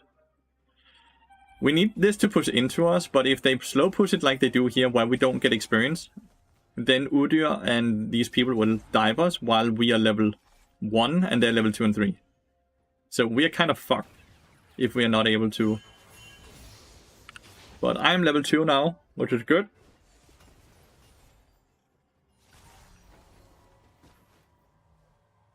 They don't have Ignite.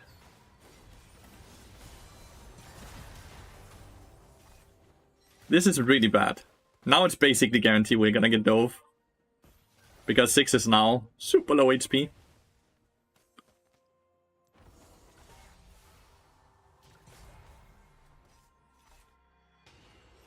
Can I get an 07 for this 6? I might survive it. I think the mission is to try to make it a 1-for-1. Maybe not. Honestly, they're still pushing super slow. We're 3 minutes in now. They're not diving. They ain't diving. For sure not. There's no way Udyr is still bot lane. He was done doing his camps, the 3 camps around 220.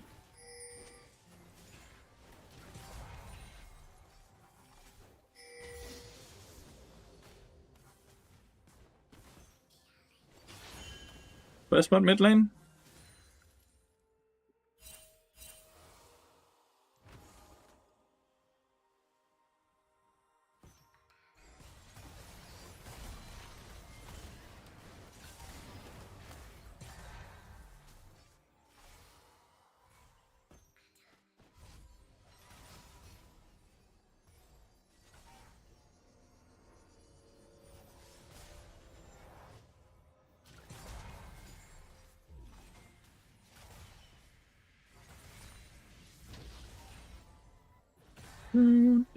Down.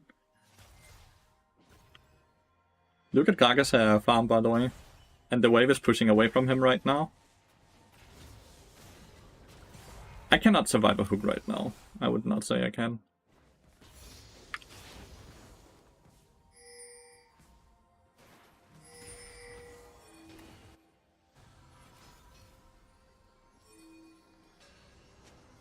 Mid lane here. So I can sell my cookies.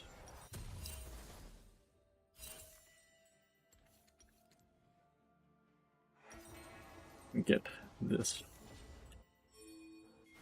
Oh, 6. Nah, he's fine. He didn't reset, but Nautilus never did reset. That's actually interesting. Okay, so they don't continue the split map, by the way, in the split jungle. I have to go bot lane. Normally, yeah, going mid lane here is the right call because smaller needs. But this wave is pushing away from the 6. And if Nautilus is doing any type of cheese once again, then my 6 dies, right?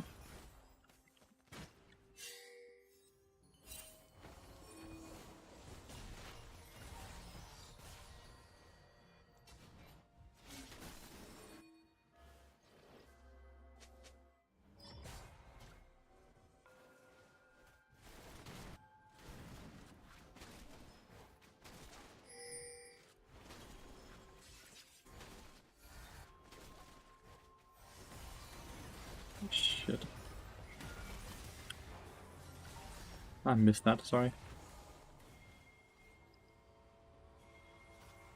6 is too low for me to roam. I need to roam though.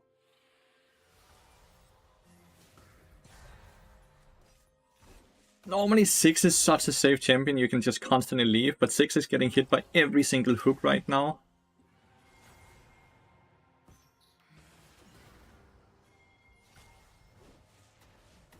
Which is making this lane a lot harder than it needs to be.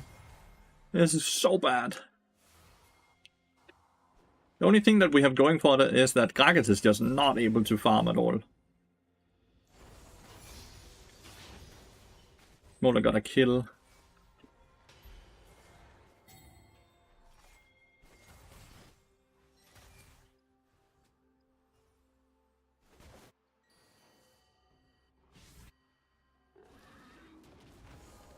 Pay attention to this little blue dot now here on the red buff. This is working as a ward, because realistically, Udyr comes in through this brush, right?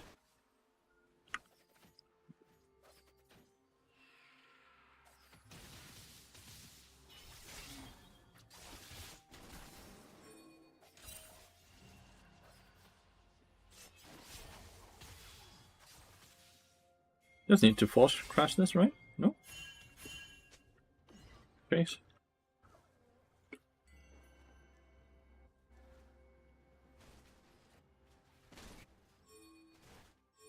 The wave is really bad, because we didn't want to force crash it. 6 just ulting the wave to crash.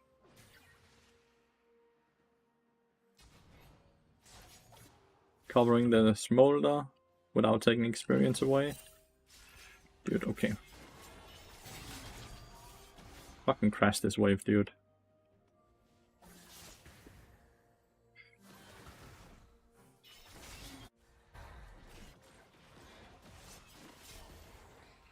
I don't even care about taking experience away from him at this point.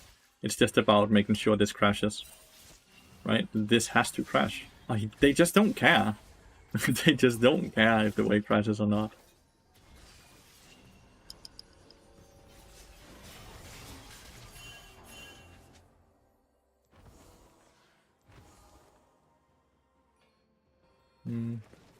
Let's see if we can do anything topside here to make him lose more.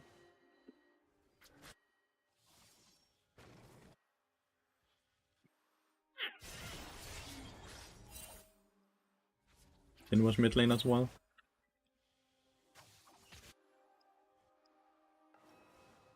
Do, do, do, do, do, do.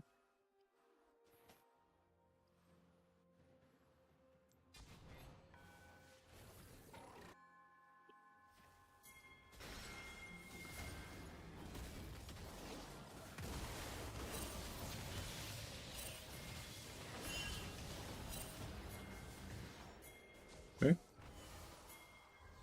Audio player brain.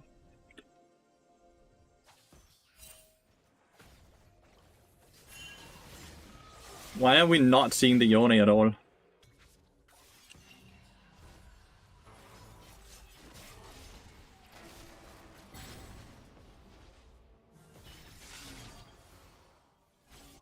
How the fuck are we not seeing the Yone? Grace is still standing here not moving, and Kennen is not doing anything either. That was interesting, to say the least.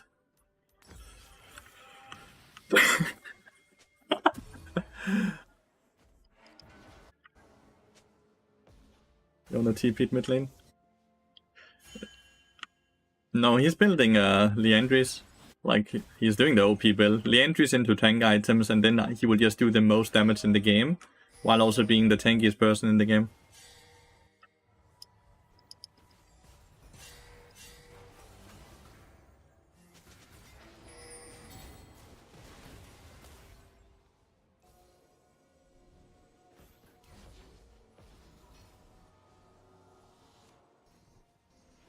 Exhaust TP again.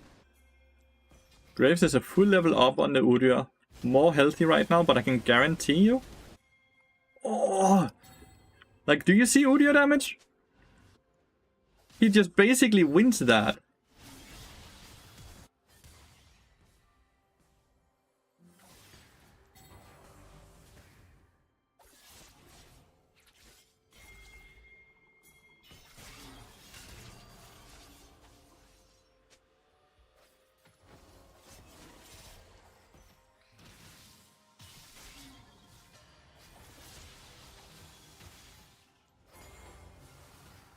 That didn't stun.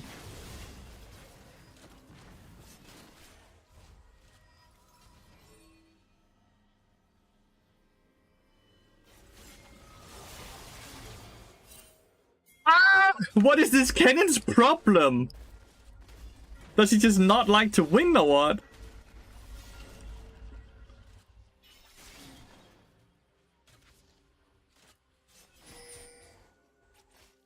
This fucking Kennen is so stupid. He's just ending the Yone. A very fat Yone is not gonna be an issue, chat. Trust me. Let's see if we can get one.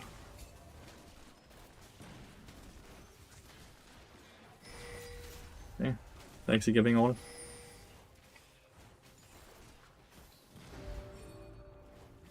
Dude, Udyr's not here.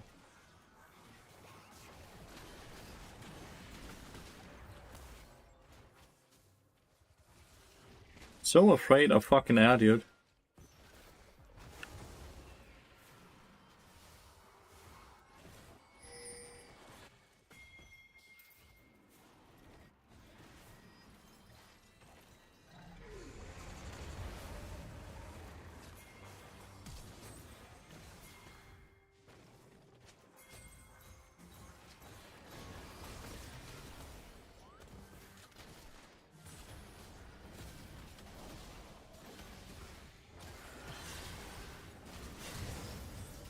Look at this damage!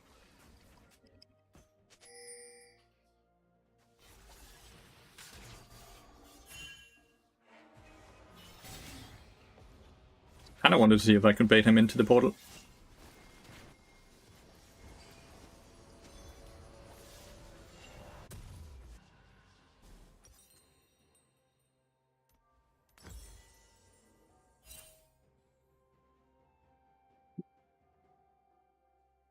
Yeah, it's Aribo, if you know who he is. Then Shu Camille, which is basically the sick camel 69.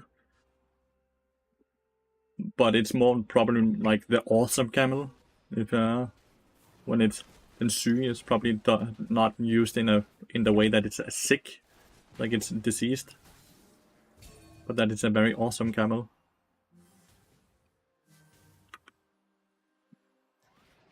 I don't know, we have given so much gold over to the Yone for fun because the cannon is silly. The Yone is farming extremely fucking well as well for that reason. They also have gotten both dragons. But we've gotten the Void Grub, so...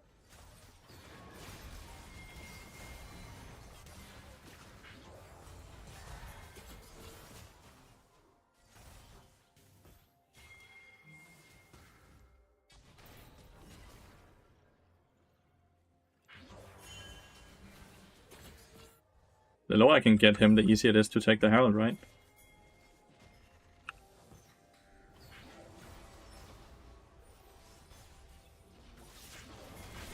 Fuck. Ah, that's a good, just join the portal.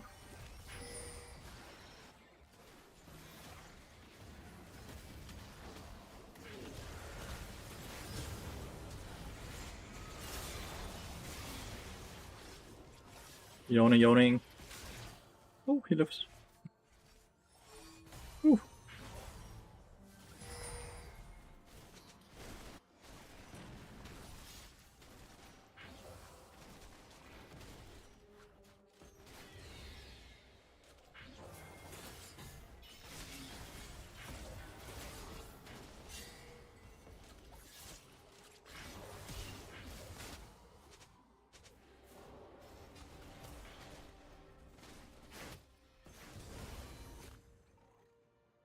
That's interesting, my bad. That was a shutdown. Big time, my bad.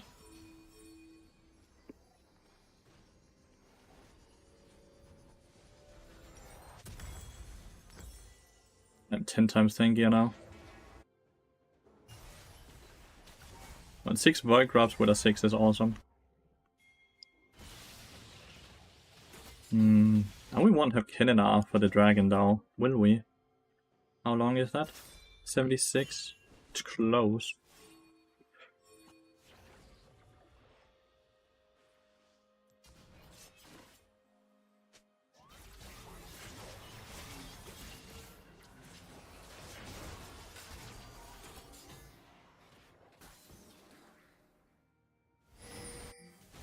Six is caught again, for whatever reason.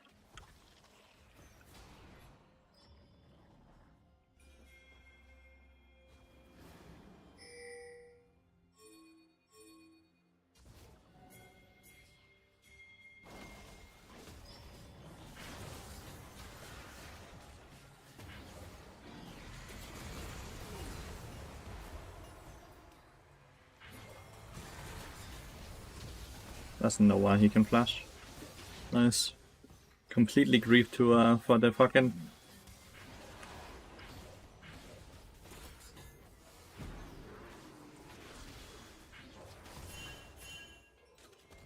Let's just take the dragon now. Got the exhaust off of him.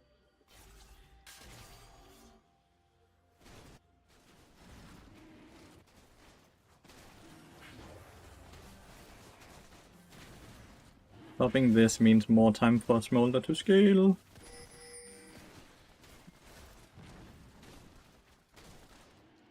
Raptor for 3 kills and shut out on dragon and mid lane tower, dude. It's a lot more than just a Raptor 3 kills and shut down.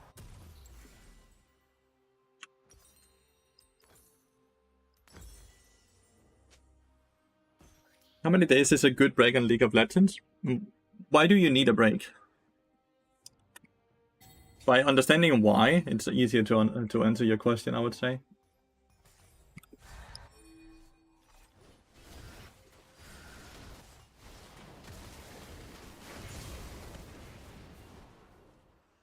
Chase the Jhin so he can't ult.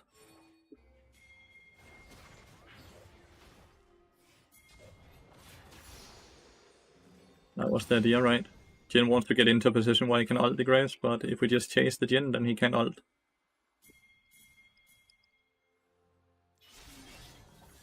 The Yone is incredibly fucking healthy. Let's see if I can steal this.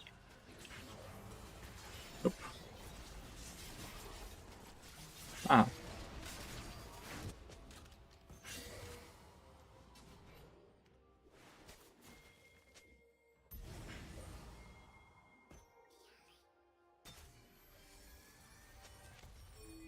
The league account buy a bike? Why would his account be worth the bike?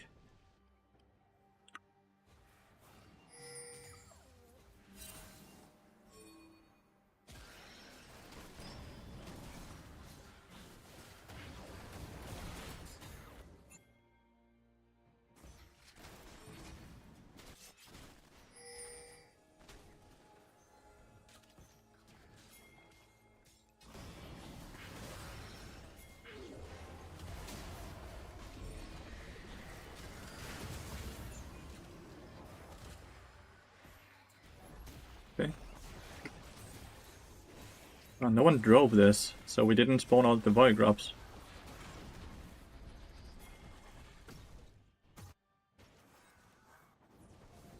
With 200 HP, even if we drive it.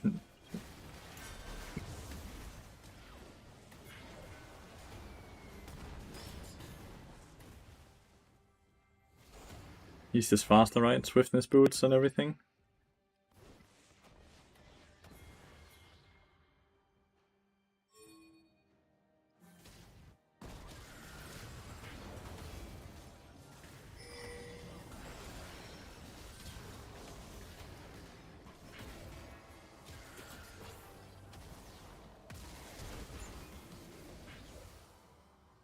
Balance champion chat.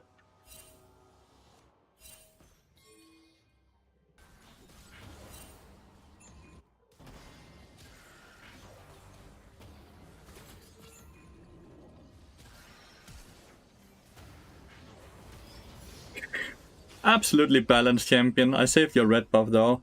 This champion is surely balanced, by the way. But honestly, he is getting nerfed next patch, so... Rage Chase? Yeah. Well, I got him off the red buff, but I was apparently worth quite a lot shutdown. So, not really worth it, I guess. Denied him of some experience, though, from all of that.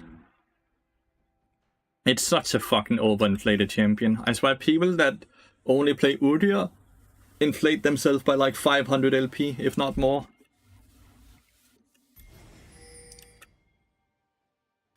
It's so crazy. This dude is gonna drop so hard when Udyr finally gets balanced, and is not just mega overpowered. So far we are doing really good, by the way, with the very bad team comp, right? We're super far ahead of kills, we got the dragon, we have gotten the void drops. We are getting the things we need to get to be able to beat the team comp that is far better than ours.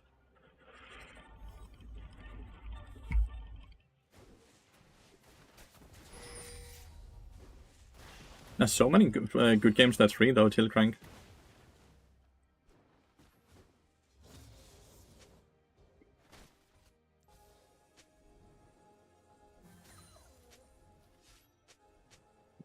Should we be expecting Udyr as like shadowing the Yone, or?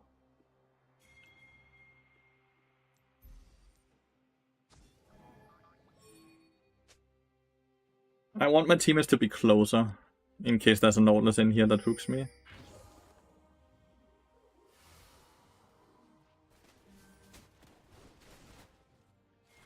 There's no... okay. Here he comes. Classic fucking...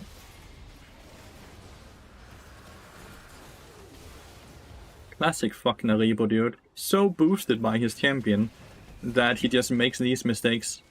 Just runs in and dies. Completely grief. That is such a fucking Aribo gameplay, right? That's what I mean by being super boosted.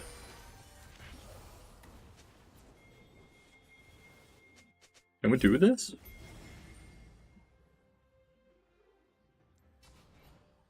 We don't really have anyone to tank the Baron though. Like, I can tank the Baron, but then no one can keep the them out of the Baron pit.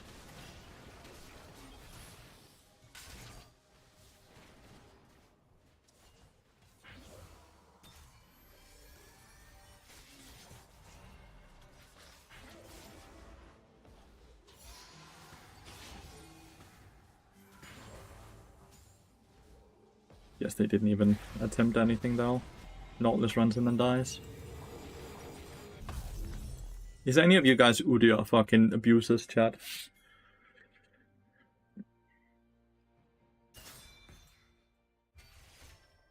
He's dead again. This is some fucking ban-worthy gameplay. Only in ARAM? You can't really abuse Udyr in ARAM, because you can't decide if you want to play Udyr in ARAM. Fucking random. Cool, we got his flash. Reckless is just chilling and farming up, hoping for our team to make mistakes, right? Like, this is very classic Reckless gameplay. Doesn't participate really in anything if he thinks that there's even a slight chance that it's gonna be bad for him. Like, he's the ultimate fucking KDA player. Like, he's the ultimate KDA player. Where...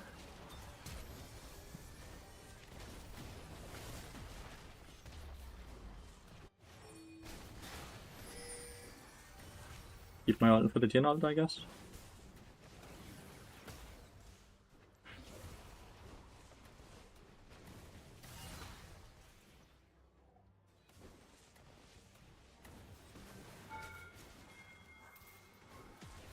Smolder's likely dead here. Oh. No, Smolder killed the Yone. Well fucking done, dude. Is Udyr now AFK or what? After he's ran it enough to make sure that the game is over. Ah. Oh, that's a good that he actually hit that hook.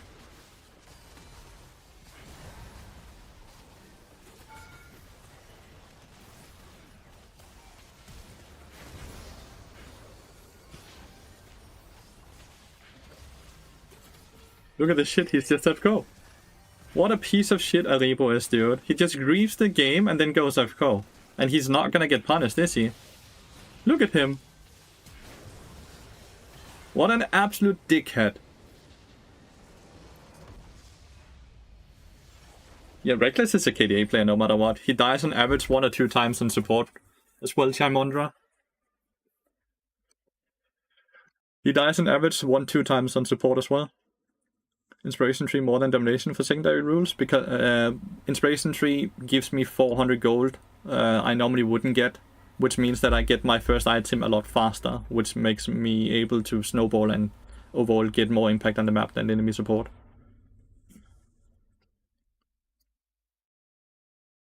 Like, this dude just needs to get permabanned. He is just known to be like this.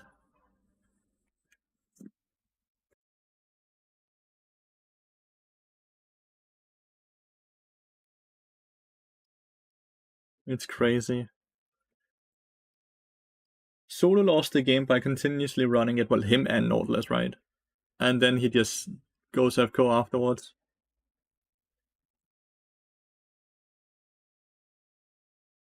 It's sad. It is sad. People like him should be able to get punished.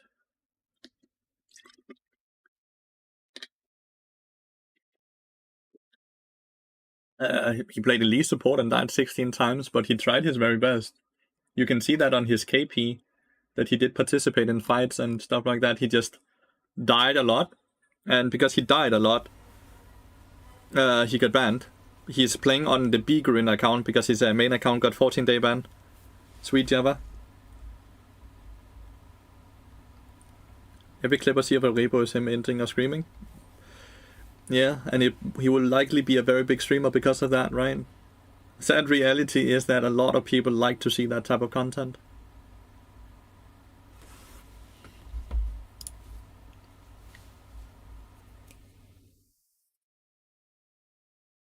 Yeah, he got banned. He tweeted it out. He got a 14-day ban. Took.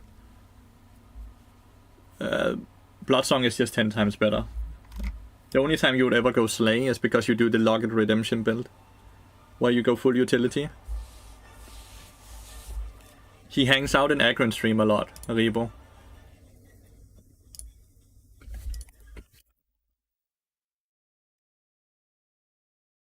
Not in here right now, though.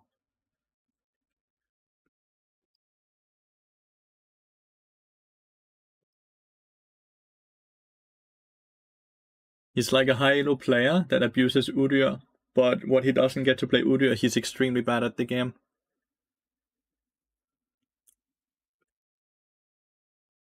He's just a known case of being very inflated because of the champion he decided to one-trick.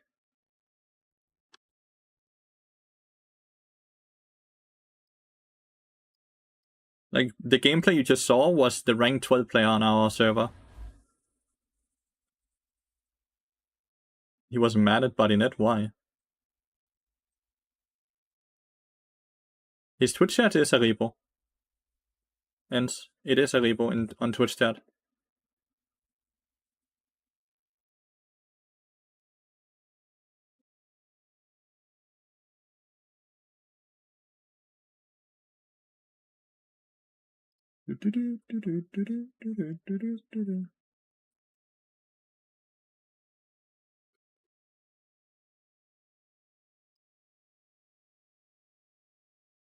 So Body kind of, he was like, what the fuck is this shit? Is that being mad? I feel like mad is way worse, dude.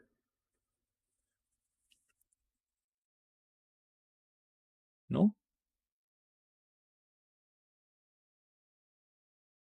Banned Udyr this game, so Corgi is open. Cannot wait for next patch where they nerf both Udyr and Corgi. So I don't feel like I have to nerf one champion, but then guarantee you have to play against the other champion. Such a whack-a-mole.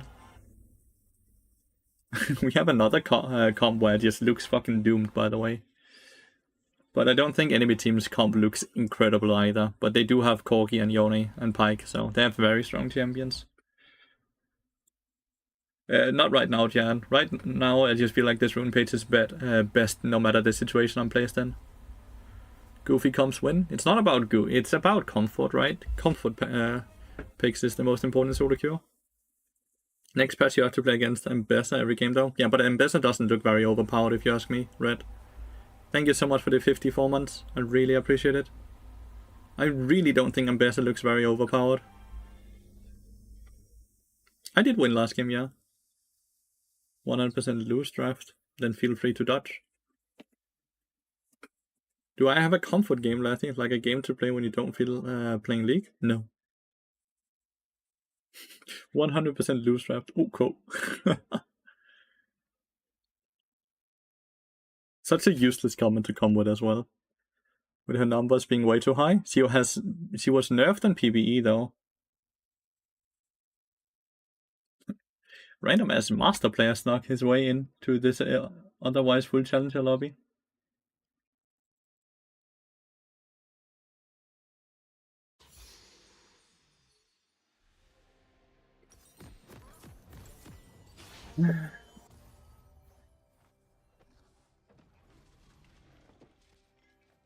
The person that designed Ambessa got fired, by the way. My K6 has 0% win rate at K6. He normally plays Viego or Jarvan. But guess he didn't want to play that here.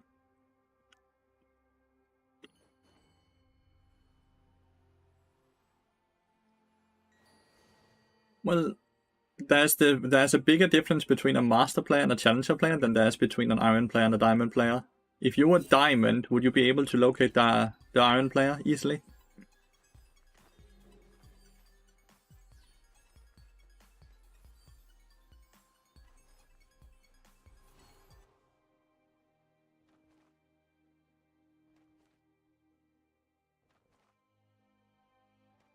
I think Asap made a short yesterday I watched, and he put it very well, but in a very offensive manner. Everything up to diamond is straight up just a tutorial.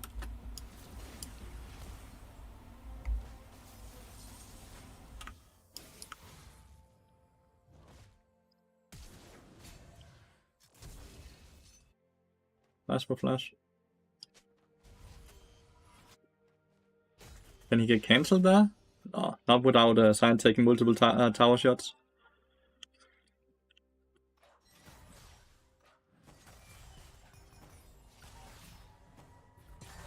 I think he should have hit him yet.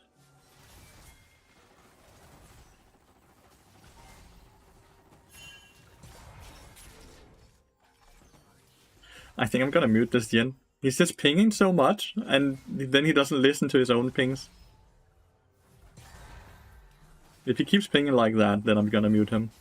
It is frustrating to play with a person, to sit next to a person in the lane that is just trying to micromanage, but can't even do his own job. Meaning that he can't even farm himself.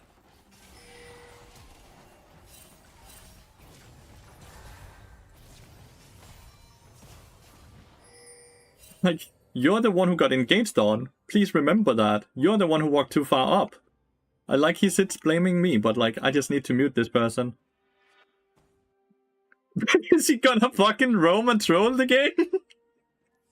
Surely not. But yeah, I just need to mute the Jin. Dude fucked the lane from start and then blames me.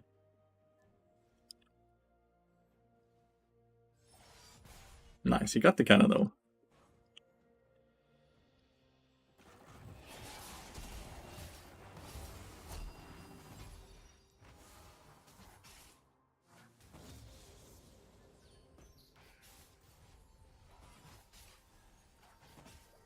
Why can I see his emotes? Fucking get everything muted, dude.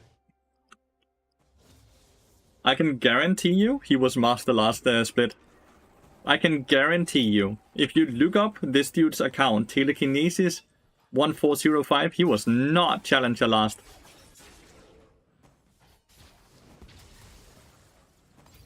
That's a fucking brand there.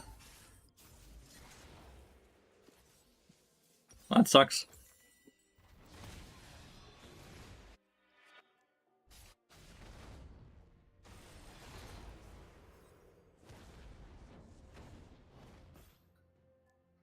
That really sucks. There's a brand there.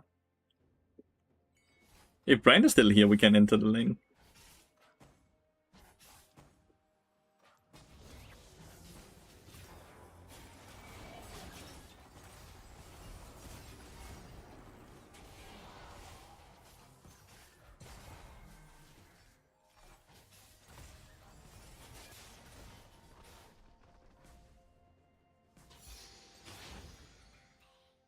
They kind of fucked up there.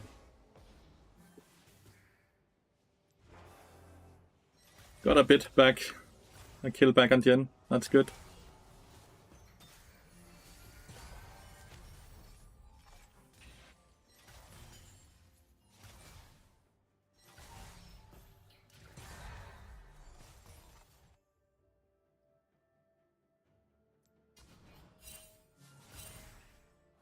Okay, Pike just comes back to lane.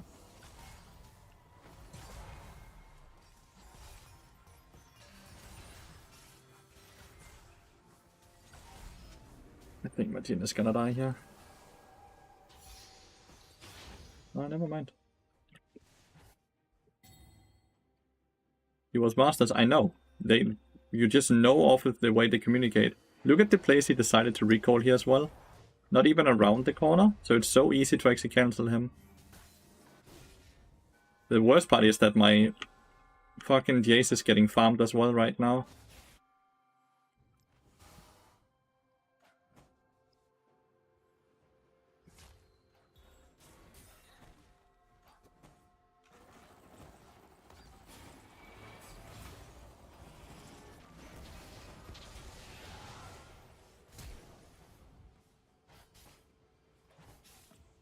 Bad Renner 2 Wild Challenger, he just spammed a ton of games? Yeah. It's because we reward, we don't reward skill anymore. We reward amount of time played.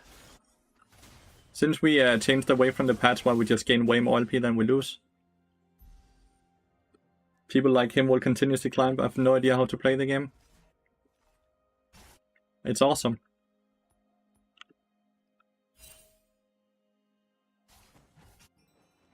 Six minutes in, and they have basically already killed the turret, by the way.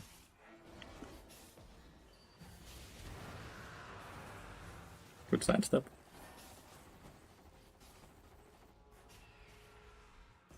We're talking about the Jin. Just being a bit salty because he's being toxic as fuck while he's running it down. Like, he might not have any deaths while I have the deaths, but that's because I run up and die for him, so we have a chance to get CS. Combined with the fact that he's just not playing the game. as you can see with him being level 3, right? Even though I've died multiple times, I'm higher level than him. Really indicates that he's just not attempting to play the game at all.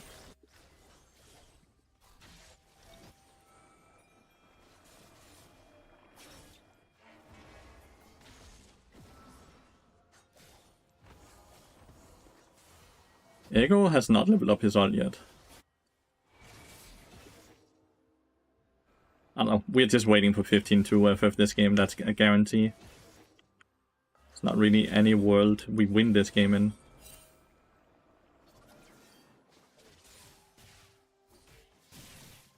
There's not a world we win here.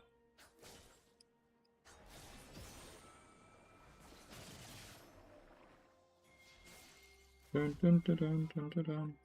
Could try and kill here, but no.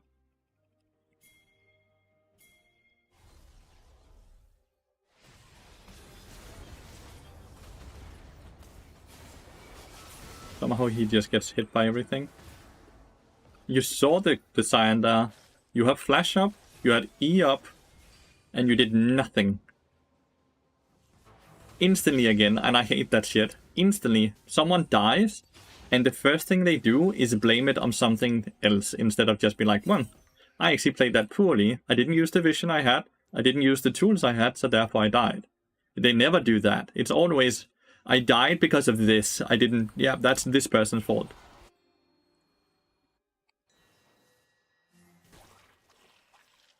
Seven more minutes for FF.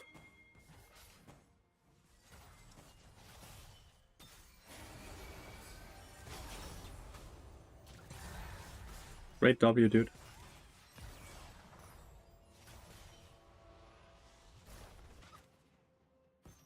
Here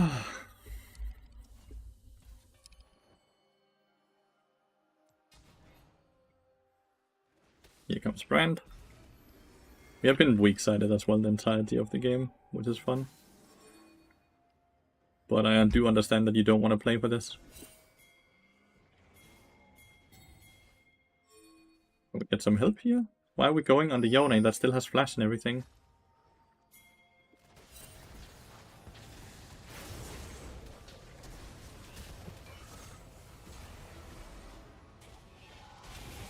Oh, Pike had ult.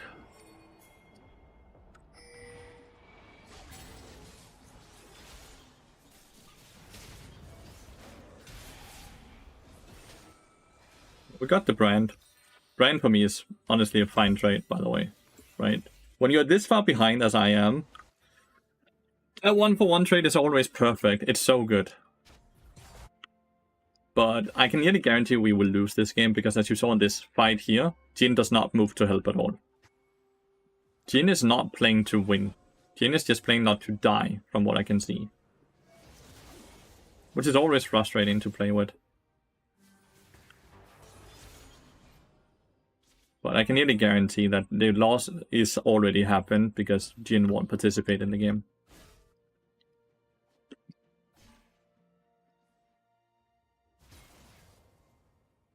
It's got my boots now. 35 movement speed.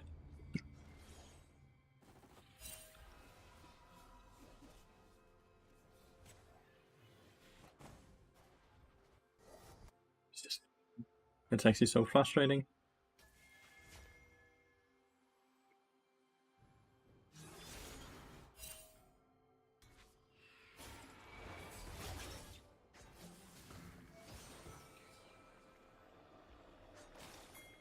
I should know that's vision, because it just auto-attacked Pike in there.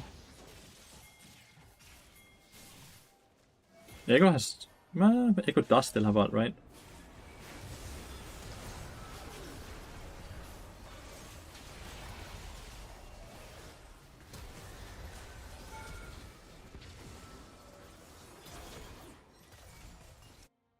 We could look to try to do Dragon.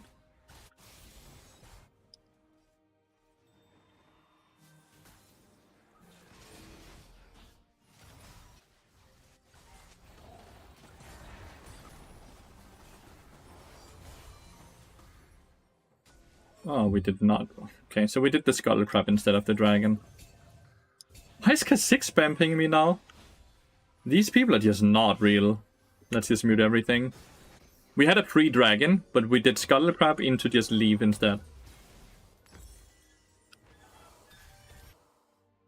Great! Ike was dead, Yone had to recall, and so did Brand. But yeah, let's not do dragon, and let's lose mid lane tower as well.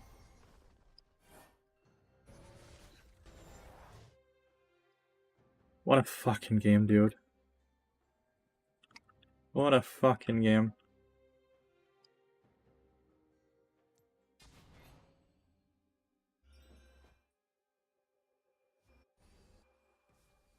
At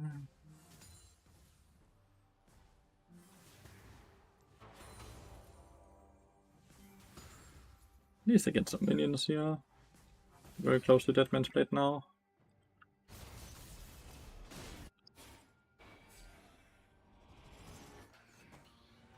Infernal map, also.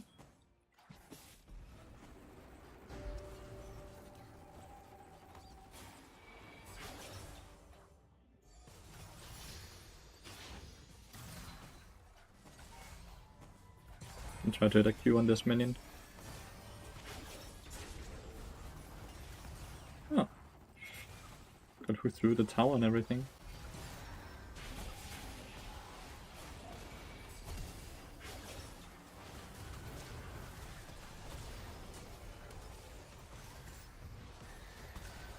That sucks. Brand, dove bot lane. They died for it, but yeah.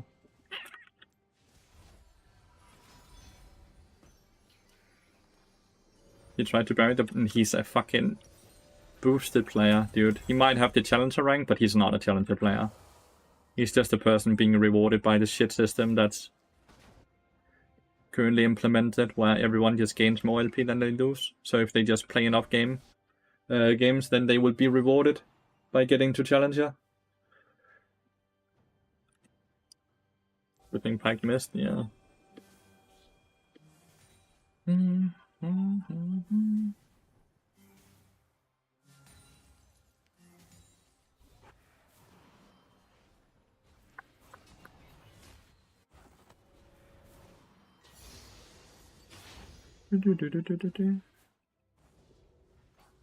That's money down the tubes on a boost. And he didn't get boosted, he didn't pay for boost. He was just boosted by Riot Games themselves.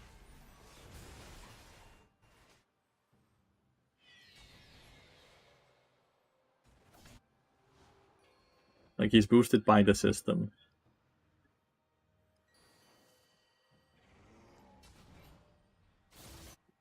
Rest in peace, Jace. Can look to take bot lane tower. Kinda sucks that there's no objective bounties in this game. There's not even really any bounties on the enemy team.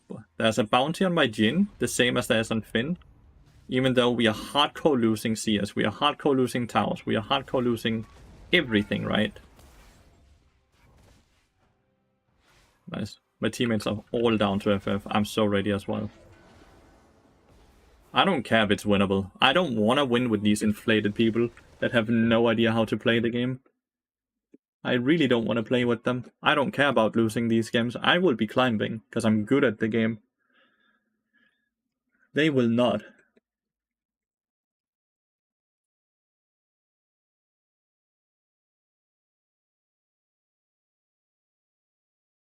Hopefully they will get punished for their toxicity, because it's very obvious they cannot control themselves with pings, so maybe they can't control themselves with words either.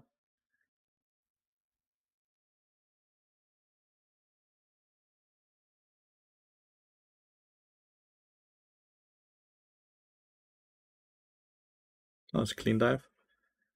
First time you see me raging? How am I raging? I'm saying it in a very calm manner even. Don't think you have seen me raging yet. I don't think you've seen anyone raging, if you consider this raging. Calmest rage ever, I know, right? This is straight up just complaining, dude. But if you consider complaining raging, then damn, there's a lot of rages out there in the world for you. Is Lulu inflated champion? No, I don't think so. This is raging by you. Okay. Twitch viewer decides when I'm raging. That's fair. How do you like the tier 1 basket? I like it. I like it fine. Calm down, Letty. I'll try my very best. I will try my very best. I apologize for sitting and raging. Are you guys' ears okay? Did you have to mute the channel or turn down the volume? You're not you and your eaters niggas. I love those. Is 80k inflate a role? No. Why are you guys all asking about all this inflation thing? Like, it's not about roles or champions, chat. It's you have to understand that in the current elo system, people, even with a very bad win rate, will get a lot more LP than they lose. Let me try and show you. Let's look up the Jin here and see if we can find his LP gains. He's actually starting to lose and win the same amount of LP, which is really good to see. But if we scroll down just a tiny bit, I'm sure we will see higher LP numbers. So you can see down here, right? 6 days ago, this was when he actually started climb. He actually climbed. Even though he's winning 22 and losing 18, this means that even with a 45% win rate, he will slowly be climbing upwards. And that's the issue here. So even though this dude is only sitting at 53% win rate, like, you should never be able to climb with 53% win rate. I'm gonna be very honest with you. When you get to Master, Grandmaster, Challenger, it should be an elo where you really have to prove yourself, so you should be at minimum like 56% win rate to climb. Basically, yeah, could. Basically, yeah. And I kind of assume that he's kind of flatlined since he's no longer gaining a fuck ton of LP, as you can see. He's no longer really climbing anymore, it's just a flat line. So yeah, this is not a person we're gonna see climb very much higher. And he never should be this high elo. Like Master elo, Platinum elo. He's just getting inflated by the LP gains. And so we might have a Challenger player on our lobby for the matchmaking. So it thinks that this is a fair lobby, right? With Challenger players versus Challenger players. But the issue here comes when it's actually a Master player that's hidden as a Challenger player. So we actually have multiple Master players on our team versus full Challenger team. Doesn't that mean that the MMR system is just fucked? Yeah. That's why majority of everyone in high elo is complaining about the MMR system. It is fucked. But the ranked integrity is also just not existing anymore. Like, there is no ranked integrity. Everyone, like, if you ask people now, like, high elo players that have been high elo for a long time, or pro players even, there is no, like, it's not hard to have a high win rate when you have climbed through Plat and Emerald. Everyone can do that, dude. Majority of Challenger players will have an 70 to 80% win rate when they hit Challenger on a Smurf account. It's not hard. It's like being impressed that a Diamond player has an 80% win rate in Gold. It's not very hard. Please don't misunderstand, I love your stream. And you? Rate is ironic. I don't think you know what these words means. Even ironic. You don't know what these words means in the context you're trying to use them. So yeah. But it's okay, dude. You're trying your very best to do something. I'm not sure what you're trying to do, but you're trying your very best. But yeah. We had one patch, I believe it was 1419, where even people that ended High Grandmaster or High Challenger last bit, only gained like 16 LP and lost 23 LP. So you had to hold, I believe it was a 57% win rate to climb. And that was honestly, in my opinion, super cool. Because it meant that when you queued up against other Master and Grandmaster and Challenger players, you knew that they deserved to be there. You knew that they were quite consistent and good at the game. Now, borders generally don't mean a lot to people in that elo. It still means a lot if a silver player sees it, because it's still such a high elo for a silver player. But most of the time, people don't really care about silver players if they're in Challenger. They care about the other people they have to play with and against. Yeah, I know what he was trying to be. That's why I say that he's not using the words correctly. Flogu. Well, yeah. Don't understand the concept of elo inflated champs. It means they're OP champs? Yeah, basically. A champion that is overpowered for a longer period of time. Meaning that it's not a champion that's just overpowered for 2 weeks and then it got nerfed, right? So it was only overpowered for 1 patch. Bard is an inflated champion, as an example, Flowhunt. Bard is a champion that has way too high of a win rate if you one-trick the champion. But currently, even if you don't one-trick the champion, the average Bard player has a way higher win rate than they are supposed to. Bard is a champion that should be balanced around 49% win rate for the average Bard player.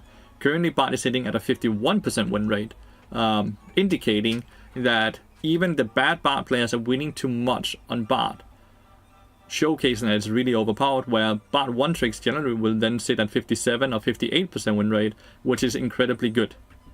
And that indicates that Bard should be getting a nerf, but Riot doesn't always nerf champions that needs a nerf, because they are worried about pick rate, or they actually like that it's a different meta than it normally is. So they force these metas by not nerfing champions that do normally need a nerf. So does that make sense? He's playing Elise. Job is to kind of just perma-gank. The Udyr would perma-farm and try to just scale into the game, and Elise will try to build in enough of a lead. Do you think your ability to identify problems and make micro adjustments to get to super high ranks could transfer into other spheres of work? Is it a character trait of the super high elo, or is the act of learning League following your focus this way? I got good at the game not because I'm good at the game, like I'm not talented or anything else. I am good at putting in the time to get good, meaning that I was not afraid of sitting and watching all my bots after every game. I was not afraid of writing notes of everything I saw. And that is why I got good at the game quite fast. Because I was willing to put in the time to get good, not just willing to put in the time to play the game. Because mindlessly playing the game will not really make you better at the game. That's why we have people that have played the game for 10 years that are still in silver or gold, right? Because they're not playing the game to get better. They're just playing the game for entertainment, which is completely okay. But if you are willing to treat things to like it's actually work and get better at it, then that makes it way easier. Does that make sense? So it's kind of just like a work ethic. And if you have a high work ethic, then yeah, you can get good at other things as well. You know?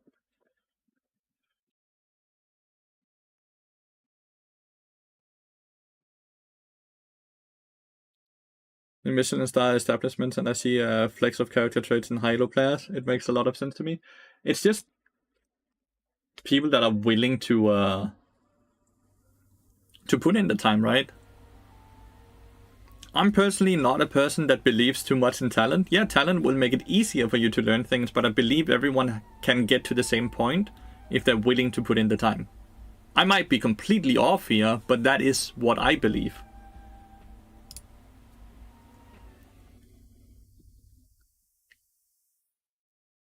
I don't believe in luck, and I don't believe in talent, really. I just believe in putting in the time.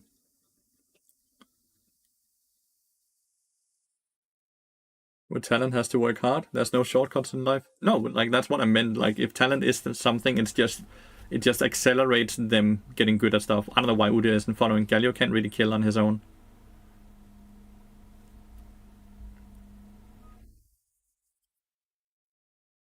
Do 10k hours is the baseline for anything in life. I don't think that's true. Just looking at myself as an example for League of Legends. I played League of Legends for 9 months before I hit Challenger, and I can guarantee I did not use 10,000 hours in 9 months on League of Legends. I would have rather 10 students with low ability but willingness to work than 1 student with talent who doesn't care. Yeah, I can understand that. I can definitely understand that.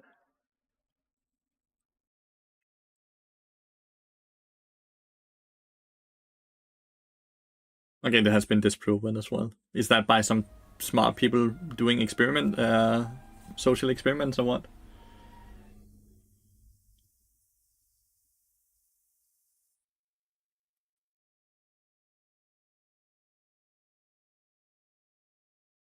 Is there even 9,000 hours in a month? No. That's kinda easy to calculate if you just took the time. If 1 day is 24 hours, and then 10 days is 240 hours. That means that 100 days is 2,400 hours, and 100 days is more than 1 month. This is very basic math, dude. And I really hope you're joking, cause else I'm getting concerned for the for your math.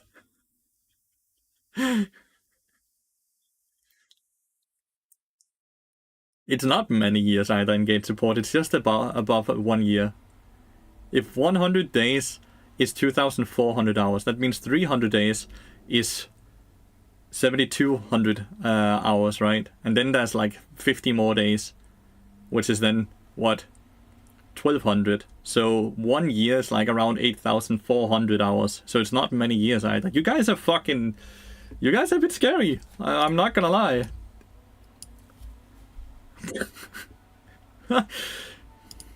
This is not hard math, okay? This is not hard math. Yay! I got Broxa. Let's go.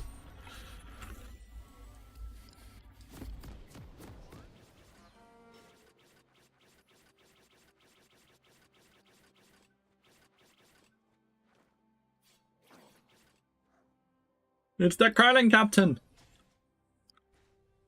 They say you are partially inflated? 100%. But I say that so often. Like, you know that. I say how often I'm not very good at the game as well. This is not something I'm trying to hide at all.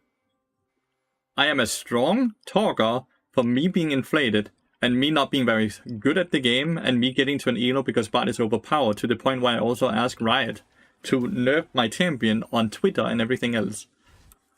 And tell them why the champion is overpowered.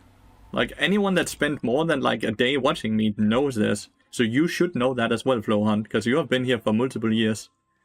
Many, many years. He deserves that? Yeah, Broxa deserves a win. We took 2 games off him. I really need to give 1 win at least back to him, right? Kinda also want to get LP back from the brand. Like, this is the brand from last game. You were smart about the game, Lathy. You know what, who, when. I do. I am smart about the game. But I don't think I'm smart about the game. I just think I'm willing to read the patch notes. And that alone puts me in the 1%. I am willing to read the entirety of the patch notes, look at the numbers, and just use 5 minutes to consider what does this mean? What does this change? And that puts me in the fucking 1%. Because the League community, majority of them, and it's completely okay, treat the game like it is. It's a fucking video game. They play it for fun. They do not play this game to get better. They do not play this game to understand everything. They just play the game for fun. You know?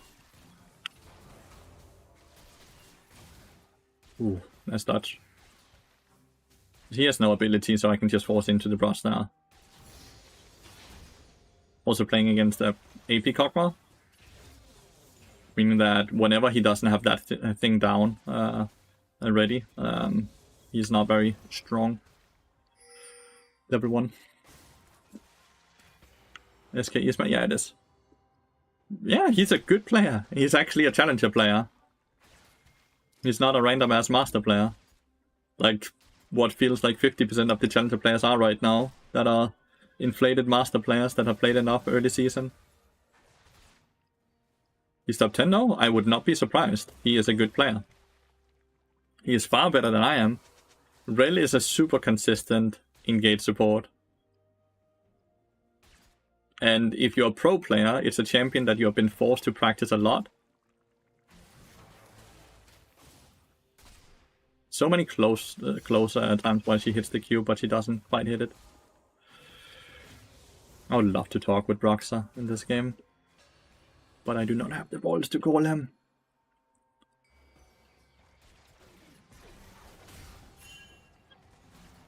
I'm standing here now to cut off them, so it's easier for Broxa to get access to the Scuttle Crab, in case Graves is down here as well.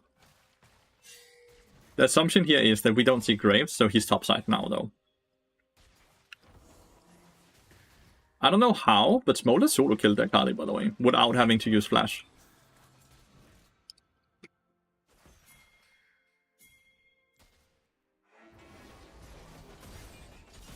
Let's see if we can get a Goku. Nice, and we get a flash because of that. Good. That's really all we wanted, right? Get a good HP lead, and we get a flash advantage, which likely will force the Kog'Maw now to reset and then TP so he catches this wave.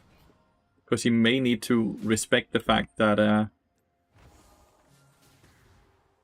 that Elise could hang around. See? So we now get 2 summoners off of this Elise gank, and Elise wants to reset anyways.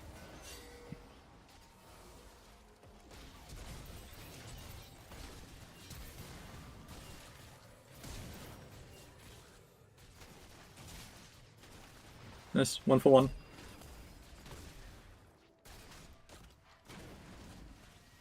Sucks that I ended up getting the kill, but 1 for 1. I should have been able to react to the flash, but I'm an old man and I'm not very good at the game, so my reaction speed is not that high. Yeah, only subs can link stuff. It very likely is engageable.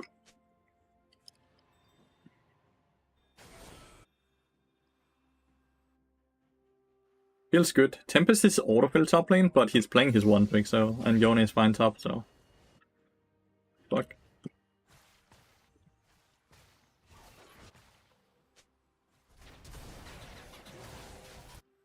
I think this is just a kill. Need to get away from Graves, though. Oh, Graves is here, so... Is Rel actually just running him down? Yes. That's funny. Udyr, not Udyr, On did manage to, if we... Graves is likely behind, no? We saw Graves do, no, Graves is not here. So we should be able to just deny a bit here.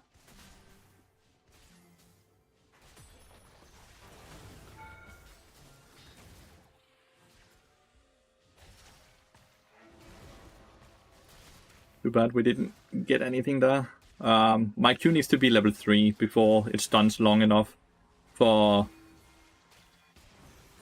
Caitlyn traps to place it, even if she places it perfectly.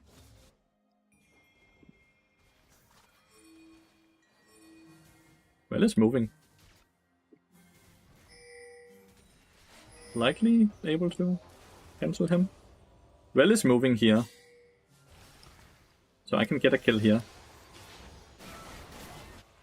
Rel is a bit late on this play. So even with Rel moving up here, it won't really make a difference, I think. Like you see, like, Rel will be there, but that does not make a difference. So her roam is really bad. Nothing from the play up here changes with Rel there. And now Kog'Maw gets placed quite far behind experience-wise. And we can argue that we could look to roam. Not roam, dive here if we wanted to. He's level 6 though. He can't see me yet. He can see me now though. Fuck.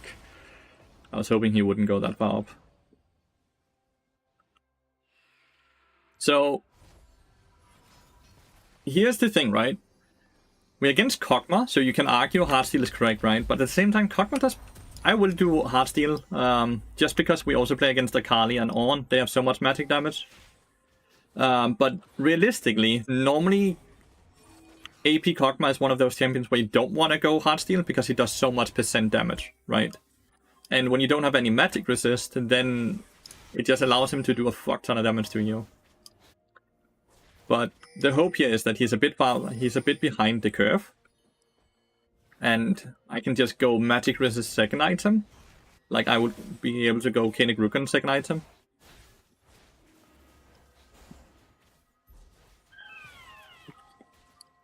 Once again, kind of like earlier.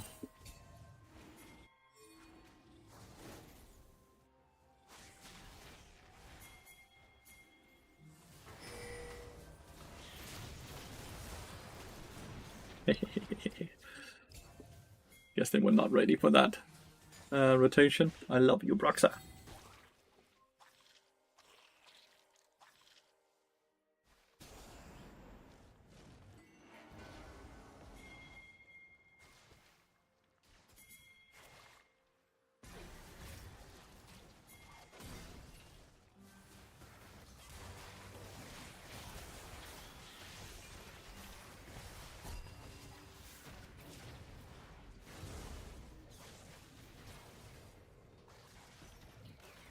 I don't want to use my portal.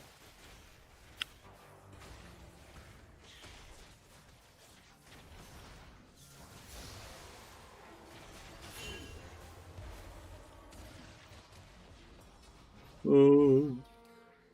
Oh. Oh. It's okay. Oh, it's not close.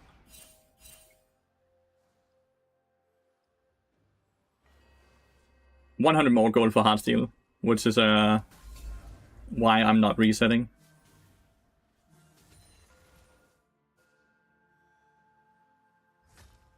Graves is top. We should do this before we reset, but fuck it. Oh.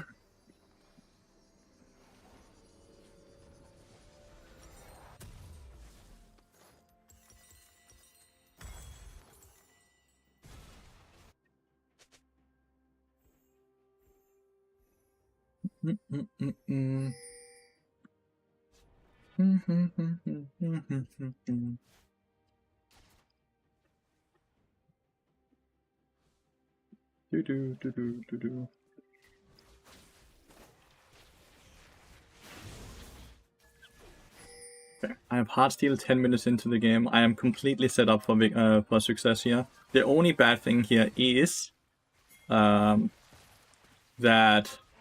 they have a very fat Graves.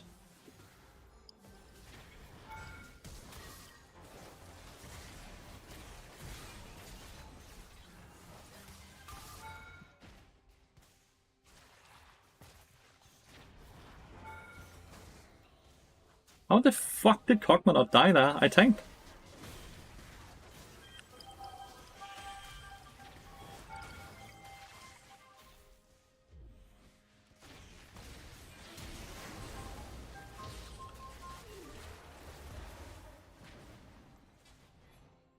How the fuck did Kog'Maw not die? Well, we lose Dragon from that play.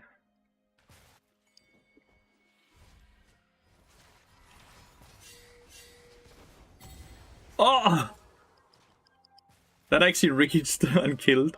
I can't believe it.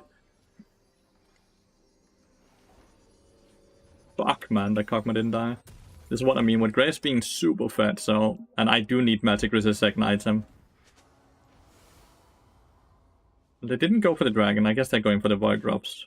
Can we go for the Dragon then? Going into his E so he couldn't follow up? Yeah, it's fair. I should just have followed after and killed the Kog'Maw myself with my flash.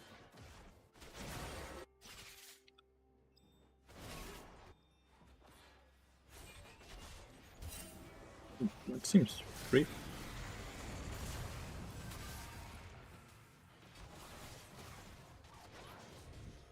That seems super grief. He only died again.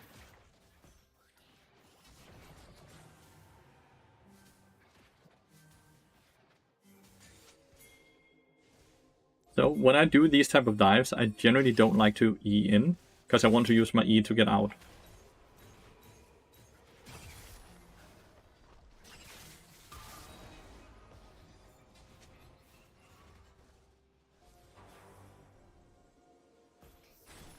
That was just dead. They have all the Void Drops, so that's no surprise.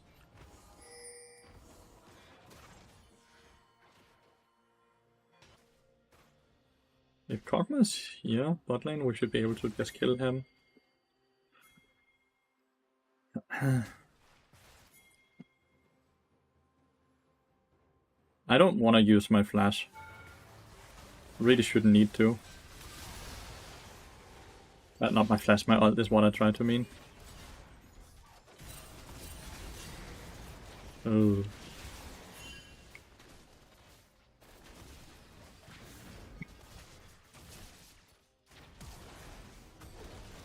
The Graves is so fat. This is gonna be such a fucking bummer. So hard for us to play. If Graves wasn't so fat, my build is just so good. But because Graves being so fat, he legitimately one-shots me. He's like getting close to 3 items already. He's also super high level. But it's only Graves that's strong, right? They do have an on, they do have a rel. But Akali and Kog'Maw is not gonna be able to do that job as well as they need to.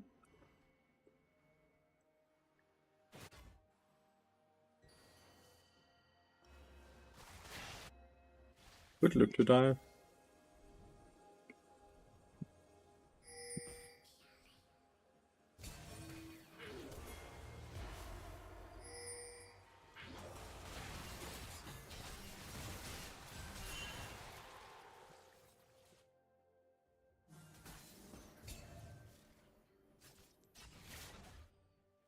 Rel. Not Rel.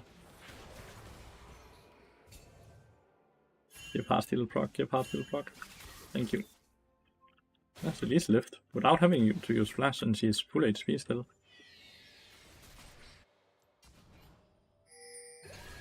Oh, that's on. Oh! Movement. Movement, dude.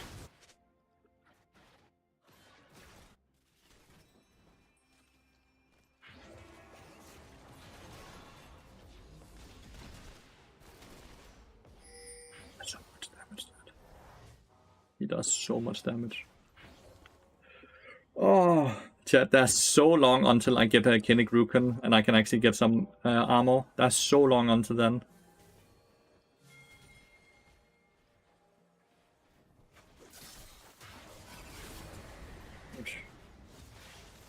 Did not expect him to actually stay in there. We need to get out of here.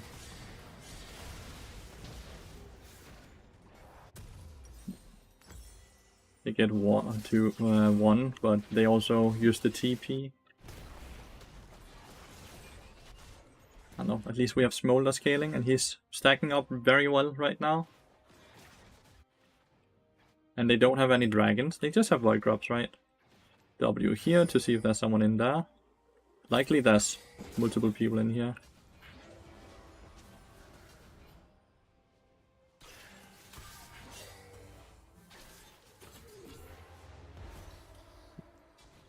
We don't follow. We could likely have followed with Smolder, but I think he's just focused on farming and stacking up, so I shouldn't have used my ult. Is Caitlyn fine?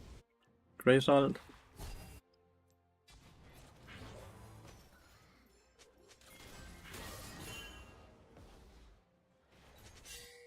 Really need to get out of there.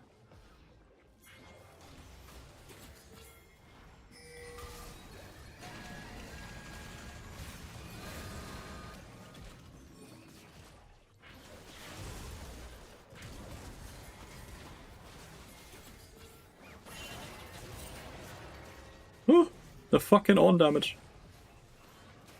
The Graves is so low. That would have been a great pick. Which is why I did a Q flash, but he flashed himself. Did not respect the on damage at all from his W, but it does percent damage.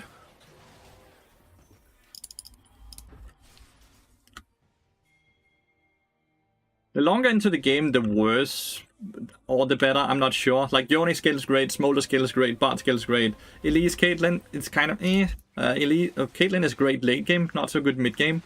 They have, like, all items, and they have like AP Kog'Maw skins off of his ults, right? So, 6, 11, and 16.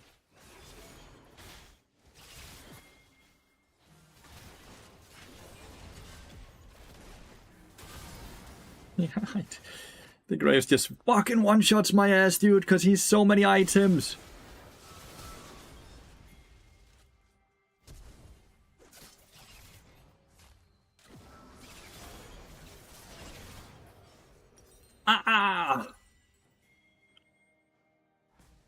Meanwhile, we lose tier 2 bot lane. My Yone is so far behind. We should probably just have played the dragon. Okay, I'm starting to get to a point where I'm very nervous about this game. That kills? That kills.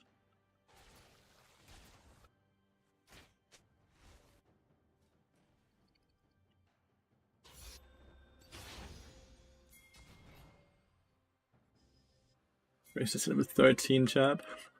This is such a scary game.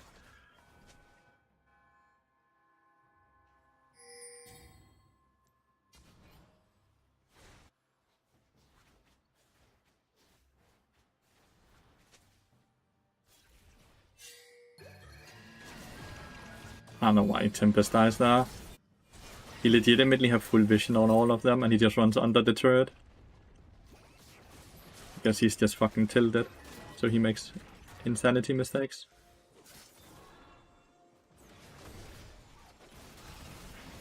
Shoot! That's one auto attack Q, and half my HP bar is just gone. I desperately need armor. I am so fucking weak when it comes to Graves. Kog'Maw, Akali, all of those? Yeah, fucking send them my way.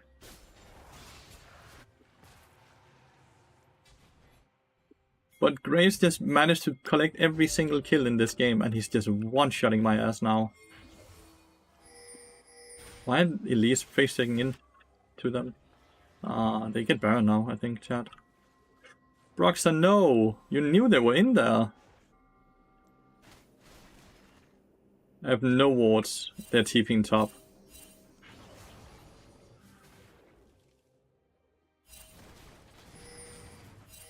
I have no wards. Double TP.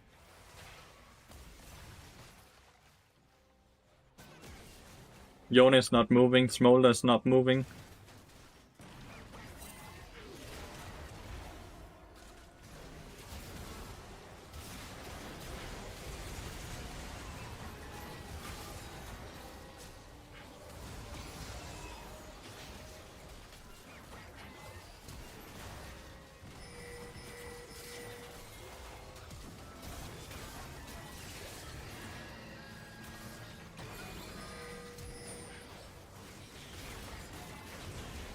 Hey, kill all of them, then they don't have Baron.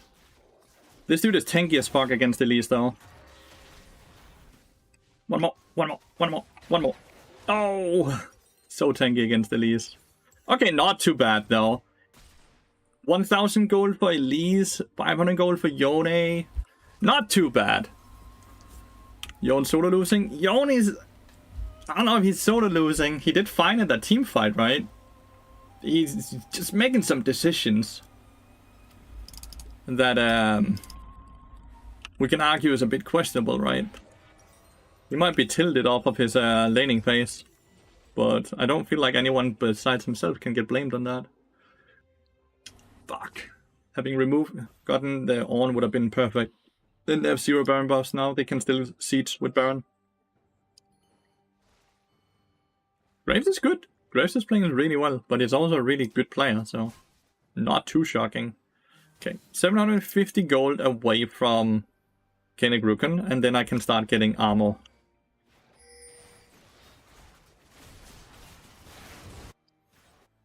Feel like we just lost the game for Red Bull, maybe? Nah, maybe not.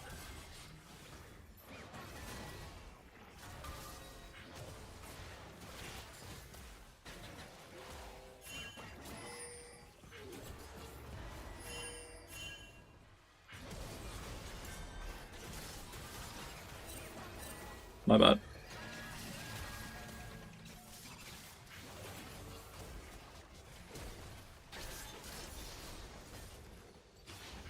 I dare you to take it. Did not kill Dawn.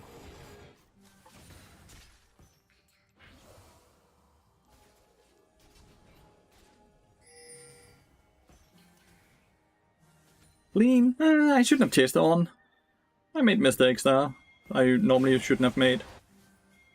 But the chase does mean that they don't get the reset when they need to get the reset, which means that at least Yone gets the tier 2, which is like 700 gold.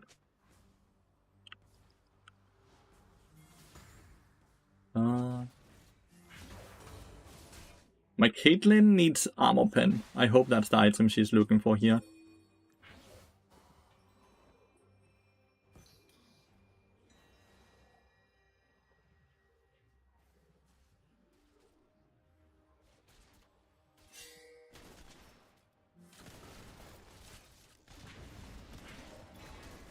Oh, so much damage that. Oh. Right. Fuck!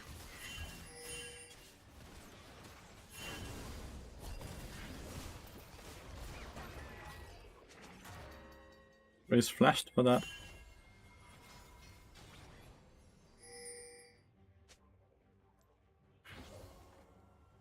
they looking to kill Kog'Maw here?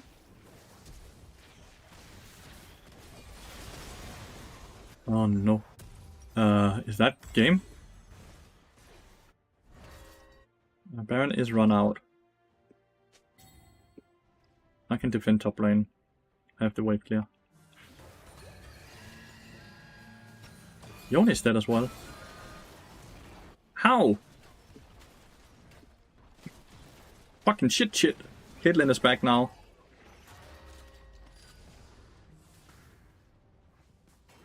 Chain ending, chat. This is only the second dragon, so we really don't care about that.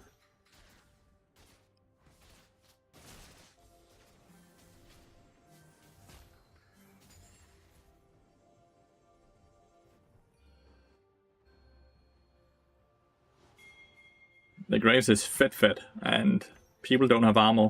Like, I don't even have armor, so... Because I went hardsteel. That's the thing about hardsteel, right? Is that you first get both resistances at third item. And I got ultra unlucky that Graves just managed to collect every single kill in this game. Because if the magic damage dealers got the kills, I would have been fine. That would have been perfectly fine. Smallest 3 items. And she is getting armor pen, good. Getting my first cloth armor of the game. Do you have a Spotify playlist? I do not know. I just listen to classic music. It's just like classic music.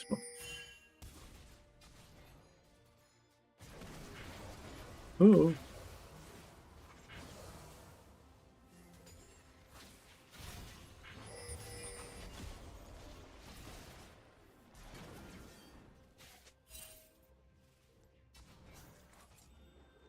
Now it's hard for them to siege. Meaning we should actually work on trying to get vision on Baron.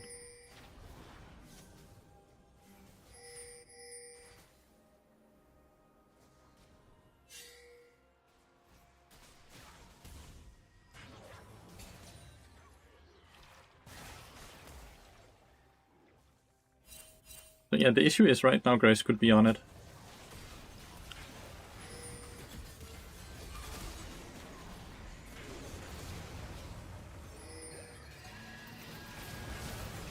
I hit the double stun, but imagine if people was there to follow up, then they just kill.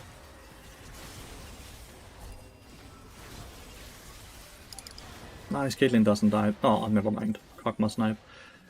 I hit the ult, which set up the trap, which then set up the double stun, but my entire team had at that point just ran away.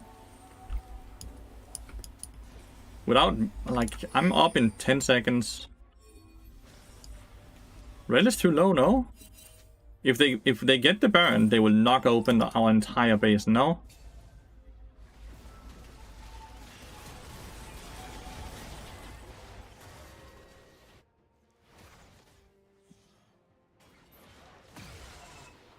Fuck me, dude.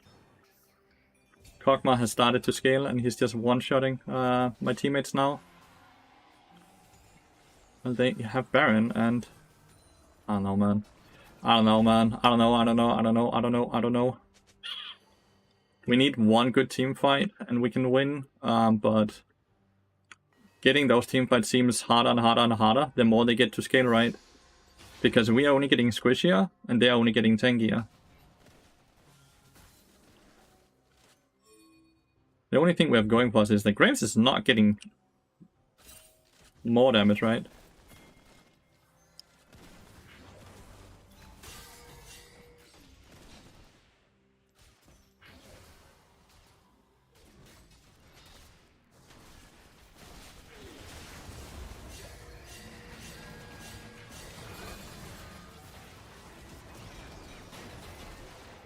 I guess we just can't one-shot him, he's too tanky. We had a trap damage into a trap damage, but Randuin has deleted the entirety damage that Caitlyn does. I thought we could maybe one-shot, but no. I think it's just Joe over now. I think they can just end.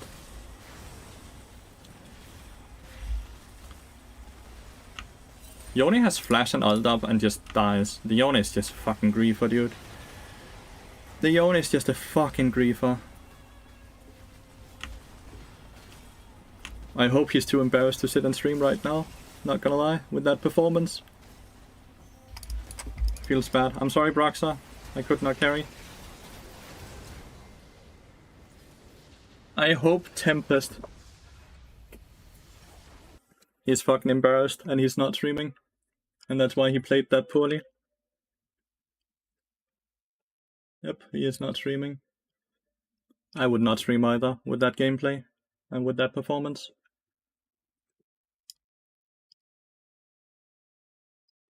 Imagine losing so hard to a fucking Ornn, dude.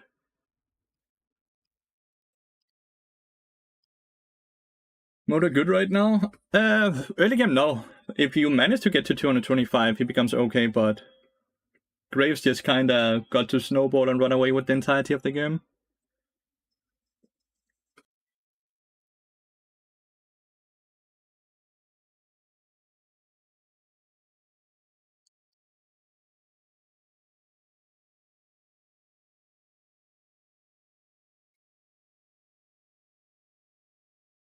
They played really well, but it is easier to play really well if you play against a team where you're playing 4v5 because one person is refusing to use their kit and their abilities, right?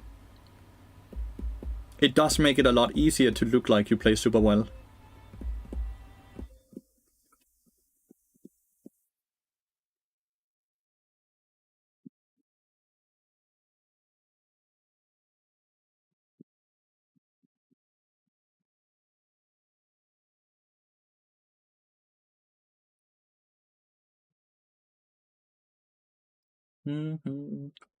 Even the aged oak will fall on the tempest winds. Fuck does that mean?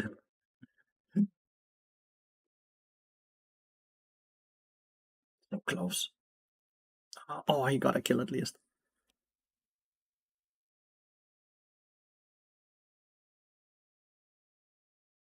Okay. Well, we need to win streak again. We've lost 2 games in a row. We need to win streak. How often do you honor the enemy? Rarely. I rarely honor my own teammates, dude, because I always just click through it. I don't really think too much about the honor options. Oh, good flash. Tweet 500, true. He just got speared like that. How? Oh no, and it was a 1000 gold shot down. Oh no.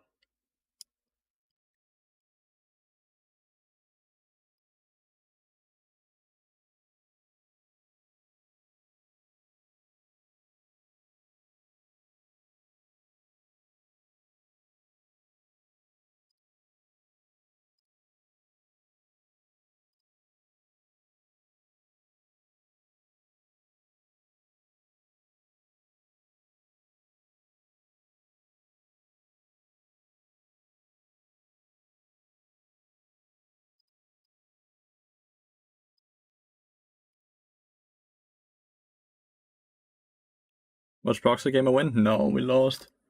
Our top laner, Tempest, kinda just decided to grief the entire game and continuously just run it down, while also not using any of his abilities as summoners.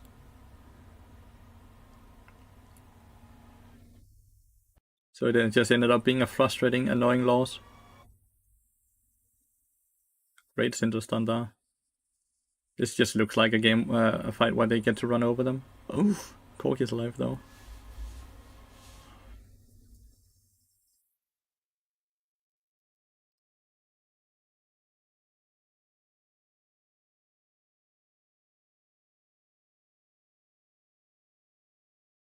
That's a weird play, bye-bye.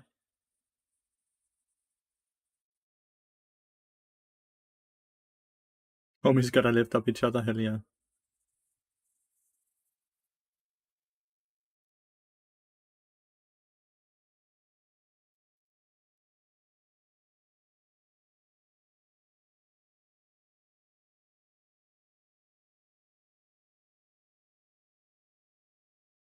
Ooh, that's Hextech Soul. That's, in my opinion, that just makes the game unlosable if you get Hextech Soul. Hextech Soul and Cloud Soul are just now you cannot lose anymore. Damn, Broxer got into a lobby, but I'm still in queue. What the fuck?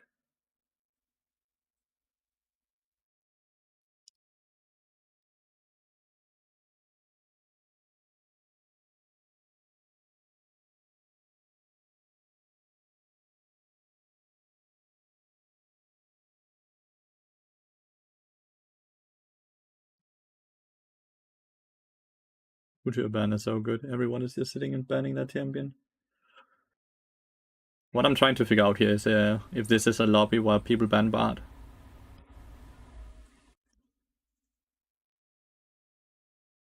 Both Broxer and Lathyrus is in a champion select right now. I wonder if Lathyrus is over here.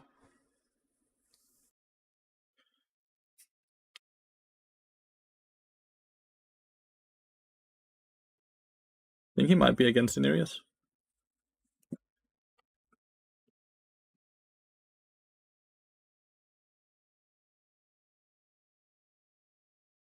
Yep,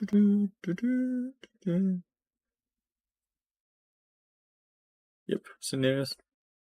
That's gonna be a fun matchup. That's gonna be a fun matchup. Is he going Teemo jungle? Guess it's good into Mostier.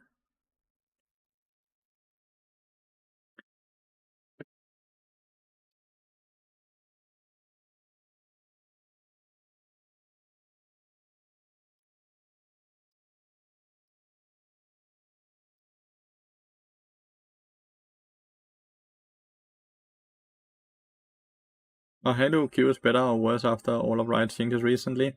Right now, blue side has a 10% higher win rate than red side.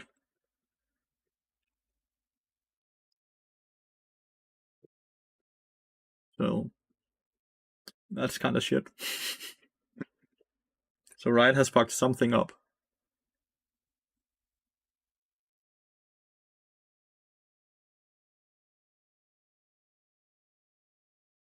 Yeah, but he can dodge the blind with his Q, Serpentine.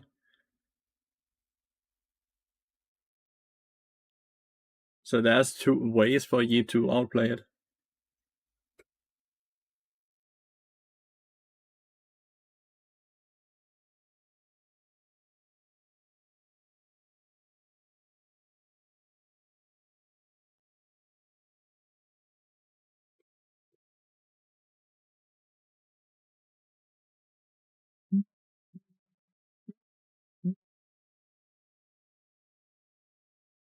Dun, dun, dun, dun, dun.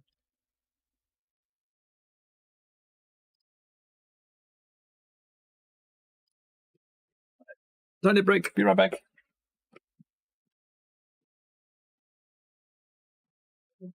What is it?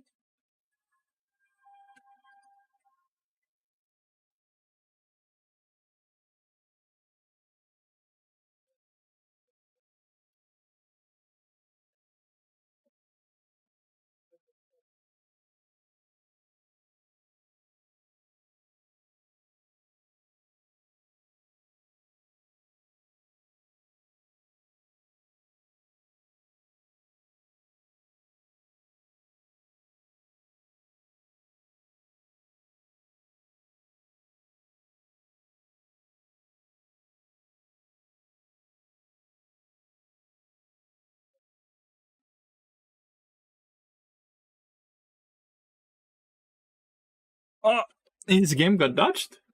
That's a bummer. And why am I playing with Caitlyn every game today? I don't feel like Caitlyn is a very good champion in the current meta. So I'm surprised I constantly have to play with Caitlyn today. Can you meditate the blind out? Like, you can meditate doing blind, if that's what you mean, sure. Giga beefy team. And a Lulu.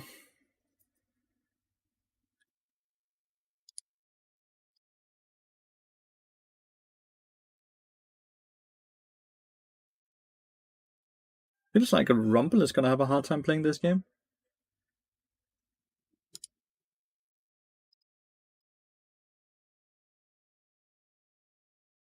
Yeah, you can meditate doing the blind. You definitely can.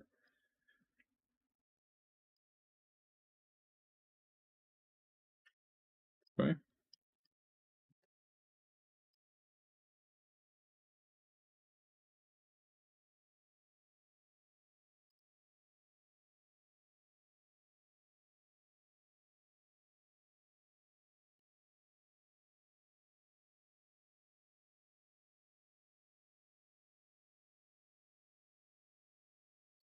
Avoid the shallows. Thanks for the follow, mate. Welcome to the stream. Hope you're doing amazing today.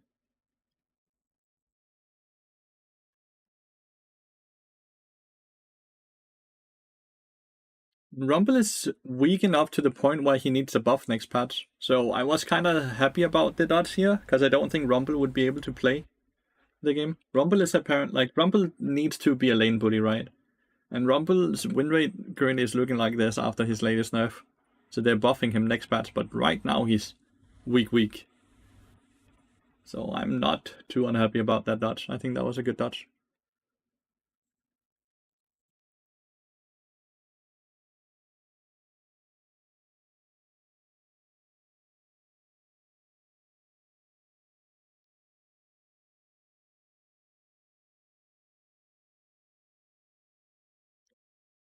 I don't think he does enough damage early game to be a lane bully anymore.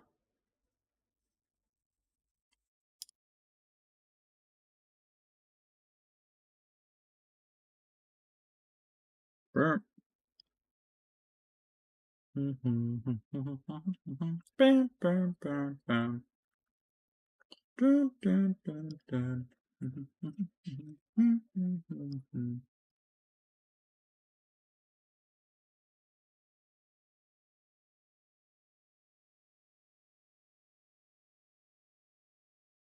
Oh, you definitely need synergy, 100%. I agree with that.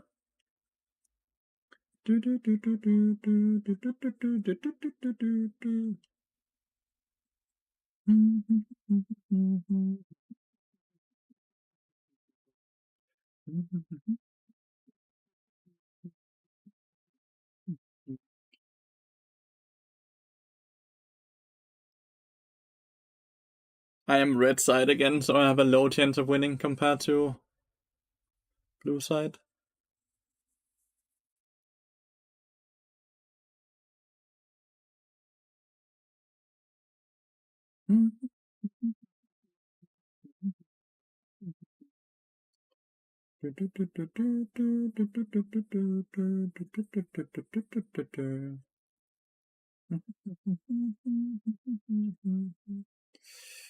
It's Skewmont, X-Quid.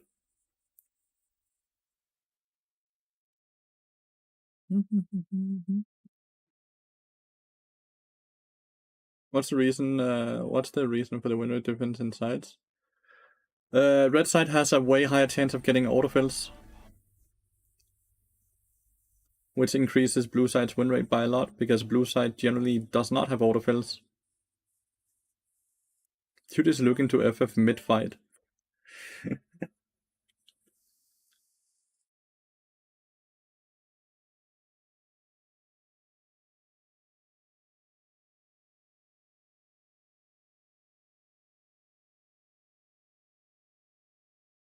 Didn't that what?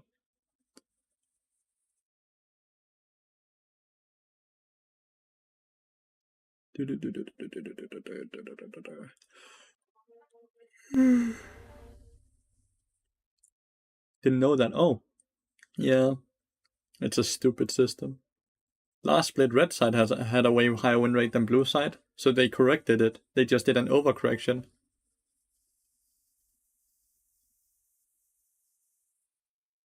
Ragnar has become toxic since he started streaming in English. I don't think it has anything to do with him streaming in English, and more so that he streams 12 hours a day. I don't think it has anything to do with the language, and more so how many hours he actually spends streaming every week. When people overwork themselves, it has a negative impact on their mentality and their patient levels, and many other things as well. And I do believe he's currently overworking himself.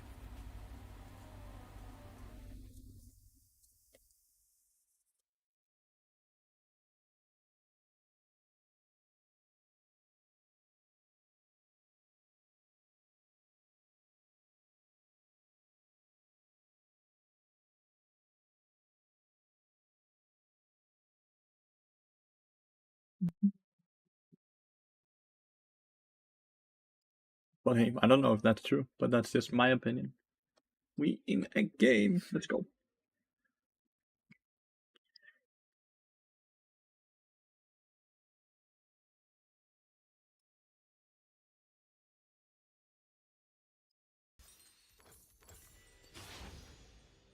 That top 3 for himself every season. He's ever only held both rank 1 and 2. He's never held rank 1, 2, and 3. Running with TP on Jin into Jinx Lulu. Yes, it's really just a farm lane, but that's okay. That's kind of how I play the early game as well. Maybe he knows that. I don't know.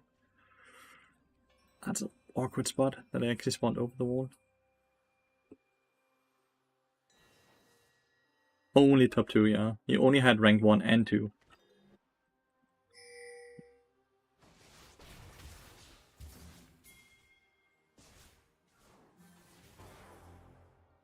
I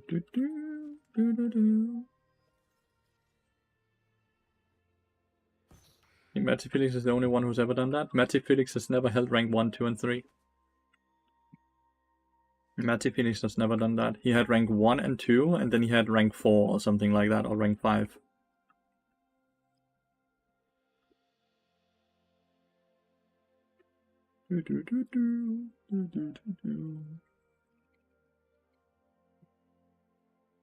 I think he came very, very close, and I do believe he had like 5 accounts in top 20 as well. Like, insane things he's done. Like, I'm not trying to take anything away there. More so just clarifying what insane things he actually managed to do.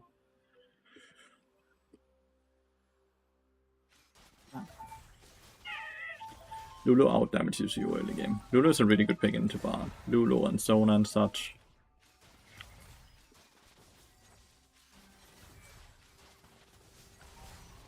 Lulu has some higher damage than you and a tiny bit more auto attack range than you as well. As he stops playing, he always stops playing and then he starts playing again at some point. He tends to always just disappear for like half a year and then he suddenly comes back and he plays. But he's not been really good at the game for many, many years. Like, he is still a challenger player, don't get me wrong, but he's not even a top 10 or top 20 player anymore.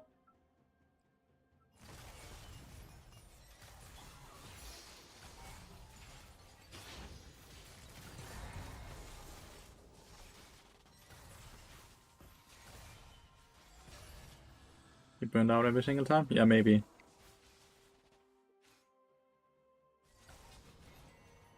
Early ward here. Elise is likely gonna be bot side.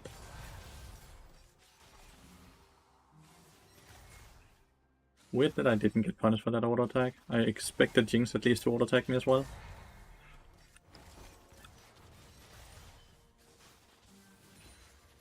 Always try to keep a stack for that. Wow. That's a bad flash. EQ, then knock up. So, I don't think Jarvan gets the Elise here, because I think Elise will just cocoon him and run away.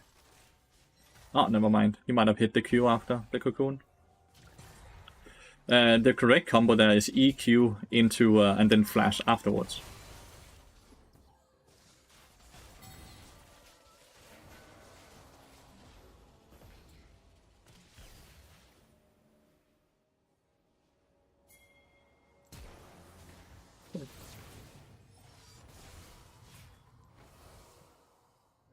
I missed my Q flash. I tried to stun her on the corner, and I missed it. If I hit it, we can overcommit, right? But that was just fucking grief and bad. I played that like shit. I had a fine idea. The execution was just as poor as it could be. Like, as poor as it could be.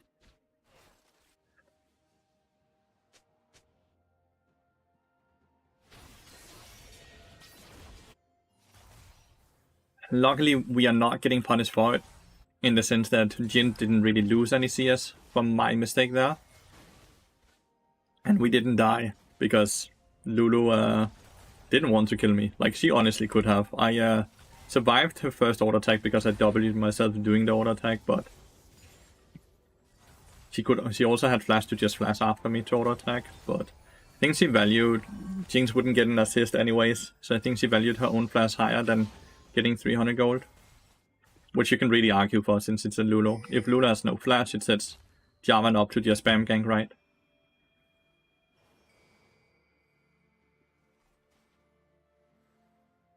Do you think red side works even on low elo? We lost 2 red side games back to back. Blue side has a 2-3% higher win rate in every elo. But in challenge elo, it has a 10% higher win rate.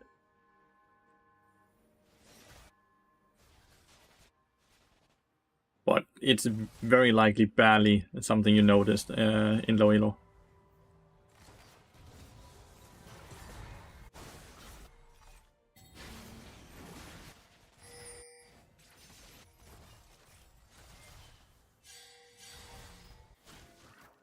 Oh, he's fucking doomed here, dude.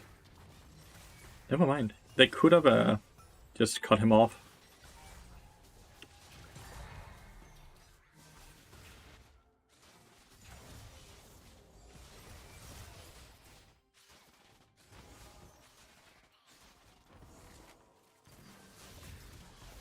Dude, I'm too fat to dodge that.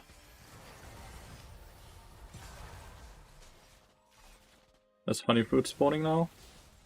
So I can take this bad trade quite easily. Like this one spawns in within, yeah. Now.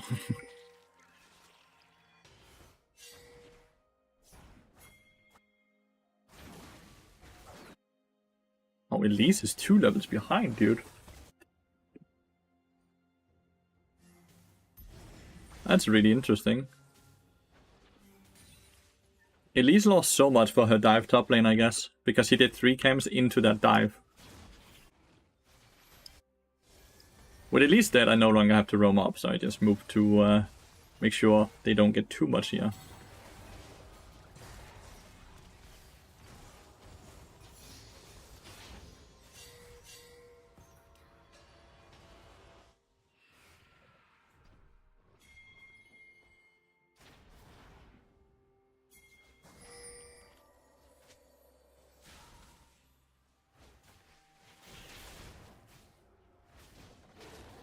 I thought you would QE. Well, was hoping we could actually kill, but it's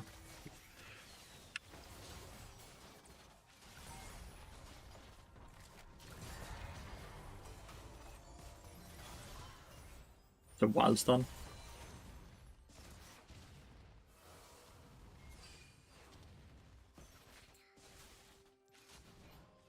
Kinda feel like Elise just needs to start forcing some dives. If she doesn't do that, how will she get back into the game? She's not a champion that scales, or for farming, right?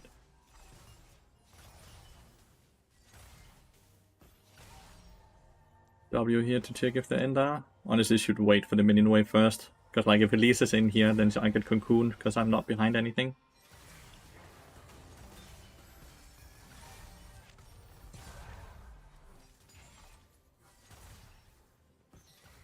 So when you reset, I'd really like wars like this. Like a super deep ward like that. So we know if they sneak in. But it's so hard against Lulu at lane? Yeah. So far the lane is actually going extremely well for us when you consider the lane we're playing in. You know? They have only gotten 2 planings, they haven't gotten any kills. And they don't have a CS lead. At least played it as bully as you could, but she still gets kills. Killed her. Got Elise flash now, so let's ping that.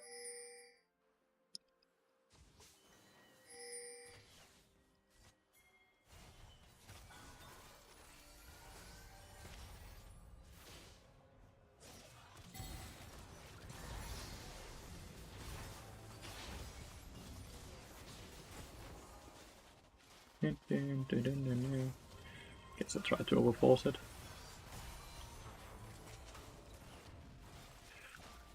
Let's get the cookie.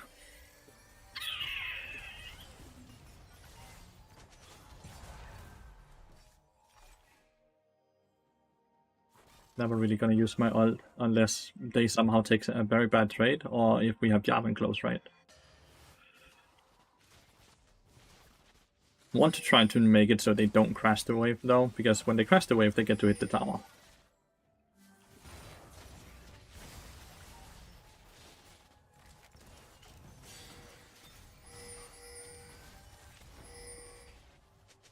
In many ways, these trades we take are not great, because if Elise comes bot lane to dive, then we're forked, right?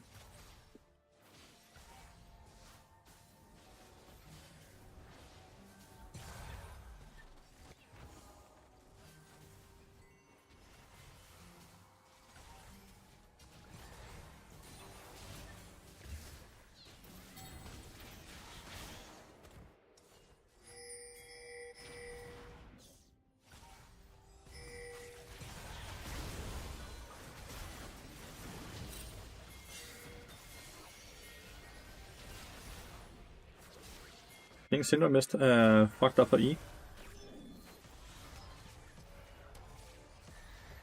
Oh, well, we got the flash. I think Syndra eat after her ult had already killed this the Elise, so she eat nothing. Maybe just go for this. Maybe go for this. There's many options for Yone not for Yone, for Jarvan to do right here. I was like, I'm talking about Elise being bot lane, and yet I'm still doing these plays while if Elise is bot lane, then I get heavily punished. I guess he thought they reset.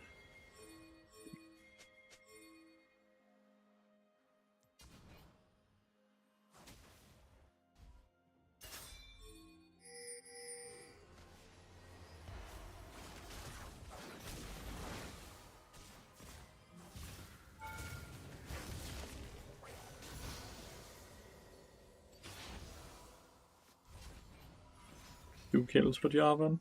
I only got an assist on one down. That's great though. And they even spotted us on it, with Elysia, and they still died to it. Which just means that they are stupid. Every player functions differently, some do better on red side. No, that's not what we're talking about here, Seven Fine. In Challenger, every single player has a 10% higher win rate on blue side, because currently, red side is the side that gets all the autofill players. Blue side rarely gets autofill players. This is not about preferences, this is not about anything. It's straight up that Riot's matchmaking code is giving them a benefit. I don't know, this play is not great.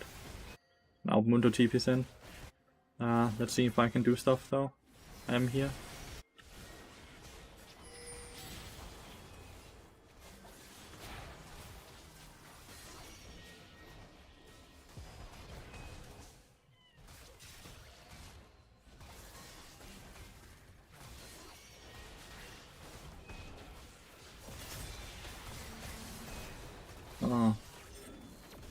Wow, height difference, dude. That did not look like it would hit.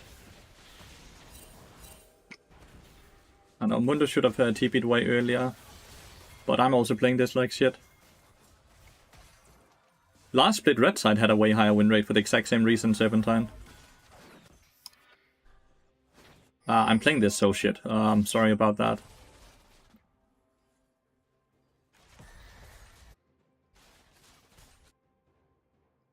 If Jinx decides to move up here, we can maybe look to kill. She has no flash. But realistically, she won't make such a mistake. We didn't get any of the void drops. Okay, she is making that mistake, maybe.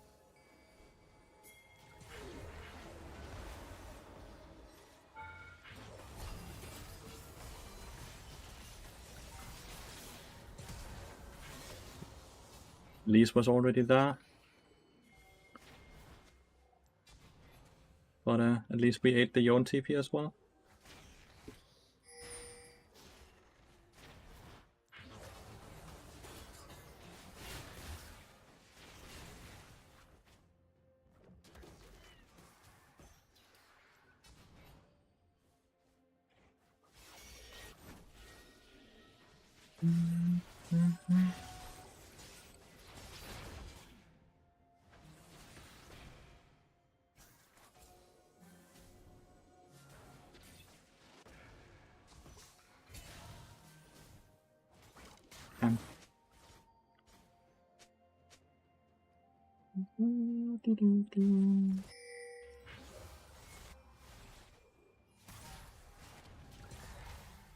I'm on a ward or what? You saw how Jinx suddenly backed off the minute I stood in here? This is very likely warded.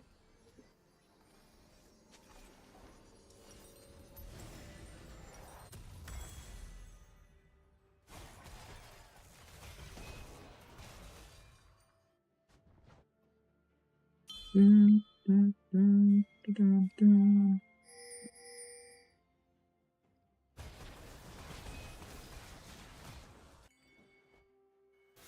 don't know why they're running to a play that's over instead of making a cross map play.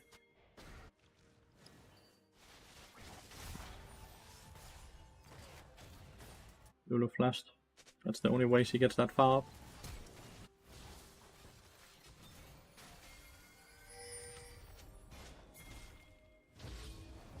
He gets the turret though.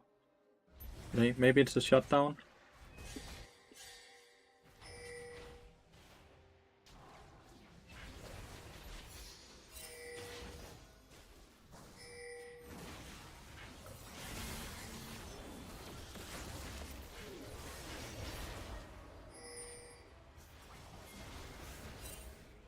Why is he looking to go in? Ah, Tinks gets another kill. This is what I mean with, like, we need to, if they make a play top lane, why are we running to the plane that's already over instead of making a cross map play on the other side of the map? Like, we should just have played for the dragon and gotten bot lane turret. And let Mundo die top lane. Then yeah, we lose Mundo, we lose the top lane turret. But then we get dragon and we get a bot lane turret. We get way more gold. Right now, we are playing reactionary, continuously walking to where a play is happening. We always will be behind in this, and we will always lose out because of it. And it's kind of frustrating. Elise was completely out of the game, if you guys remember that. But now she's 7 kills.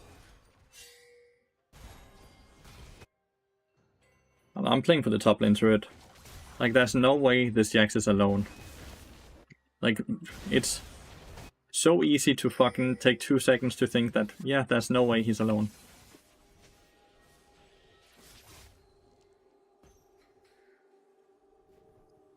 We are so far behind on goal right now, because the Jarvan is continuously making the most horrid mistakes.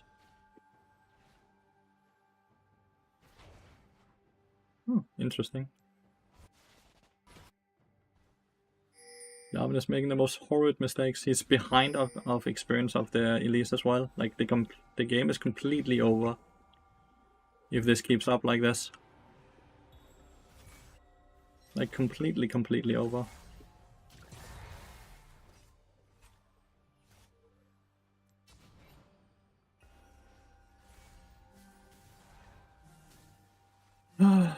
Frustrating things, not gonna lie.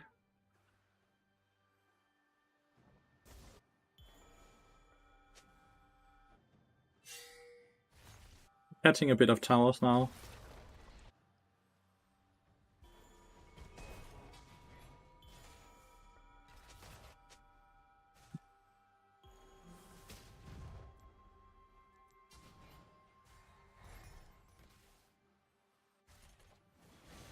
Mundo's too far up now. Just back up. Gotten to collect all my gems but one.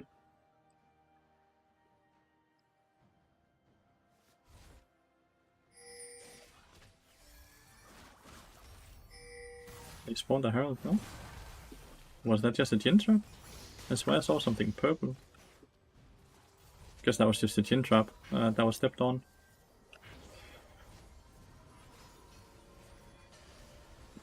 Welcome back. Did you regret your decision, LCRTV? Lisa's level 11.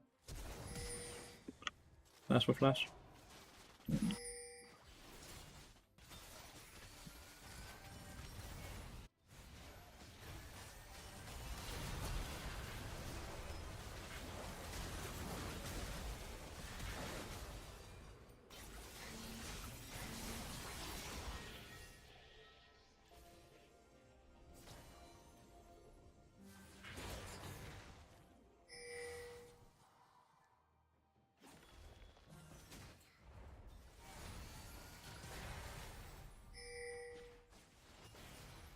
Would be lovely to kill Elysia, right? Because he has all those stacks.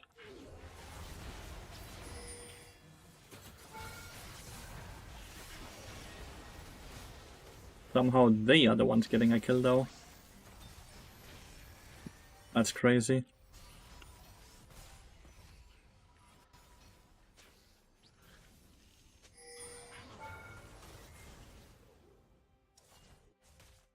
That possible that Syndra died there?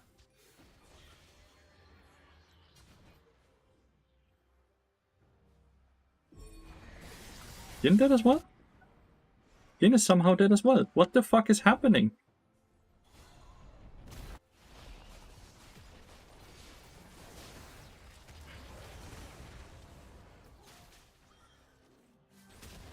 Hoping I could hit die.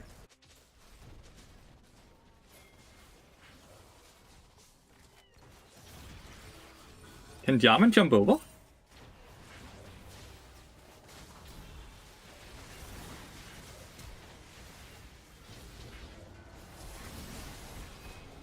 I don't know. Jarman is just fucking breathing, deciding not to jump over, waiting for the tower to basically... Well, not basically. Waiting for the tower to die.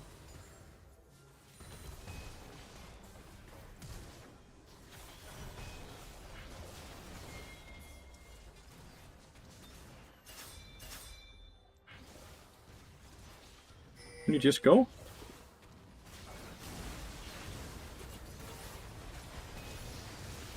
Okay, he went on me, which is great.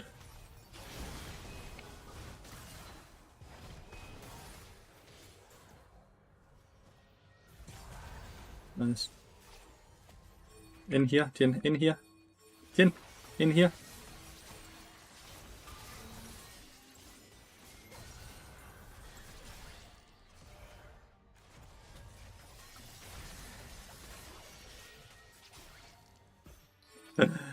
Fuck me, dude. Surely, like, he's dead, right? Watch him somehow kill the Jin here with EQ. Ah, never mind. Ah, this Jarvan just seems to be waiting the longest time before he does anything. He's building Frozen Heart, fuck. I guess I can go Randons then.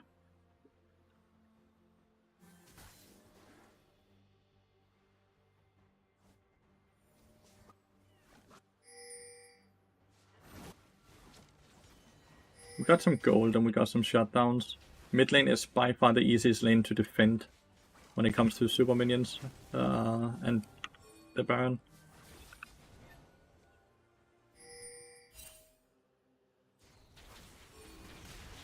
Do you one-shot me? Yeah, you do. Holy shit. Well, I suck. Completely suck. She actually just one-shots me. I have no MR, I guess, so...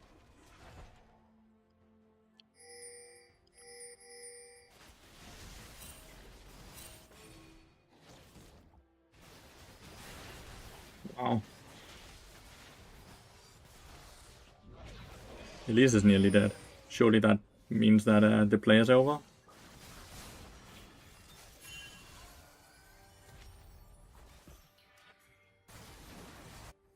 I believe Elise can actually one-shot me 100-0, but no MR and triple magic pen item, so she basically does true damage to me.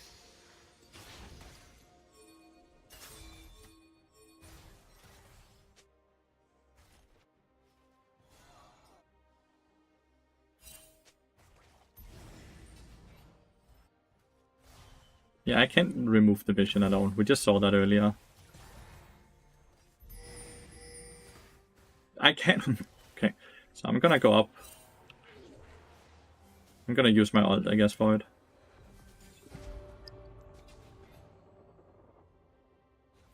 I unironically cannot use go into the river. We just saw like what happens if I go into the river. I get 100-0.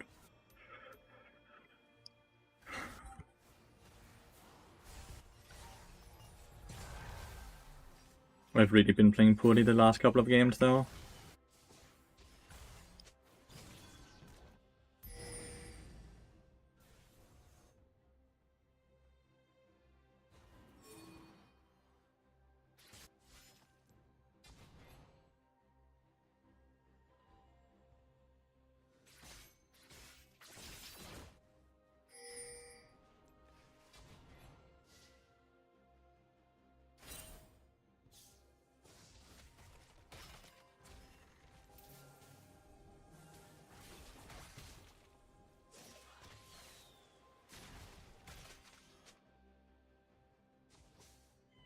I have no wards.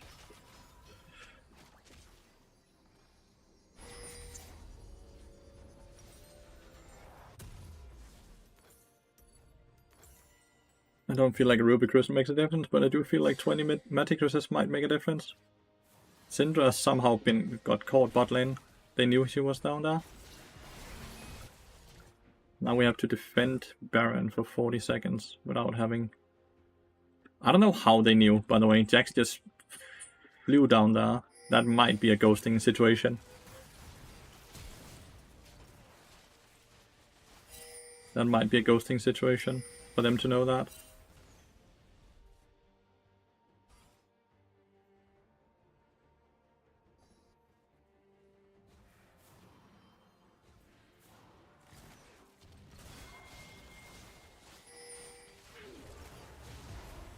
Okay.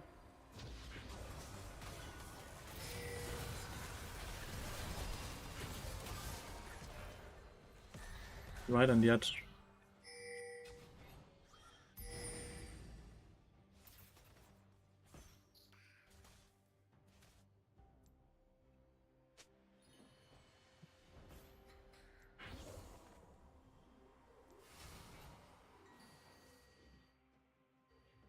Okay, Lisa's over here. And Yone. I face stick many places. Glad I didn't face stick there. I would just have died. It's faster to walk back into the fountain, by the way.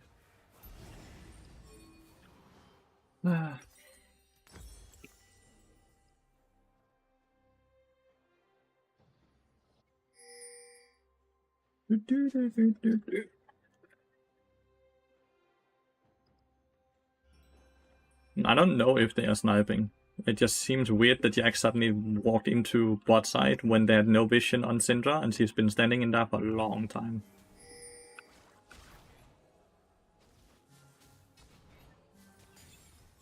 This time is death. Mundo is fucking scaling, by the way. It will become ultra hard for them to deal with.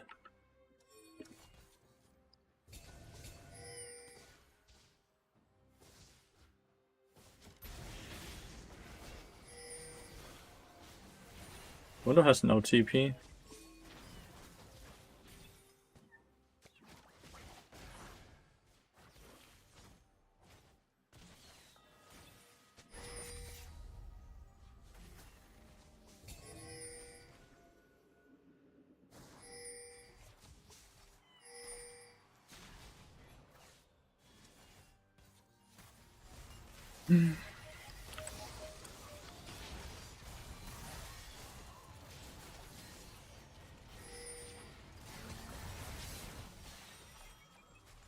Mundo has Warman, so he heals up again. Oh, the game has slowed down so much. It's starting to be a bit stressful, because one mistake just kind of fucks over the entire game.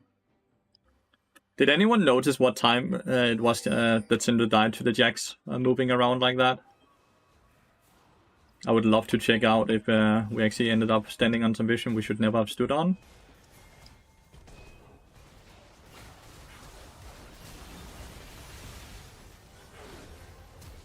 Okay, we got Jinx Flash as well.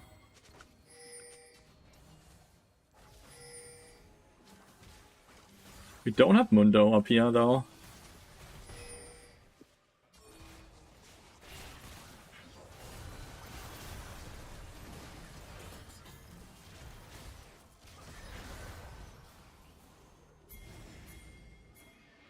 Feels like we need to start this now.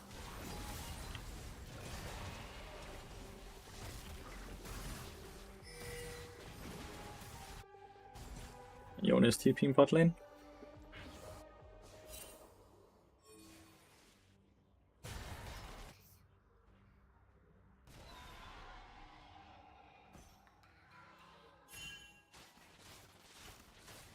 Okay, they know. No reason for me. It's just a fucking in second dragon. Around 23, 24. Thank you. I might ask you again later. When I forget about it. Some good ults and Jinx in these fights.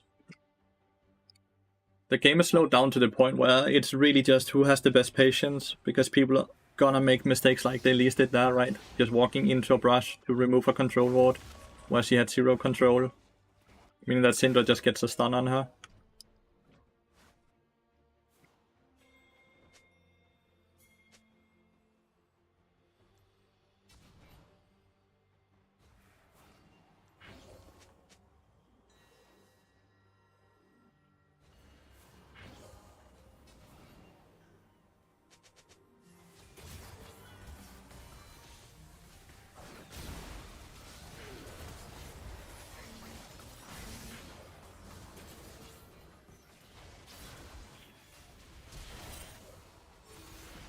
Somehow my Syndra's dead.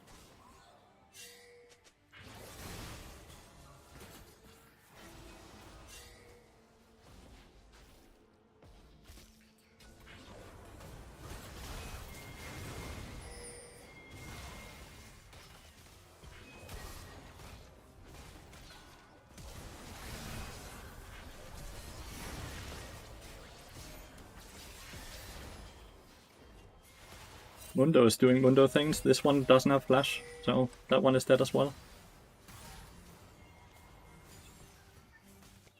They really all in. What is Jax doing this far up? Okay, I have to get some initial slows on him.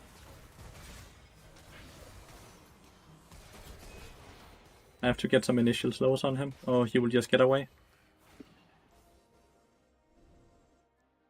Makes zero sense that the Jax and Yone just eager left like that.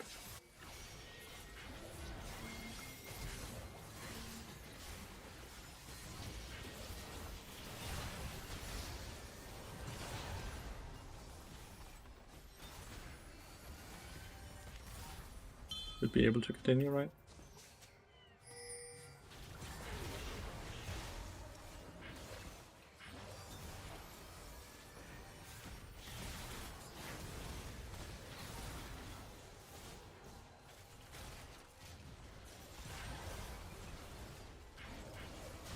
I get collected. Still no flash on her, I believe.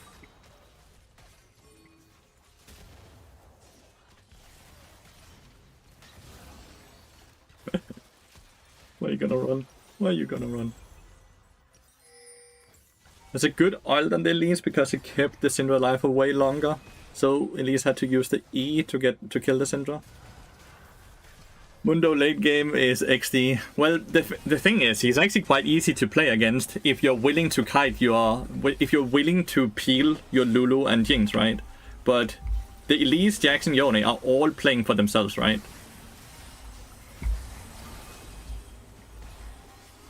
They're all playing for themselves. Kind of the same as the Jarvan and Mundo is doing here, right?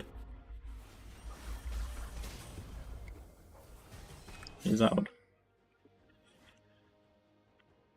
Like, people are not peeling for the AD carries at all, and then they're just gonna get run down. Like, completely run down. I have Randuin's now, so I'm just 10 times tankier than I was a minute ago.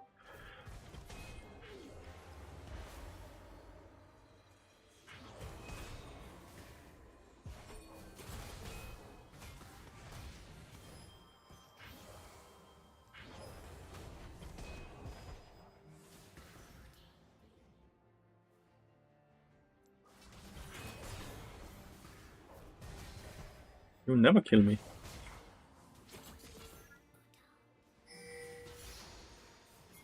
The longer we wait to kill him, the better, right?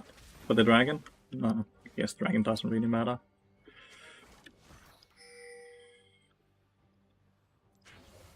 Second time Jax just gets caught. Oh,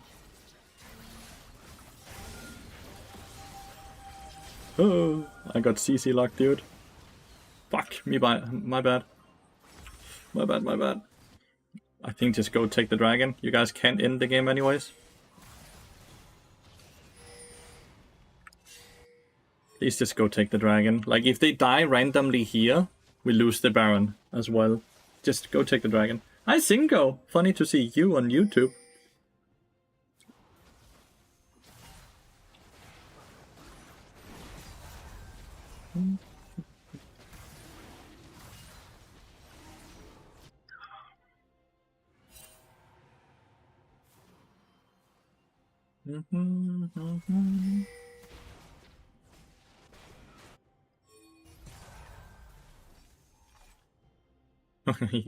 Unending Despair and Yaksho now as well. This Mundo is evil, dude. This Mundo is evil. Dun, dun, dun, dun, dun. Like, they can kill Mundo honestly quite fast if they all just funnel into killing him. But if they do that, and my team is around, then obviously they're just gonna insta-die.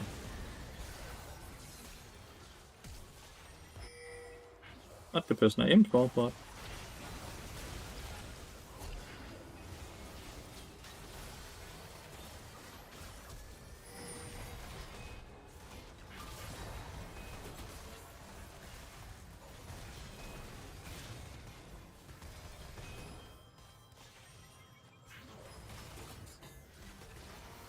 GG.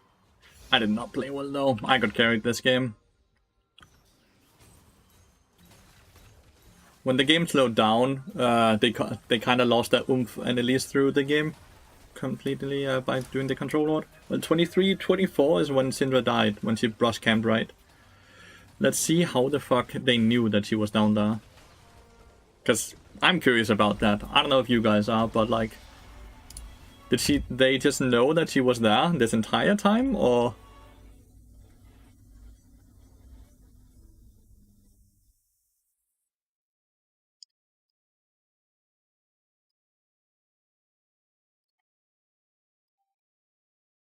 Maybe 22.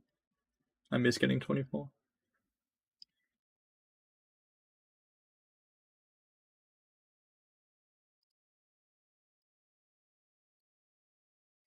Could have been a brush spot, but maybe scripting? I don't think scripters gets map knows everything on the map made.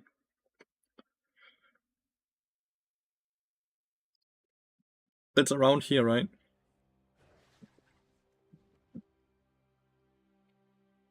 Let's see. This is the last time they see her, right?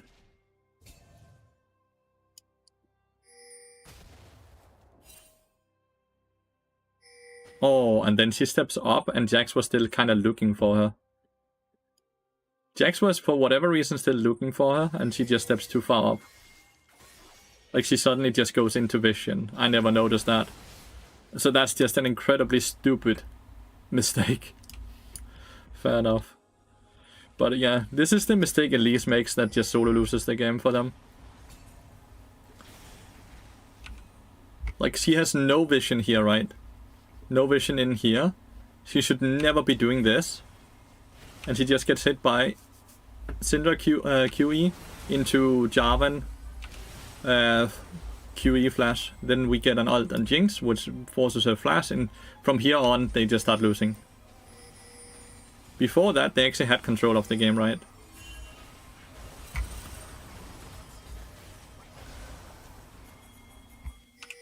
So yeah. Kinda just a silly mistake, if you ask me.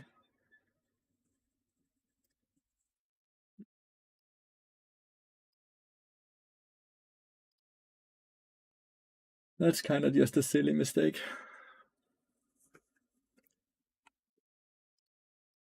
But now we know. Syndra is the one who just made the mistake. There was no foul play at all. Oof, Seraphina did not hit anything. No foul play at all.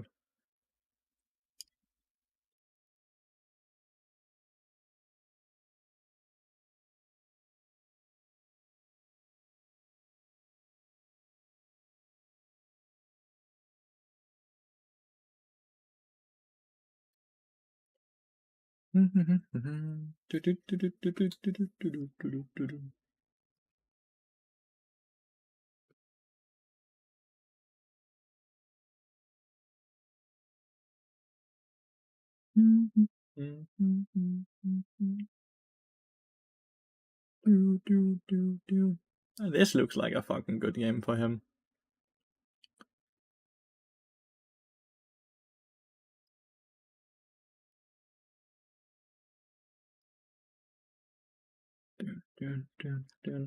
Surely he won't lose this one. Such a clean play.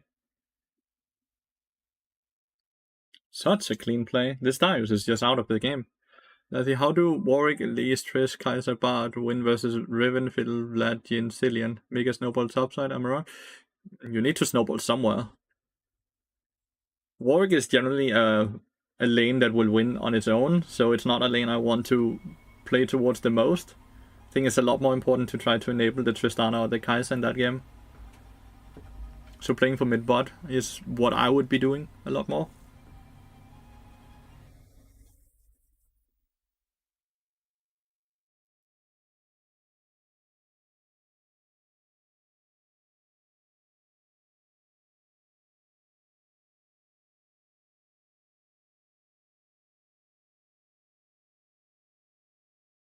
He's so clean early.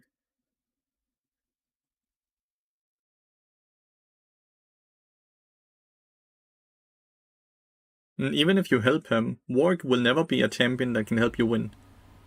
Instead of him going 1-5, let's assume he instead went 5-1. He's still not gonna be able to do anything against the enemy teammate. He's never gonna be a tool you can use to win the game.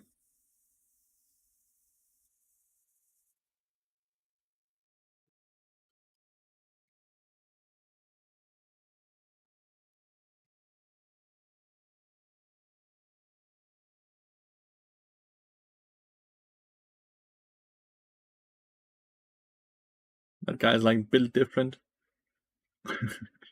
There's so many Warwick top lane players though. Like we have a few on EOS as well. No, because he will never be able to rip side lane. He will never be a split push threat. Warwick is not a split push champion. I think you have kind of misunderstood what Warwick's purpose is in the game. How are you? I'm good. I appeal for you. How are you doing?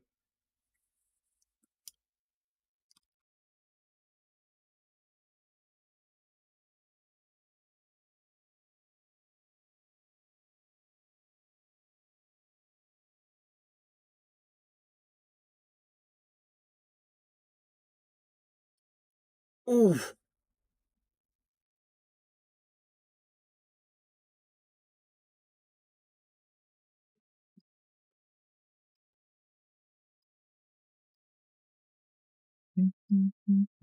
They're playing on a knife's edge right here. Don't go for it. Don't go for it. They are playing on a knife's edge here.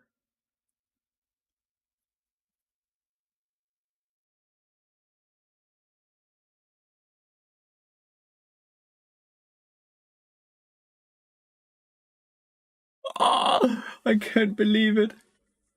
Oh, I can't believe it. That's just tilt. Just FF at this point, dude. Just FF. What's Warwick's purpose then? Basically a guaranteed lane where he has to win, and he draws jungle pressure up to his lane. And he tends to disrupt the enemy jungler from doing what the enemy jungler wants to do. That's his purpose and what he does. He sets other people behind, so they are more useless. Galio lives, well, not in the end. He did end up getting sniped by the Ezreal, but that was really well played.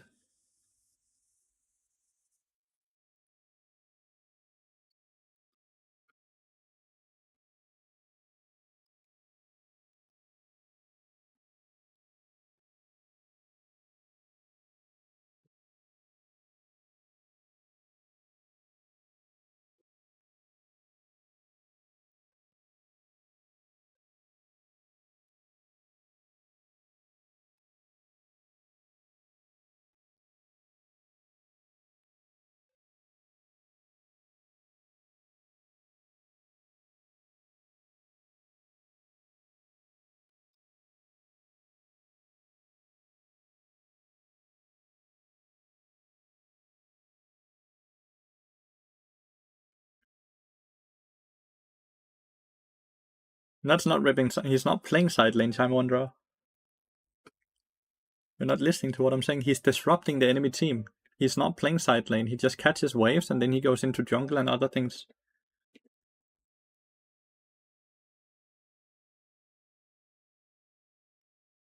I have a Shaco OCP that got banned out who's now playing Nocturne mid lane. And then I have a Nunu jungle. And I have an EUW top lane. Our team comes to look so cursed. Not gonna lie. It's such a cursed team.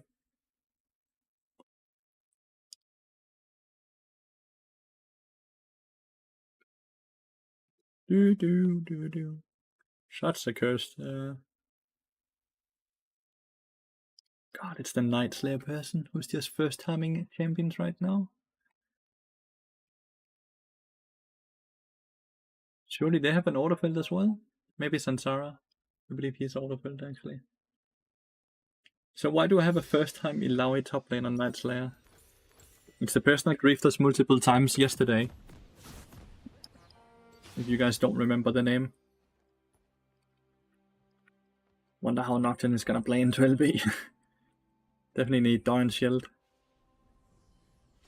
Yeah, so autofill top lane and autofill mid lane, both jungle players. That's fine at least. But I also have a first time Ilaoi.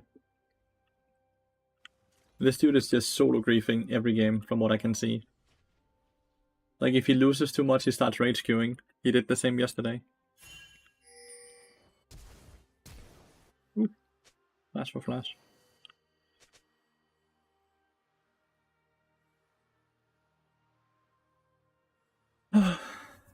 But maybe he can play easy against the person that does not play top lane too much. What is this skin? Oh, Nuno has a Fright Knight skin? I did not know.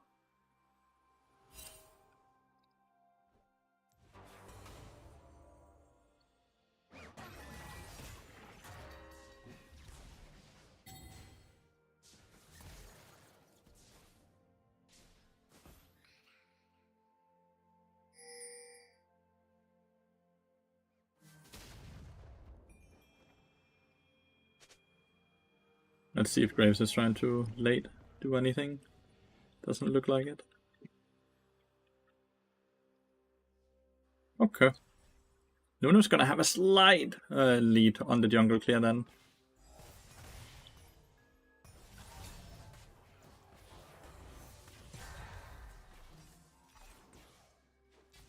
I really need a fucking ward in here. Fuck. Bad ward. Jin was able to auto attack.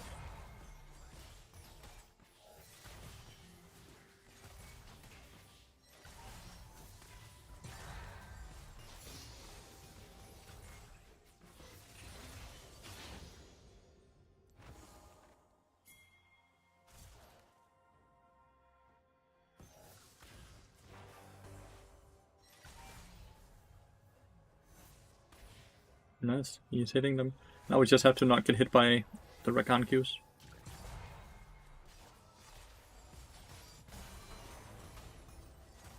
So, Ezreal is, oh, well, okay, he hit some poke on the Jhin. I first thought that he just didn't really respond.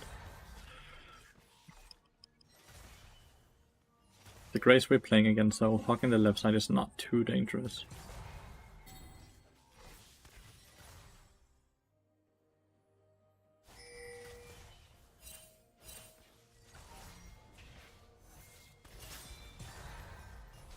I will feel a lot more comfortable when I hit level 3 though.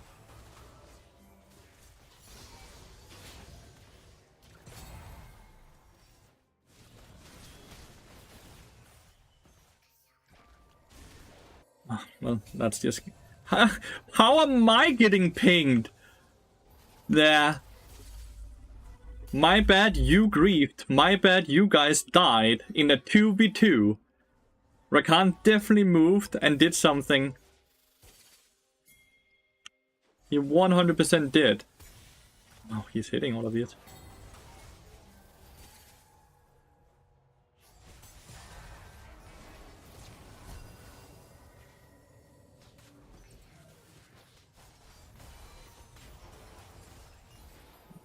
No assist for Graves. I just mute everyone.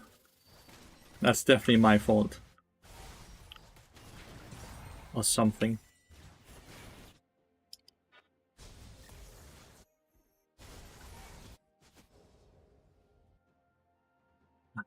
Sorry for tilt. That just frustrates me so hard. Enemy team, my team makes mistake and I get blamed for it.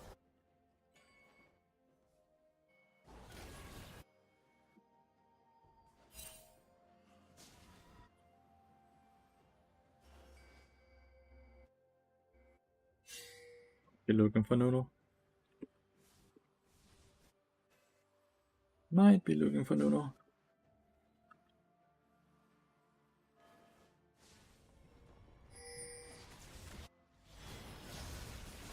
Nuno just dies again.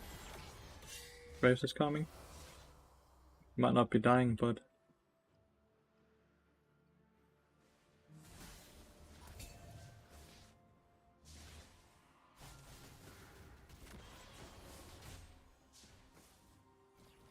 Okay, never mind, it's fine. I don't know why he has a tendency of only wanting to play for the Waterfill Nocturne player.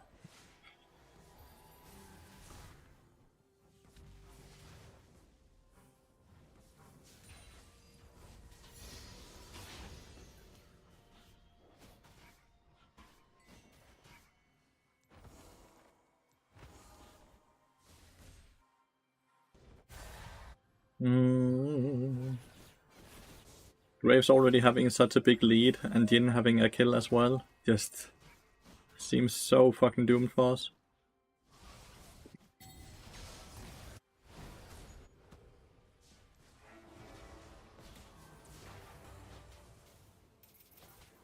I have no ignite, by the way. I think I have to flash because Rakan W is gonna be up. I was smoke screened, so I can't really see, so I just have to assume.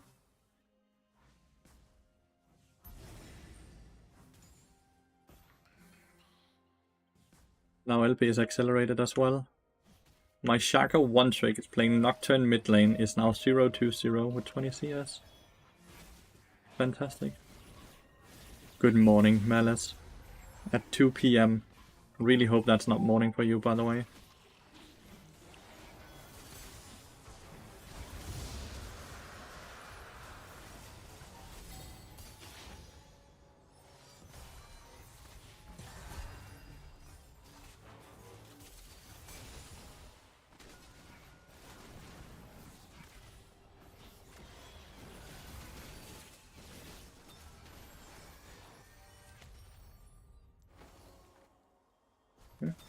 He got Graves. No shutdown on the fucker though. Not too bad though. My Q stunned LB as he jumped in on Nuno. Which is why that fight ended up so well. And that was not on purpose. My Q was just meant to get the dragon lower so Nuno could do the chomp smite thingy.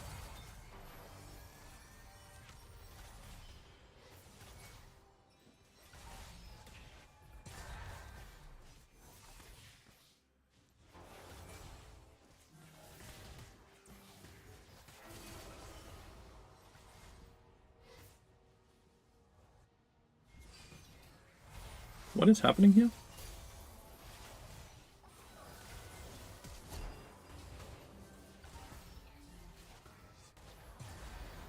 Ah, he went back in.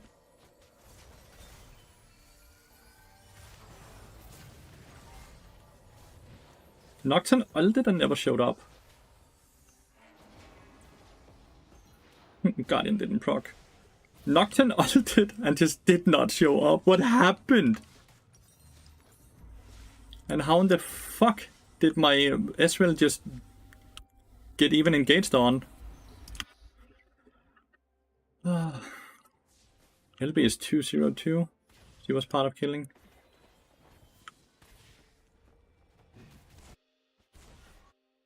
Ganking mid lane is quite hard as Nuno.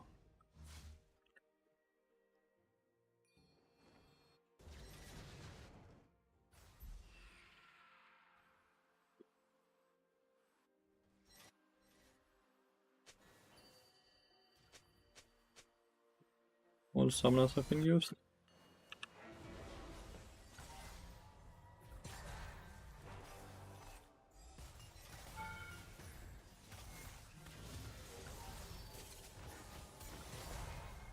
Good try.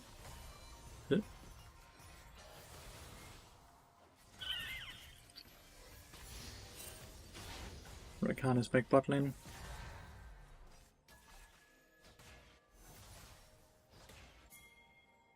Nuno's bot lane.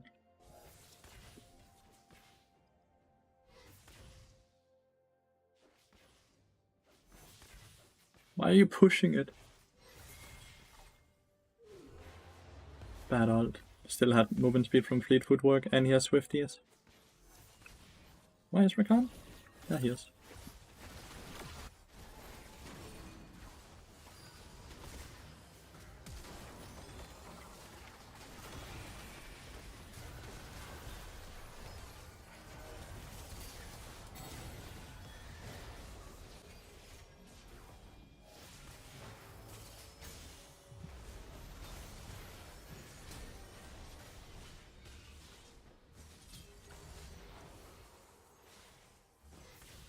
Not too bad. Tried to block everything for the Nuno. LB was there, sadly. I think we should have Nocturnal the LB though, to get the...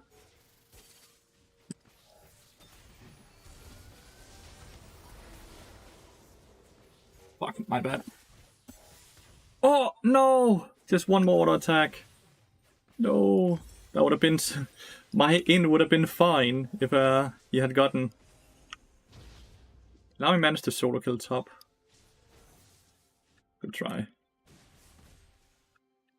Rakan has no flash and no ult, so he should not be able to get on top of Israel.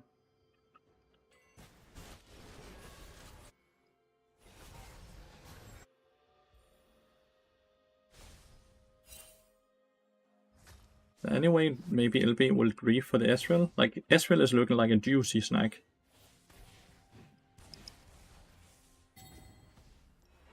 Yep.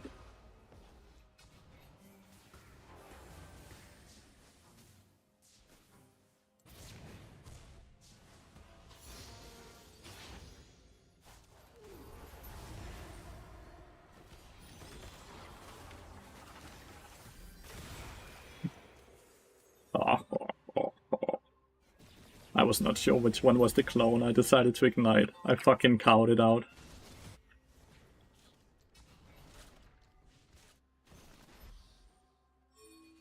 He might come in here.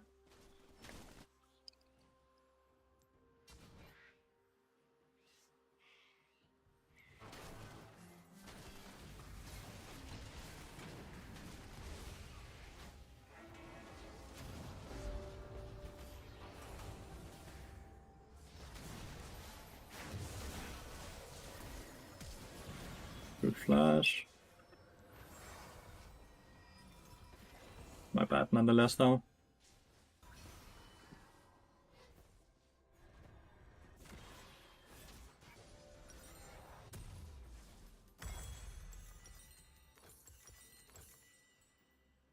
Not enough for the tappies yet.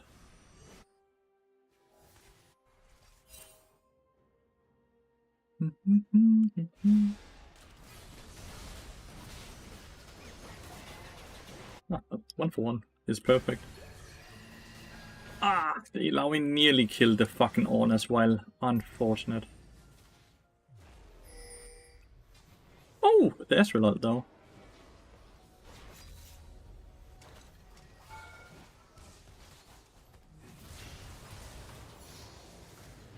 Good.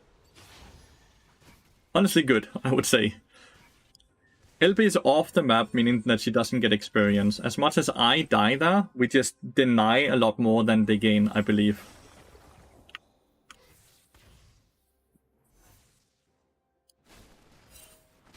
I think it's good.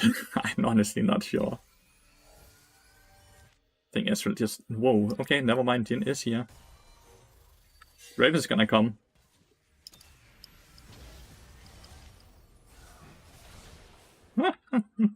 What is the... Oh, damn, it's even a shutdown, dude.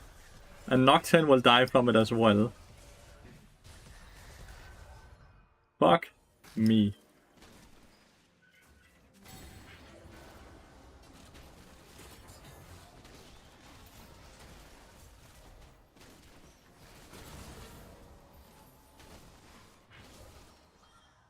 Is there any way I can leave here?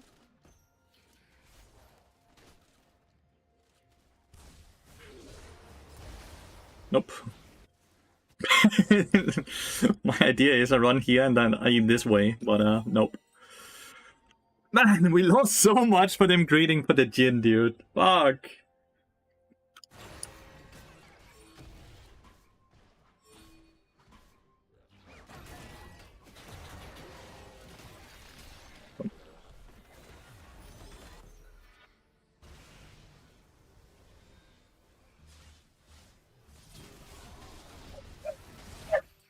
This Nocturne is not him. We killed Ornn though.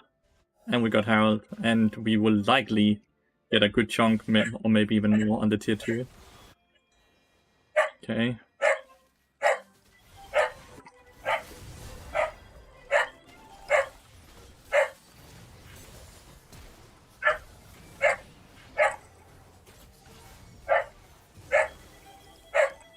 You guys hear Coda in the background?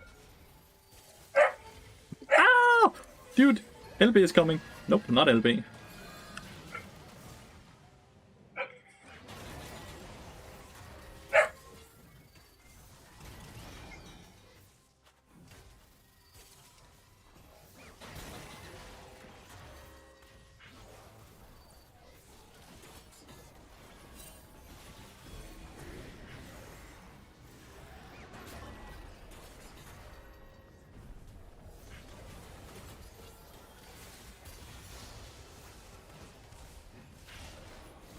Bastard on Rakan and LB. Bastard. Oh well. 1 for 1 and we got tower. Ilaoi also killed tier 2. Ilaoi is just not interacting with the game at all, but they're playing so weird, the enemy team. Coda doesn't bark too much, but sometimes if there's a dog outside who has a color with light in it, then that pisses him off beyond belief. And I don't know why, but if a dog has one of those light up colors so you can see them in the dark, he gets pissy. Because that's apparently the worst thing you can do to him. Nocturne just ults here to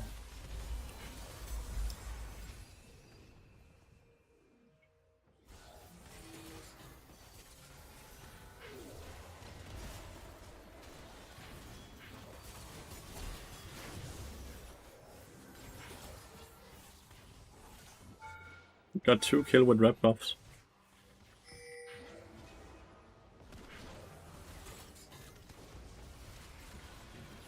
No! LB! No, I didn't get into the fruits fast enough. Fuck, I hate LB! I hate her! All my homies hate her. Jealousy? Oh, he wants one of them and then bling colors as well. He wants them bling colors, dude.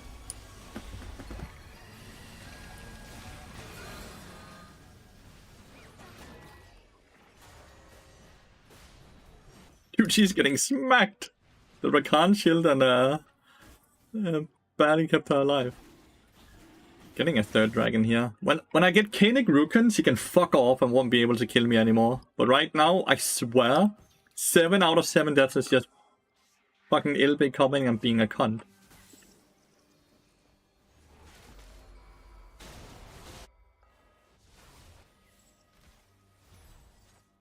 And he got the tower. We got the dragon. We got the counter. Like, this is such a weird game, right? Because we're not... They are not playing League of Legends to win. They're playing League of Legends for kills. And we are more so just playing for objectives, right? Get the void drops, get the towers, get the dragons, right? Fuck if we die for it, just get it all. Besides Nocturne. Nocturne is trying to play for kills.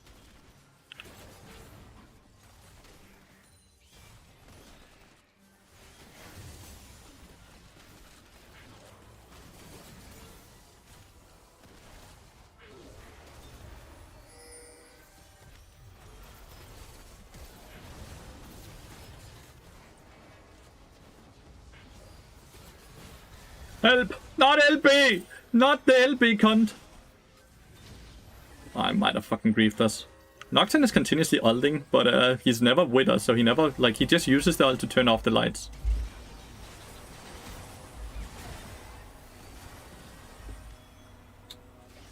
Oh no! Oh no!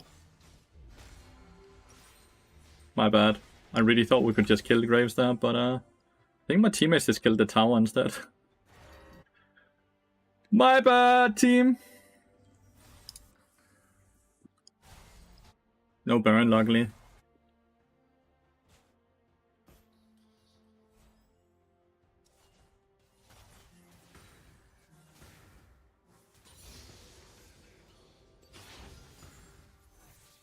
Taking a tiny bit of gold.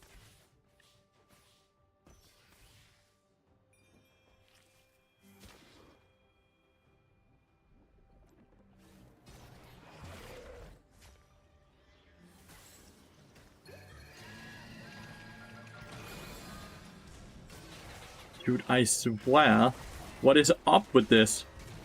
Why are they all there? What?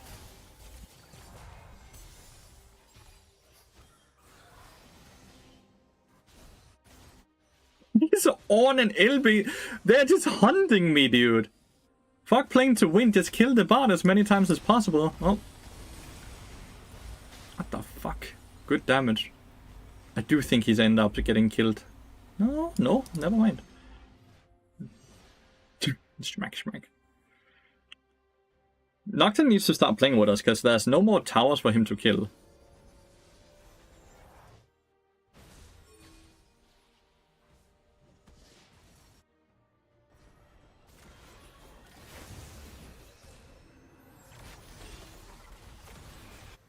Nice, EUW gets the shot down. We should probably look to take this. I believe Rakan don't have ult, since he used ult to try to kill Ezreal earlier.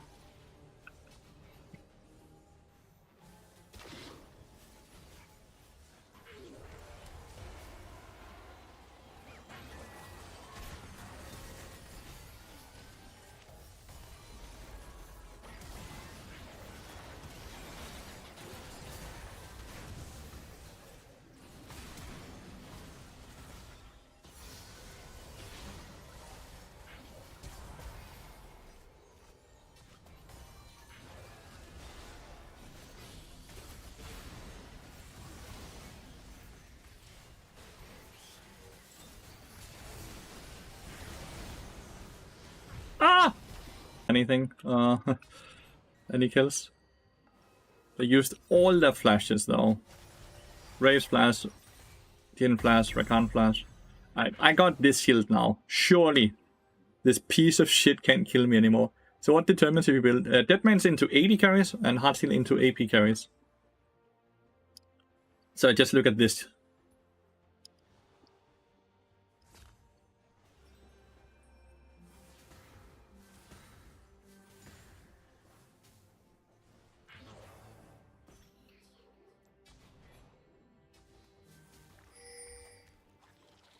Get some more shield so LB can't just murder my ass. Oh, the fucking snowball, dude.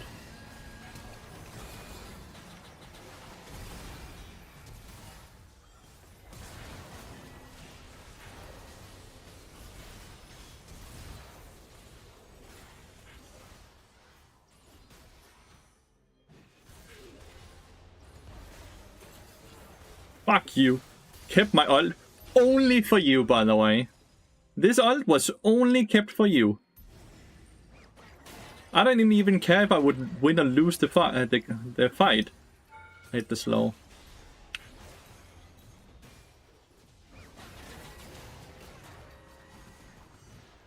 I just needed to fuck with this LB.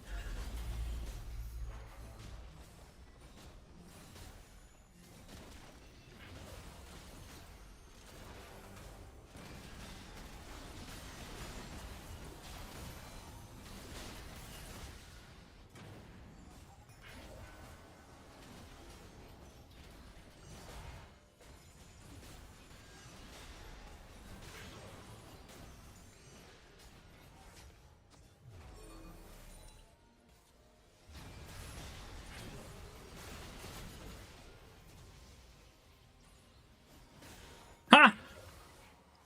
Fuck you, LB.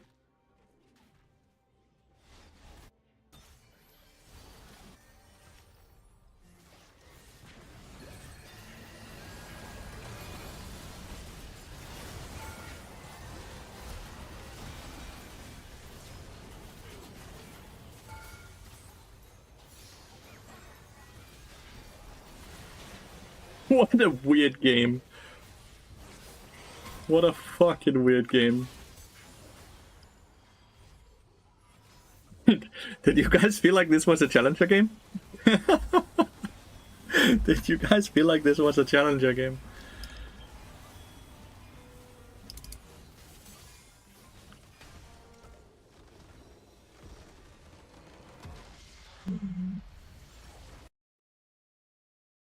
Dun, dun, dun, dun. Challenger game for real. This was the most challenger game ever. The most challenged game maybe. 23. Why do you always play the steel caps? I don't always do that, but when I'm against more than one basic auto attack champion, so Jin and Graves, then Tabis is insane. Like, trying to argue any other boots in a game like this. Like, what boots would ever be better?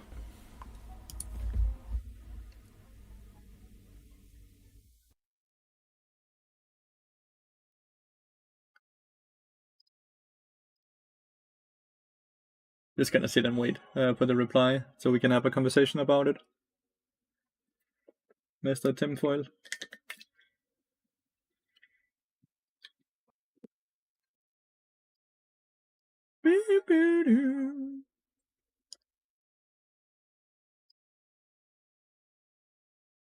He's had quite a decent lead early game.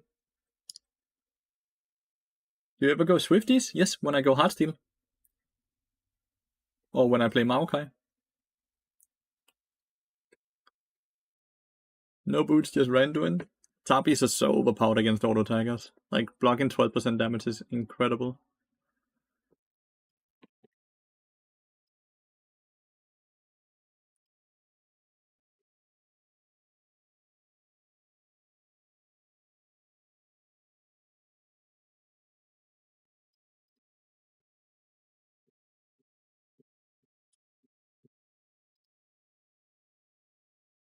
I'm actually about to end my stream. I'm just waiting for him to reply if he wanted to learn a bit, so I could actually give him proper answer to this. But if he's not replying, then I can't really talk with him.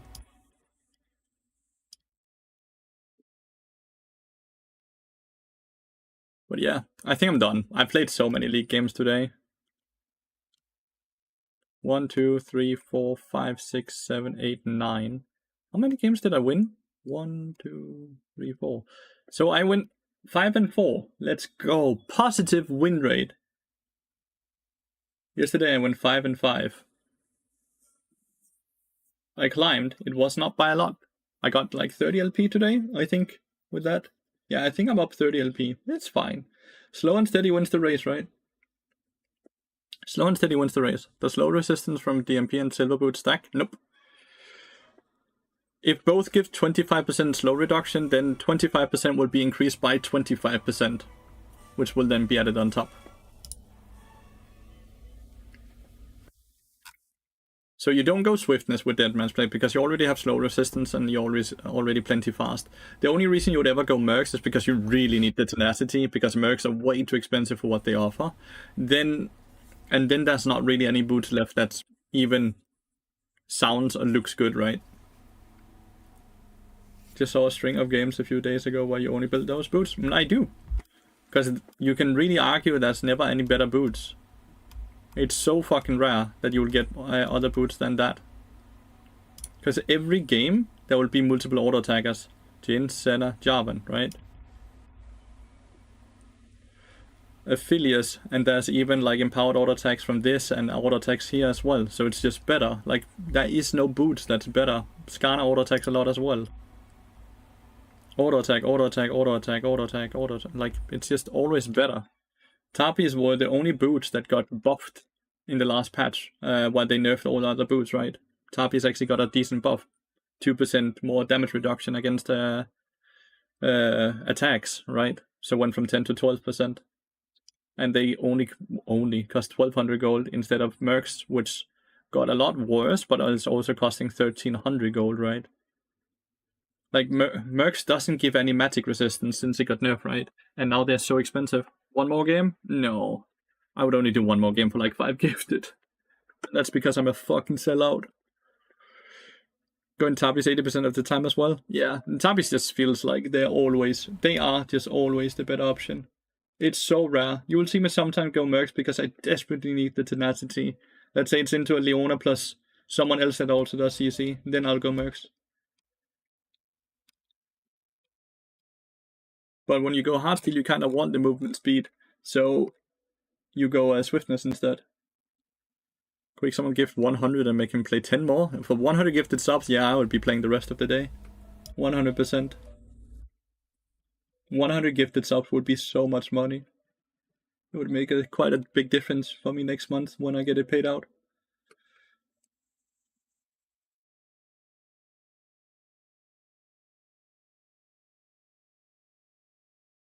Do do do do do do do do do do do. Let's see. Who the fuck should we be? What are you guys? Do you guys want to watch some mid lane gameplay, some jungle gameplay, some top lane gameplay?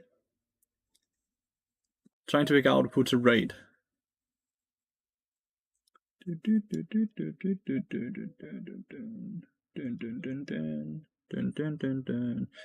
I don't want to rate too big of a streamer because I do want the viewers I'm sending over just to matter just a tiny bit to them.